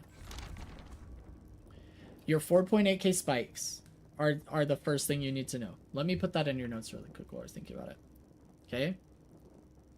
4.8k spikes are your first power spikes to track. This means you've spent 4,800 souls in any one category. Okay? So for you, that would be I don't go selling these to just anyone. right here. I've spent 4.8k. You see that? So as soon as I've spent a tier 3 and a tier 2 on any one category, that adds up to 4,800. This is a significant power boost from 19 to 38 spell power, or spirit power, rather. So it's a massive increase in damage. After you've hit the 4.8k spike here, that is a massive increase to dagger damage. So in this build order, Surge is your spike. Do you want me to here, let me do this for you. This is your spirit power spike. This is your gun power spike. And this is your green, let's say defensive spike, because this is what's going to give you defensive capability, right? So this is 4.8k in gun. Okay? So this is your next spike if you build it in this order. This is 4.8k in green. So this is a huge defensive spike. Our health increases from 20% at 3.2k to 38% at 4.8k. So now we're much tankier at this point. Okay? Your next major spike is at 9.6k. Okay? That is going to be probably right about here. This is actually overkill, but it's the next item in your build. So this is your, we're going to call it your final spirit power spike. Because after 9.6k, it's all like nothing super massive that I need you to be tracking. Okay? So this is your next huge spirit power spike. And then you get a bunch of spirit after this. This is your next gun. This is your next, or your final gun power spike. Okay? Because this is going to bring you over 9.6k. It puts you at 11k. So this is another massive spike for you. Now, there are other items to keep in mind outside of spikes, okay? So this is just general for your notes. 4.8k spikes are the most important, but 9.6k spikes are your final boss of spikes. After that, you don't really track the spikes as much as you track specific items for your build. Okay? And what I mean by this is Boundless Spirit is more of a power spike for you by item and not by spirit investment, because it is giving you 30 spirit power and 15% spirit power on top of that. And since we're building a lot of spirit damage primarily for our dagger, that is the biggest reason why this is a power spike for you. Echo Shard is a huge power spike for you because it gives you a second dagger. I'm assuming that's what you're using it on, instead of the base stats that it's giving. That spirit resist, bullet resist, fire rate, and the investment are nothing compared to the fact that you've now got 2 daggers. So this is another item power spike. Massive item power spike. 2 daggers.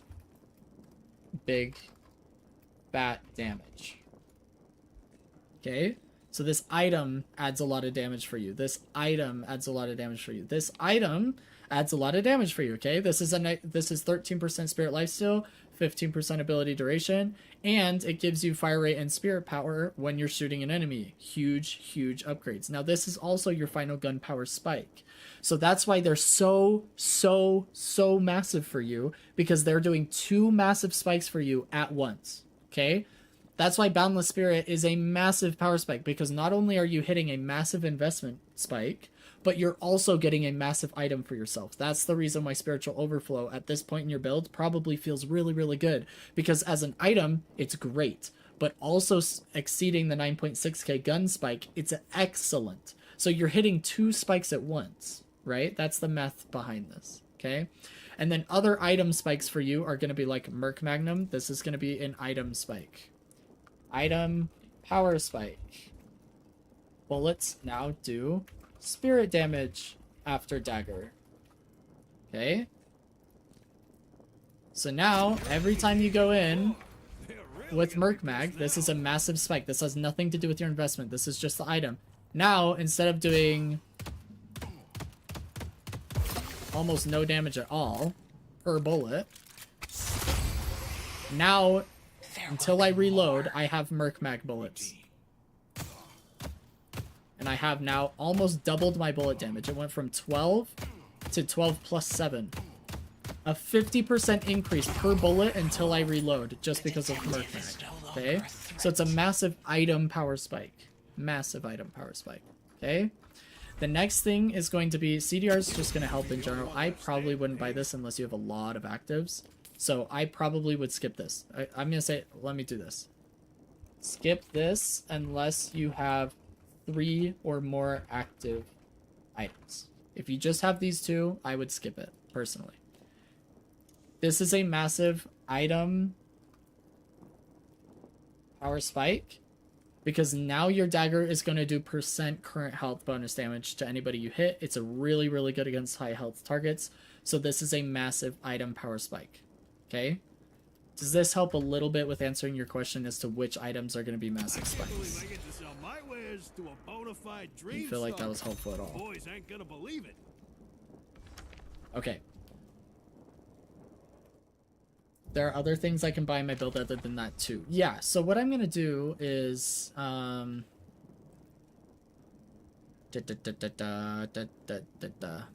me see if I can publish this. And then once it's published, yeah, we should have a build ID. I'm going to send this in the Discord's Hero Discussions and Tech channel, and I'm going to @ you. That build ID you can search for up here, and it's going to give you the copy of the build I just gave you, and it's going to have the annotations I just made for you so you can go back over them. Okay? This is actually, sorry, I'm going to add this in here. It should edit it anyway.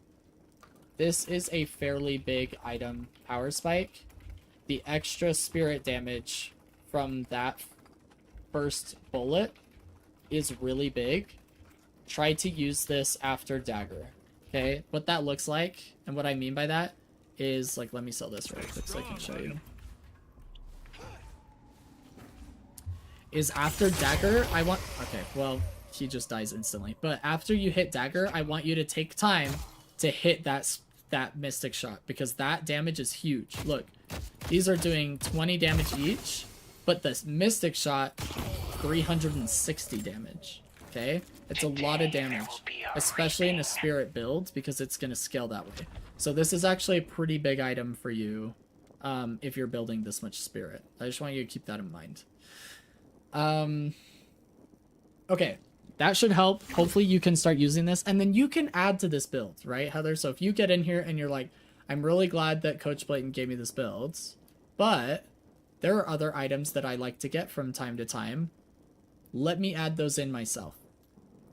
I like to get Glass Cannon, Lucky Shot, Capacitor, and Mystic Reverb on my dagger and Spirit Burn from time to time. So I'm going to add this extra category, right? You can do that with this build, and you can start to make your own builds that feels good. You can also have things like, you'll see this a lot in builds where you have a category that's like right here, for example, and it's like, dang, in lane, sometimes I really need Spirit Shielding, Weapon Shielding, or Return Fire. So I'm going to put this right here just in case I need those during lane, and I'm going to set it as an optional. That way, oh shoot, it didn't work. Hold up. As an optional, and then it will be colored differently, so I know this. If I hit Q build, so for example, if you do this, sorry, I have to sell everything. I won't lie. I don't know what that does, but my kid says all the mystics are buying it. It won't include those. It goes straight from Warpstone to Improved Spirit, because these are optional. So if I hit Q build, it's not going to include optional boxes. So this will help you, I think. Oh, see, I accidentally made this one optional. So after Echo Shard, it's going to end. See? I would have to edit this and make it not optional because I screwed that up. And then if I were to hit Q build, now it's going to have stuff coming after. Yes? Anyway, hopefully that helps a little bit, and you can start to implement this, and you can start to edit this build. I'll get rid of this category for you so you can edit how you see fit. But I think this is going to help you track power spikes and know, you know what, I don't think I want to fight right now. I'm going to go clear a camp so I can get spiritual overflow. Then I'm going to feel way stronger, and I'm going to be way more confident fighting this next person, right? And then you can fight around your power spikes, and it's also going to help you not run into issues of, oh, I'm sitting on 9,000 souls. It's because you didn't know how important Boundless Spirit was going to be in your build, and it was the next item you were going to buy, and so you just kept farming. You didn't realize that this was going to be an absolute massive double spike. This, and I can even reference it. Double spike. Item plus investment. Right? Because this is getting you over the 9.6k hump, and Boundless Spirit as an item is insane for Spirit Haze. Okay? So this is a double spike. This is another double spike. So then you can understand, like, how big of an impact these are having on you, right? Anyway, just thought I'd cover that with you really quick and include it in your notes. We can go back to the VOD now. Oh, that's a build ID that I just put in there, not a match ID. I don't even know how it found something. That's wild. Okay.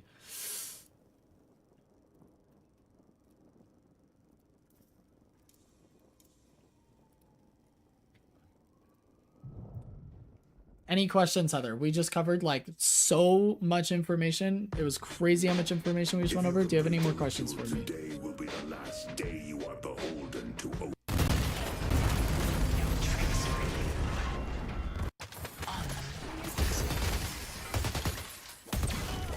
This is like right where we were. Holy click.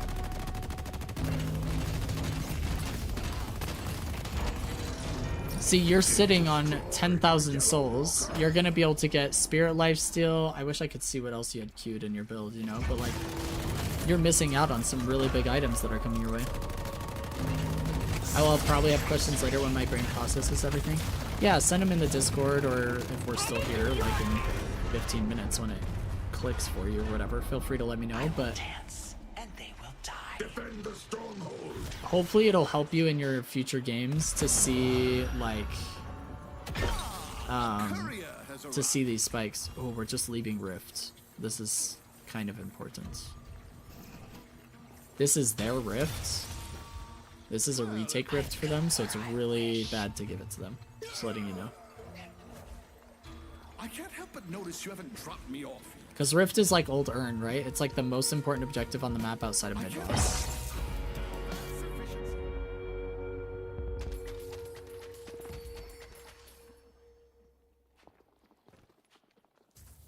Headed to Greenwich. Hopefully that build ID helps you a little bit too, so you can see my annotations and you can see how you were building Haze before, or make any changes to the build. Like you can reorder them, take items out, put more in. Maybe it'll start helping you a little bit to track that a little better.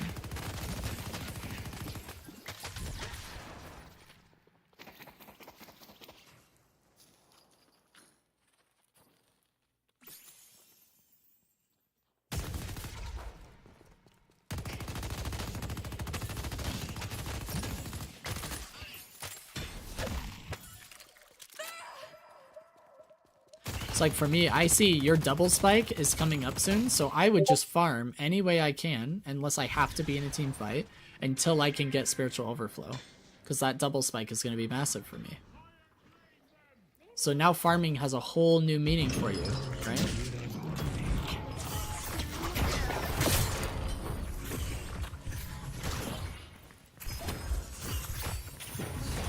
I'll hit as many as I can.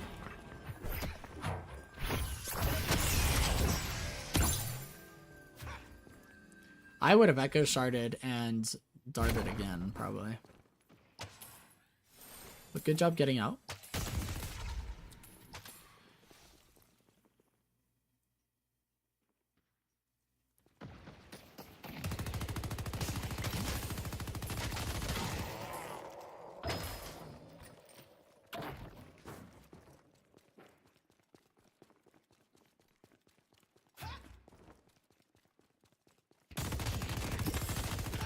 Now they see me. Be brave.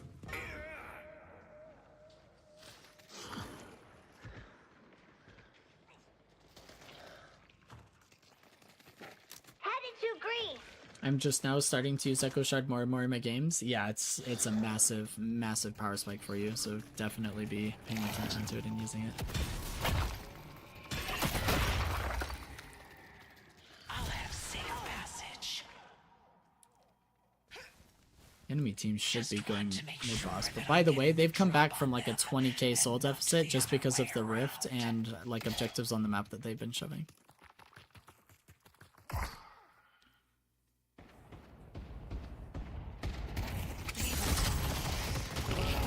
Nice. Like there, I would have echo sharded for a second dart so that it would have been so much easier to kill him before potentially like waking him up or something.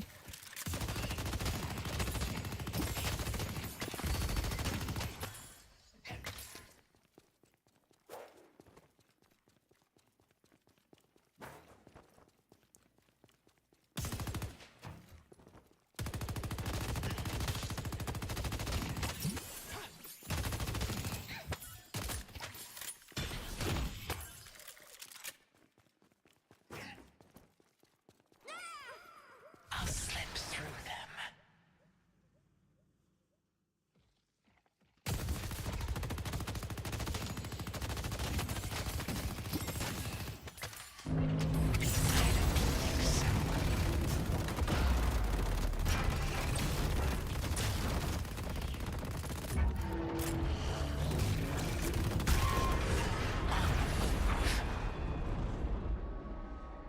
I'm so glad Hayes got a buff that she definitely needed it, lol. Oh yeah, she so needed it. I mean, a high elo, she definitely needed it. I don't know how it is in lower elo, if she was already OP or not, but she was underplayed for sure at high elo. Especially in like the highest level play like DLNS. But if you're being sarcastic because she's like disgusting in low elo, then yeah, that's fair. You do know where you're supposed to take me, yes? Even at high elo, her win rate was over 50%. Well, what I mean by high elo is like the highest level of the game. So I'm talking like Eternus 6 and DLNS. and she was a very low pick ban rate in the highest level of the game. Is really messing with my job. Before changes. Your mind and spirit will Wraith, Inventor, Mirage, Warden were all just like way, way, way higher pick ban rates than Haze. She's really good in high elo now, don't get me wrong, after the changes she's really strong, but...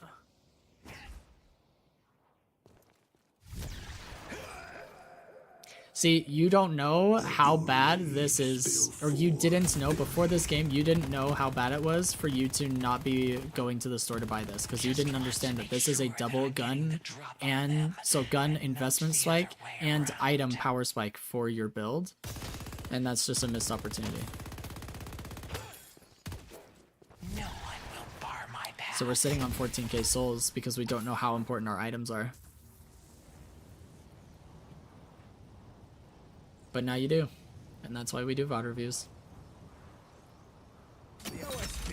Sorry, let me switch here.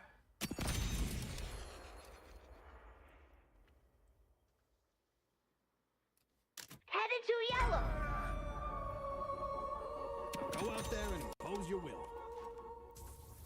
So now we just got a massive item spike and a double spike, item and investment.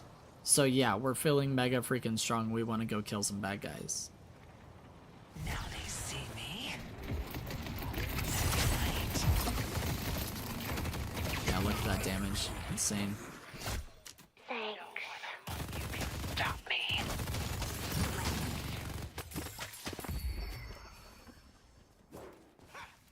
And I can see that when I go off track of buying order, I'm missing spikes. Yep. You'll also notice this, like if you go look at any builds from any pro player for any hero, you'll notice how they're lined up for spikes. Like you'll go, oh, he bought this 3.2k after this 1600 item because that's a 4.8k spike. That's a massive power spike for him. And you understand why their builds are put together the way that they are. And then when you make your own builds, you'll be able to put them together that way. Or when you're just playing a new hero, learning them and trying to build them, or whatever, trying a new builds that you're creating, you understand how to build it so it's actually effective by building it around spikes. Oh, it's so sad that that missed. Echo Shard and do it again.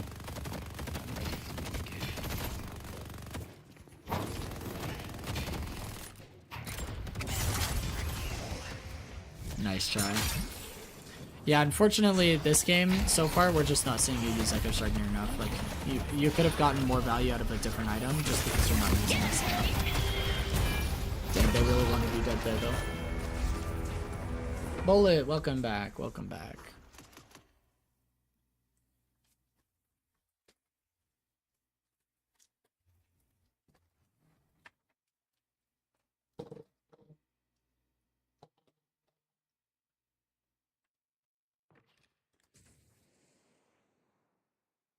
Okay, sorry, let's fast forward through this. Actually, we don't even need to because it's just on this. Death brings consequences. Did we steal 2 of those crystals, Rejuice? Dang. Defend the stronghold. See, like, Tank Buster, which is your next item after Mystic Burst, would have been way more important for you than Swift Striker, so switching those out could have been really big for you.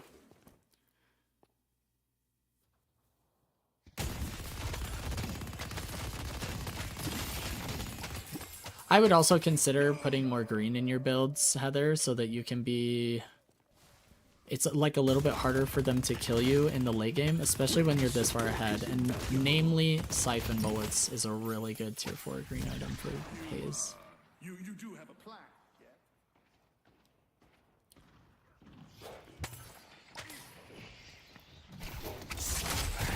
Oh, so close.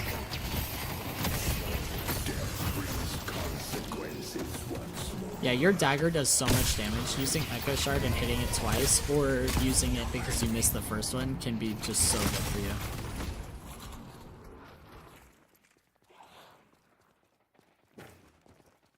Oh, what? Oh, like what to sell to make room for better items? I can give you that, like a sell order, yeah. let's look at your build after this, and I'll annotate it a little bit more for you.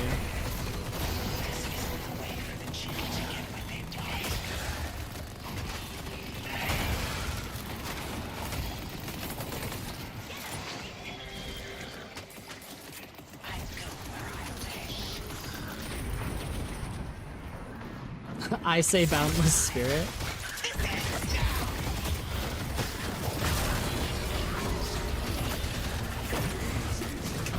Yeah, you can give me the build idea you use if that's easier for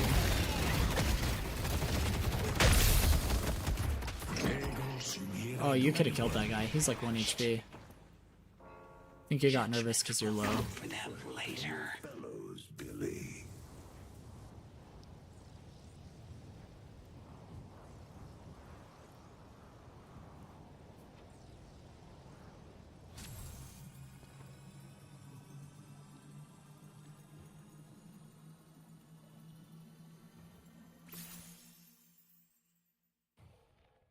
Exquisite, isn't it?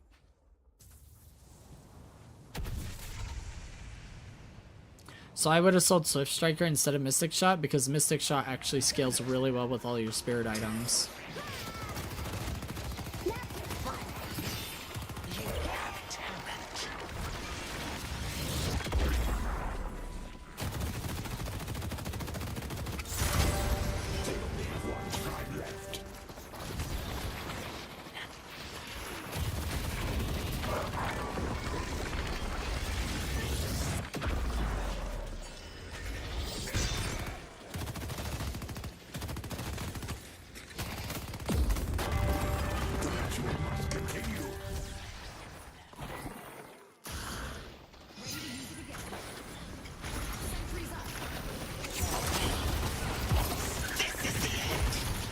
Nice ult.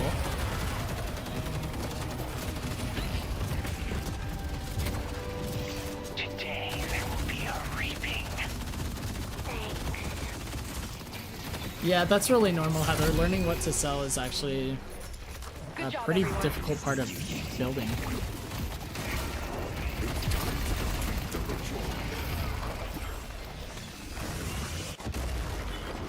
GG, Heather. Well played.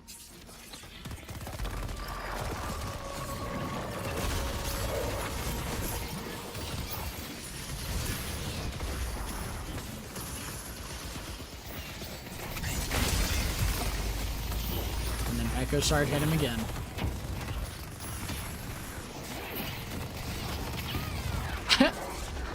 Wait. You didn't use Echo Shard a single time this game. We actually got like no value out of that item. That's funny. Alright, well, now you know. Good fight. But not a single time did you use that. Come on, Heather. Alright, that's going in the notes. Use items you buy. That's gonna be a big improvement point here.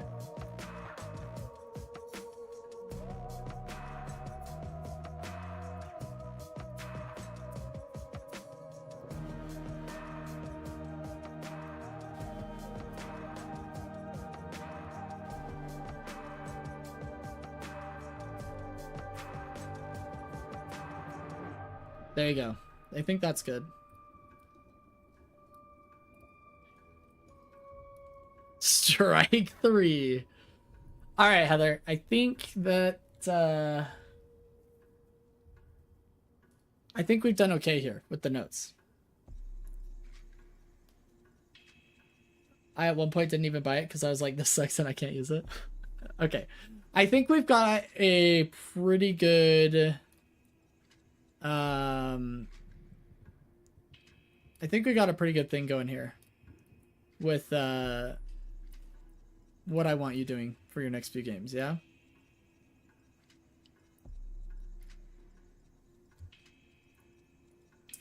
There's nothing at the end of that VOD that I really wanted to point out or talk about, but let me send you these notes.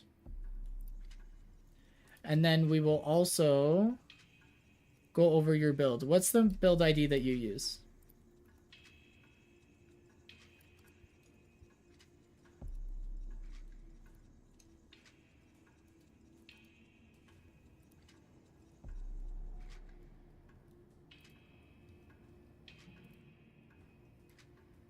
Let me log on and find out. Okay. I also wonder if we shouldn't just simplify what you're using with the one we just kind of put together right now, but we'll let me take a look at yours and we'll see.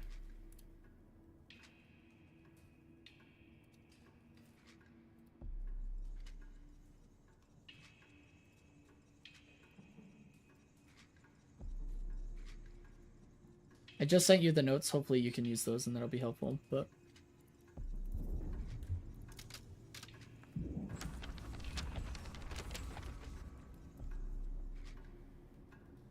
and make it Heather proof. Well, what I'm worried about, so like let me give you an example of what I'm worried about is some people will look at a build like this and it is too much noise. Okay, this is really hard for lower elo or newer players to take a look at and know what to do. Okay, and unless this is heavily annotated, it can be very difficult to not just read a novel to understand the builds. Let me see yours.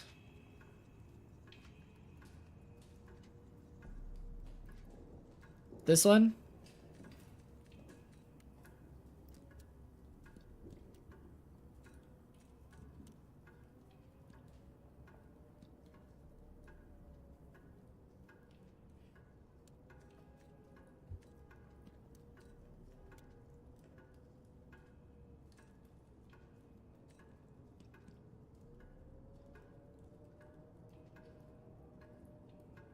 Yeah, let me go over this. Okay, hold up.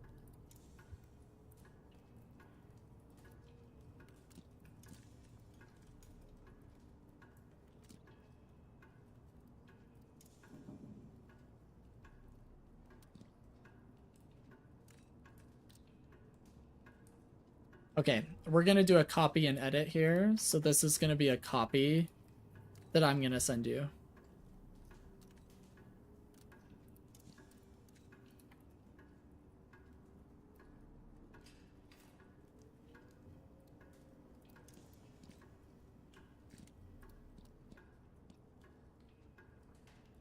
Okay.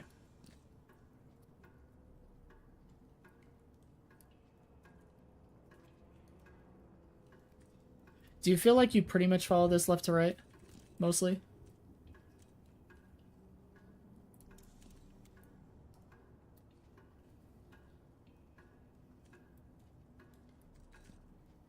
Okay.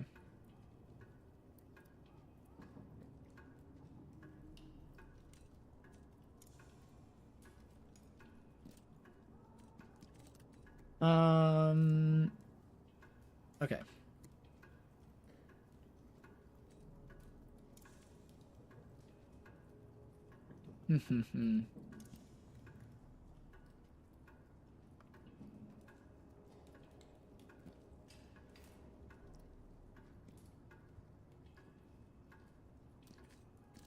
One second. Exquisite, isn't it?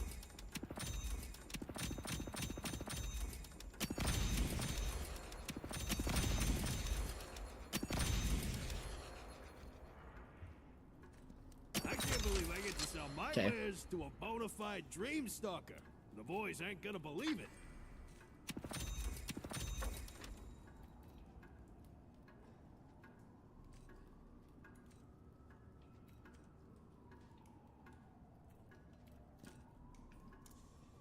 Sorry, this is gonna take a second because I got a lot I'm doing over here.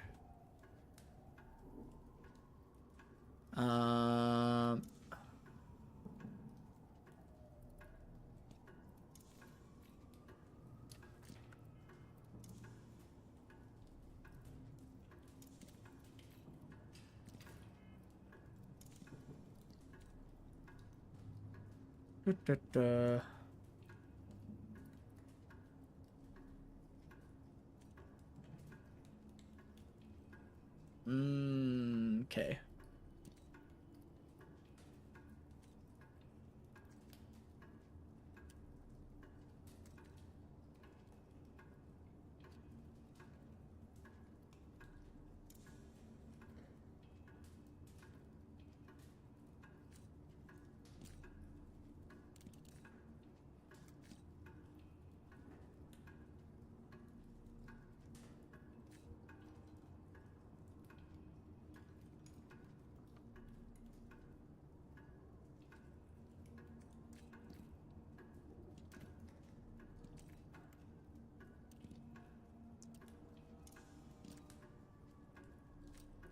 So, I basically, actually, let me get the other notes off really quick.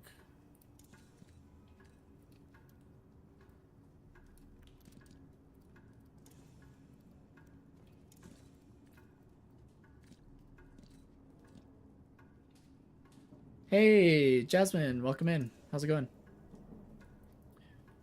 We're currently putting together a build, or annotating a build more accurately, for our student here.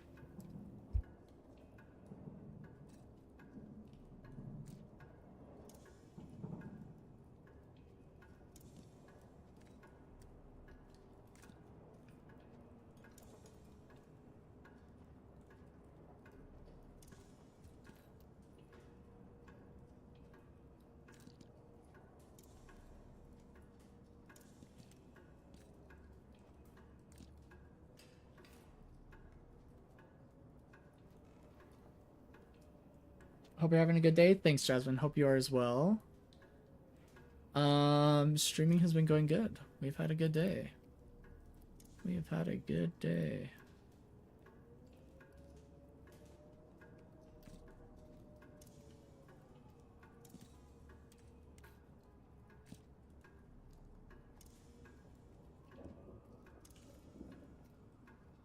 Self priority 92? What the heck?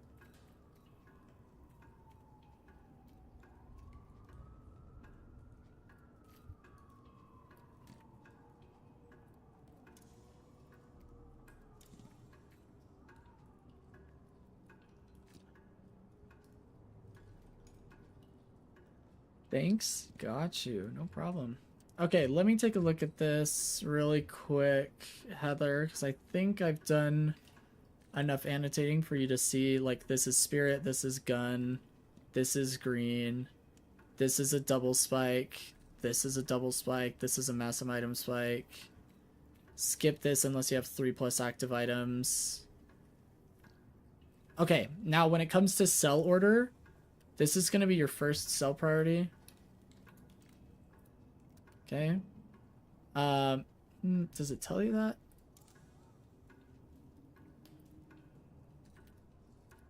This is sell priority 1, because this is just nothing.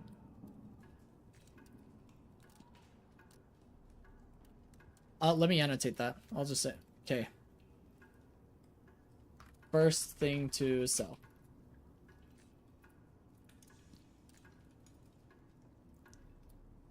Second thing to sell.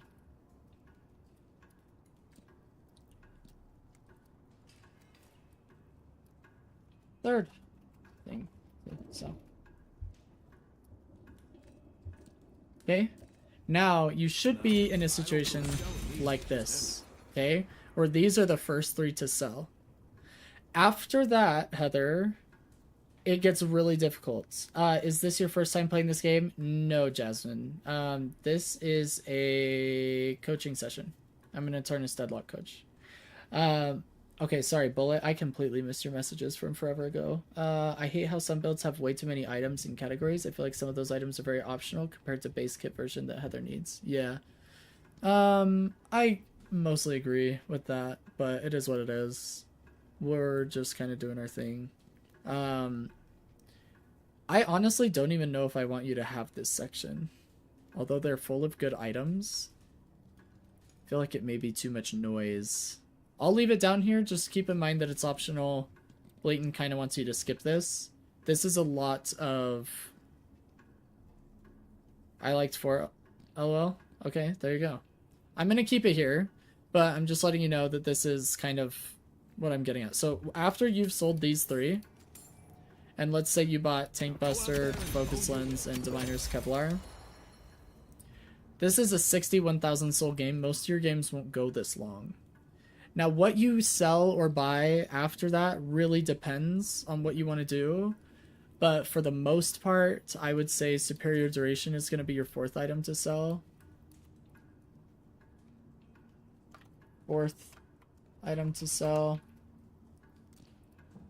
And then after that, like if you were to get, like, for example, if you wanted Silencer, I'd say that's better than Subduration. Boys ain't gonna believe it. I guess I'd be okay. Like, if you wanted Spellslinger instead of Burst Fire, that'd probably be fine. So Burst Fire is probably going to be your 5th sell. 5th item to sell. But this is like when we're getting really heavy. I mean, at this point, if you just sit on 20,000 souls and don't sell anything, and you're at 85,000 souls, that's probably fine. Because some of these tier 3s, like, they're really good. Right? Like, I wouldn't sell these necessarily.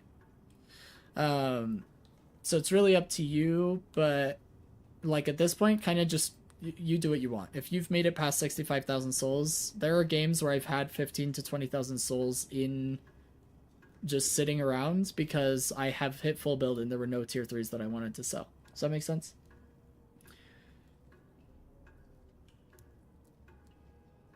Okay, I can add that. Most likely replace this with Ricochet or Spellslinger.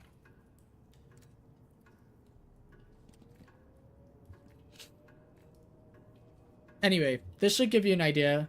I personally don't love superior duration in your builds to begin with. So, like, this is not, like, Coach Wayton doesn't recommend this buy to begin with. That's just my opinion. I'd much rather you get something else or just start working on the rest of your build. And then with those extra souls buy Tank Buster or something. That would be my preference. But, I mean, I want you to build what's comfortable for you. We could get rid of it? Okay, I'm going to get rid of it then. So this is no longer 4th item to sell. This is your 4th item to sell.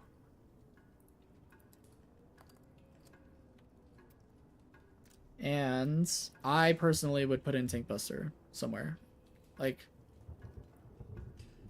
I'd probably put it here.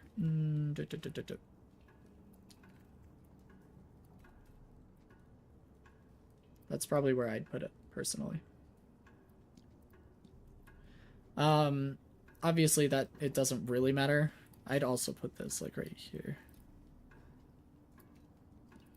That would be my build order, personally. But like I said, it doesn't really matter. But this just should give you an idea of how to get to 70,000 souls in a game. And after that, it really doesn't matter. Like at this point, this part of the build is fine. Okay? So this is like Coach's Edition. And we'll publish this for you. And then I'm going to send you the build ID.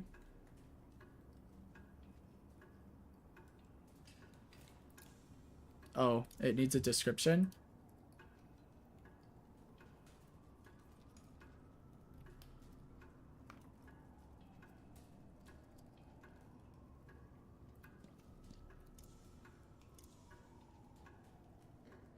Yeah, basically. So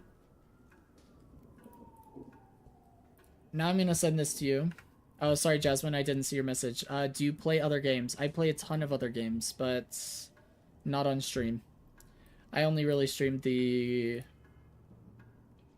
Deadlock content, mostly. Although that may change soon, but to be determined, I suppose.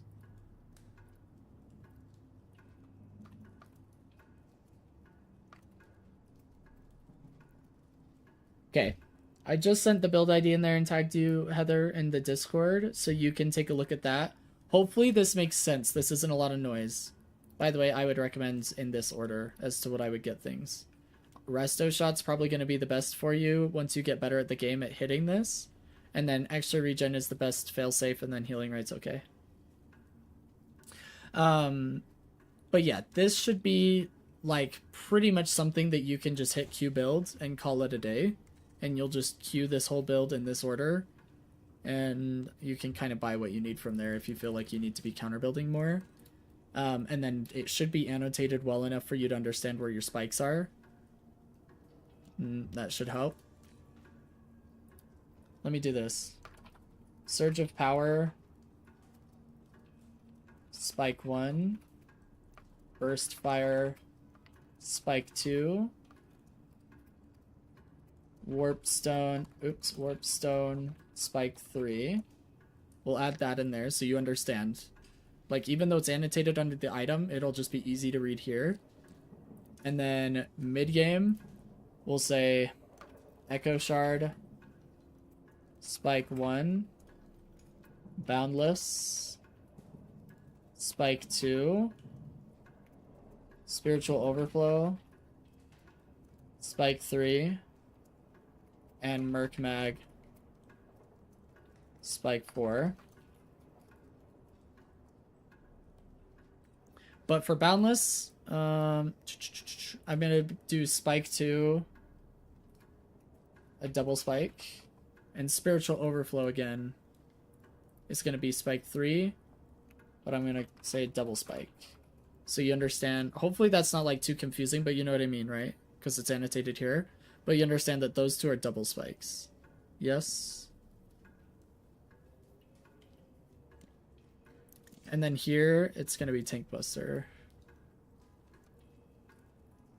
Tank Buster, Final Spike, Diviner's Kevlar, Defensive Spike.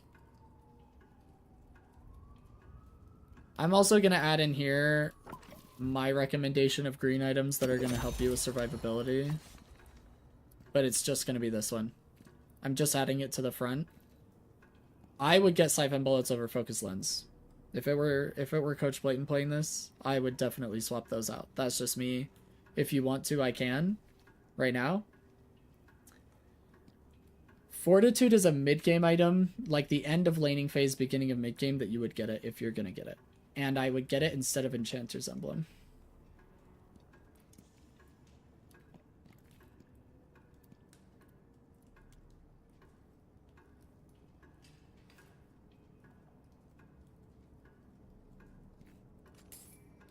I can't believe I get to sell my wares to a bona So if you fide wanted trade Fortitude, stock. I'd get it in front of Boys ain't Enchanter's gonna Emblem, believe but it. the sell priority would be similar. If you get this, let me say this. If you buy this instead of Enchanter's Emblem, it is now sell priority 3. This is usually sell priority 2, but it'll be sell priority 3, which means this will be your second sell priority. So you're just gonna shift them. Instead of selling Enchanters and then Mystic, you'll sell Mystic and then Fortitude. Okay. Hopefully this helps a little bit with the build order and getting used to power spikes and whatnot. Any other questions? Good, I'm glad it helps. I'm glad it helps. That is my job.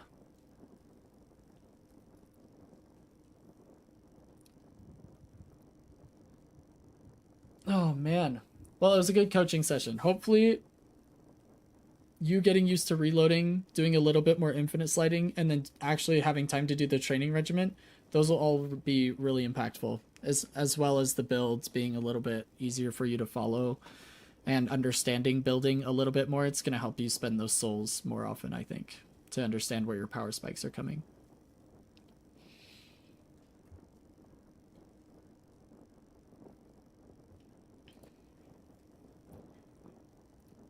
All right, you guys.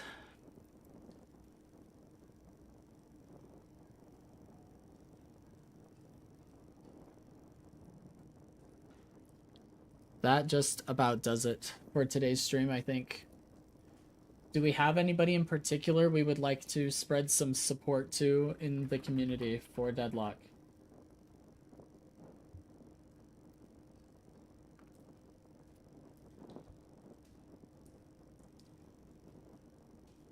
Does it update on its own? The build should update if I just did an edit and saved it. It should update for you, yeah. If that was the question.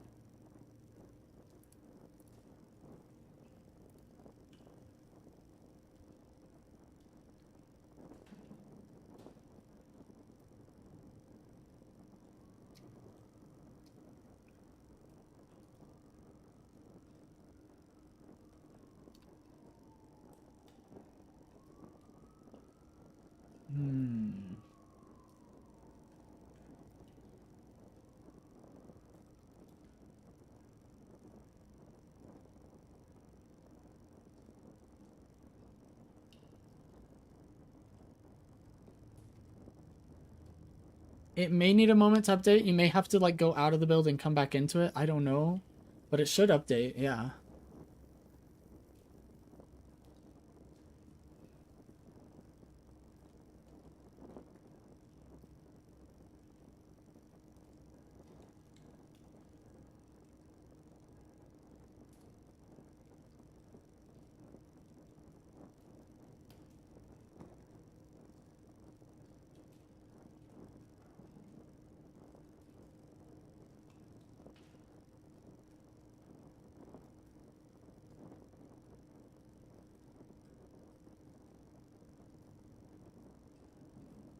All right. You guys, thank you so much for being here. I really appreciate it. Appreciate the support. Love hanging out with you guys. Really glad we're back to being able to stream a little bit more. Again, this week is rocky, so I honestly don't know if I'm going to be able to hang out a whole lot more the rest of this week, but I appreciate your support and really appreciate the support on Patreon. So to the patrons there as well, thank you so much. Yeah, thanks, Heather. I'm glad to be back. Hopefully this will become more regular and life will start to chill out a little bit. I will be heading out. I'm going to send a raid to some random Deadlock creator. So for those of you who are still here and are willing to go say hi to this random creator that we find, yeah, go say hello, spread some Coach Blayton love, and I will catch you all the next time we stream. I'm hoping that we're here tomorrow. We will see. Otherwise, have a great rest of your evening. And you guys take it easy, okay? Peace out. Thanks for watching.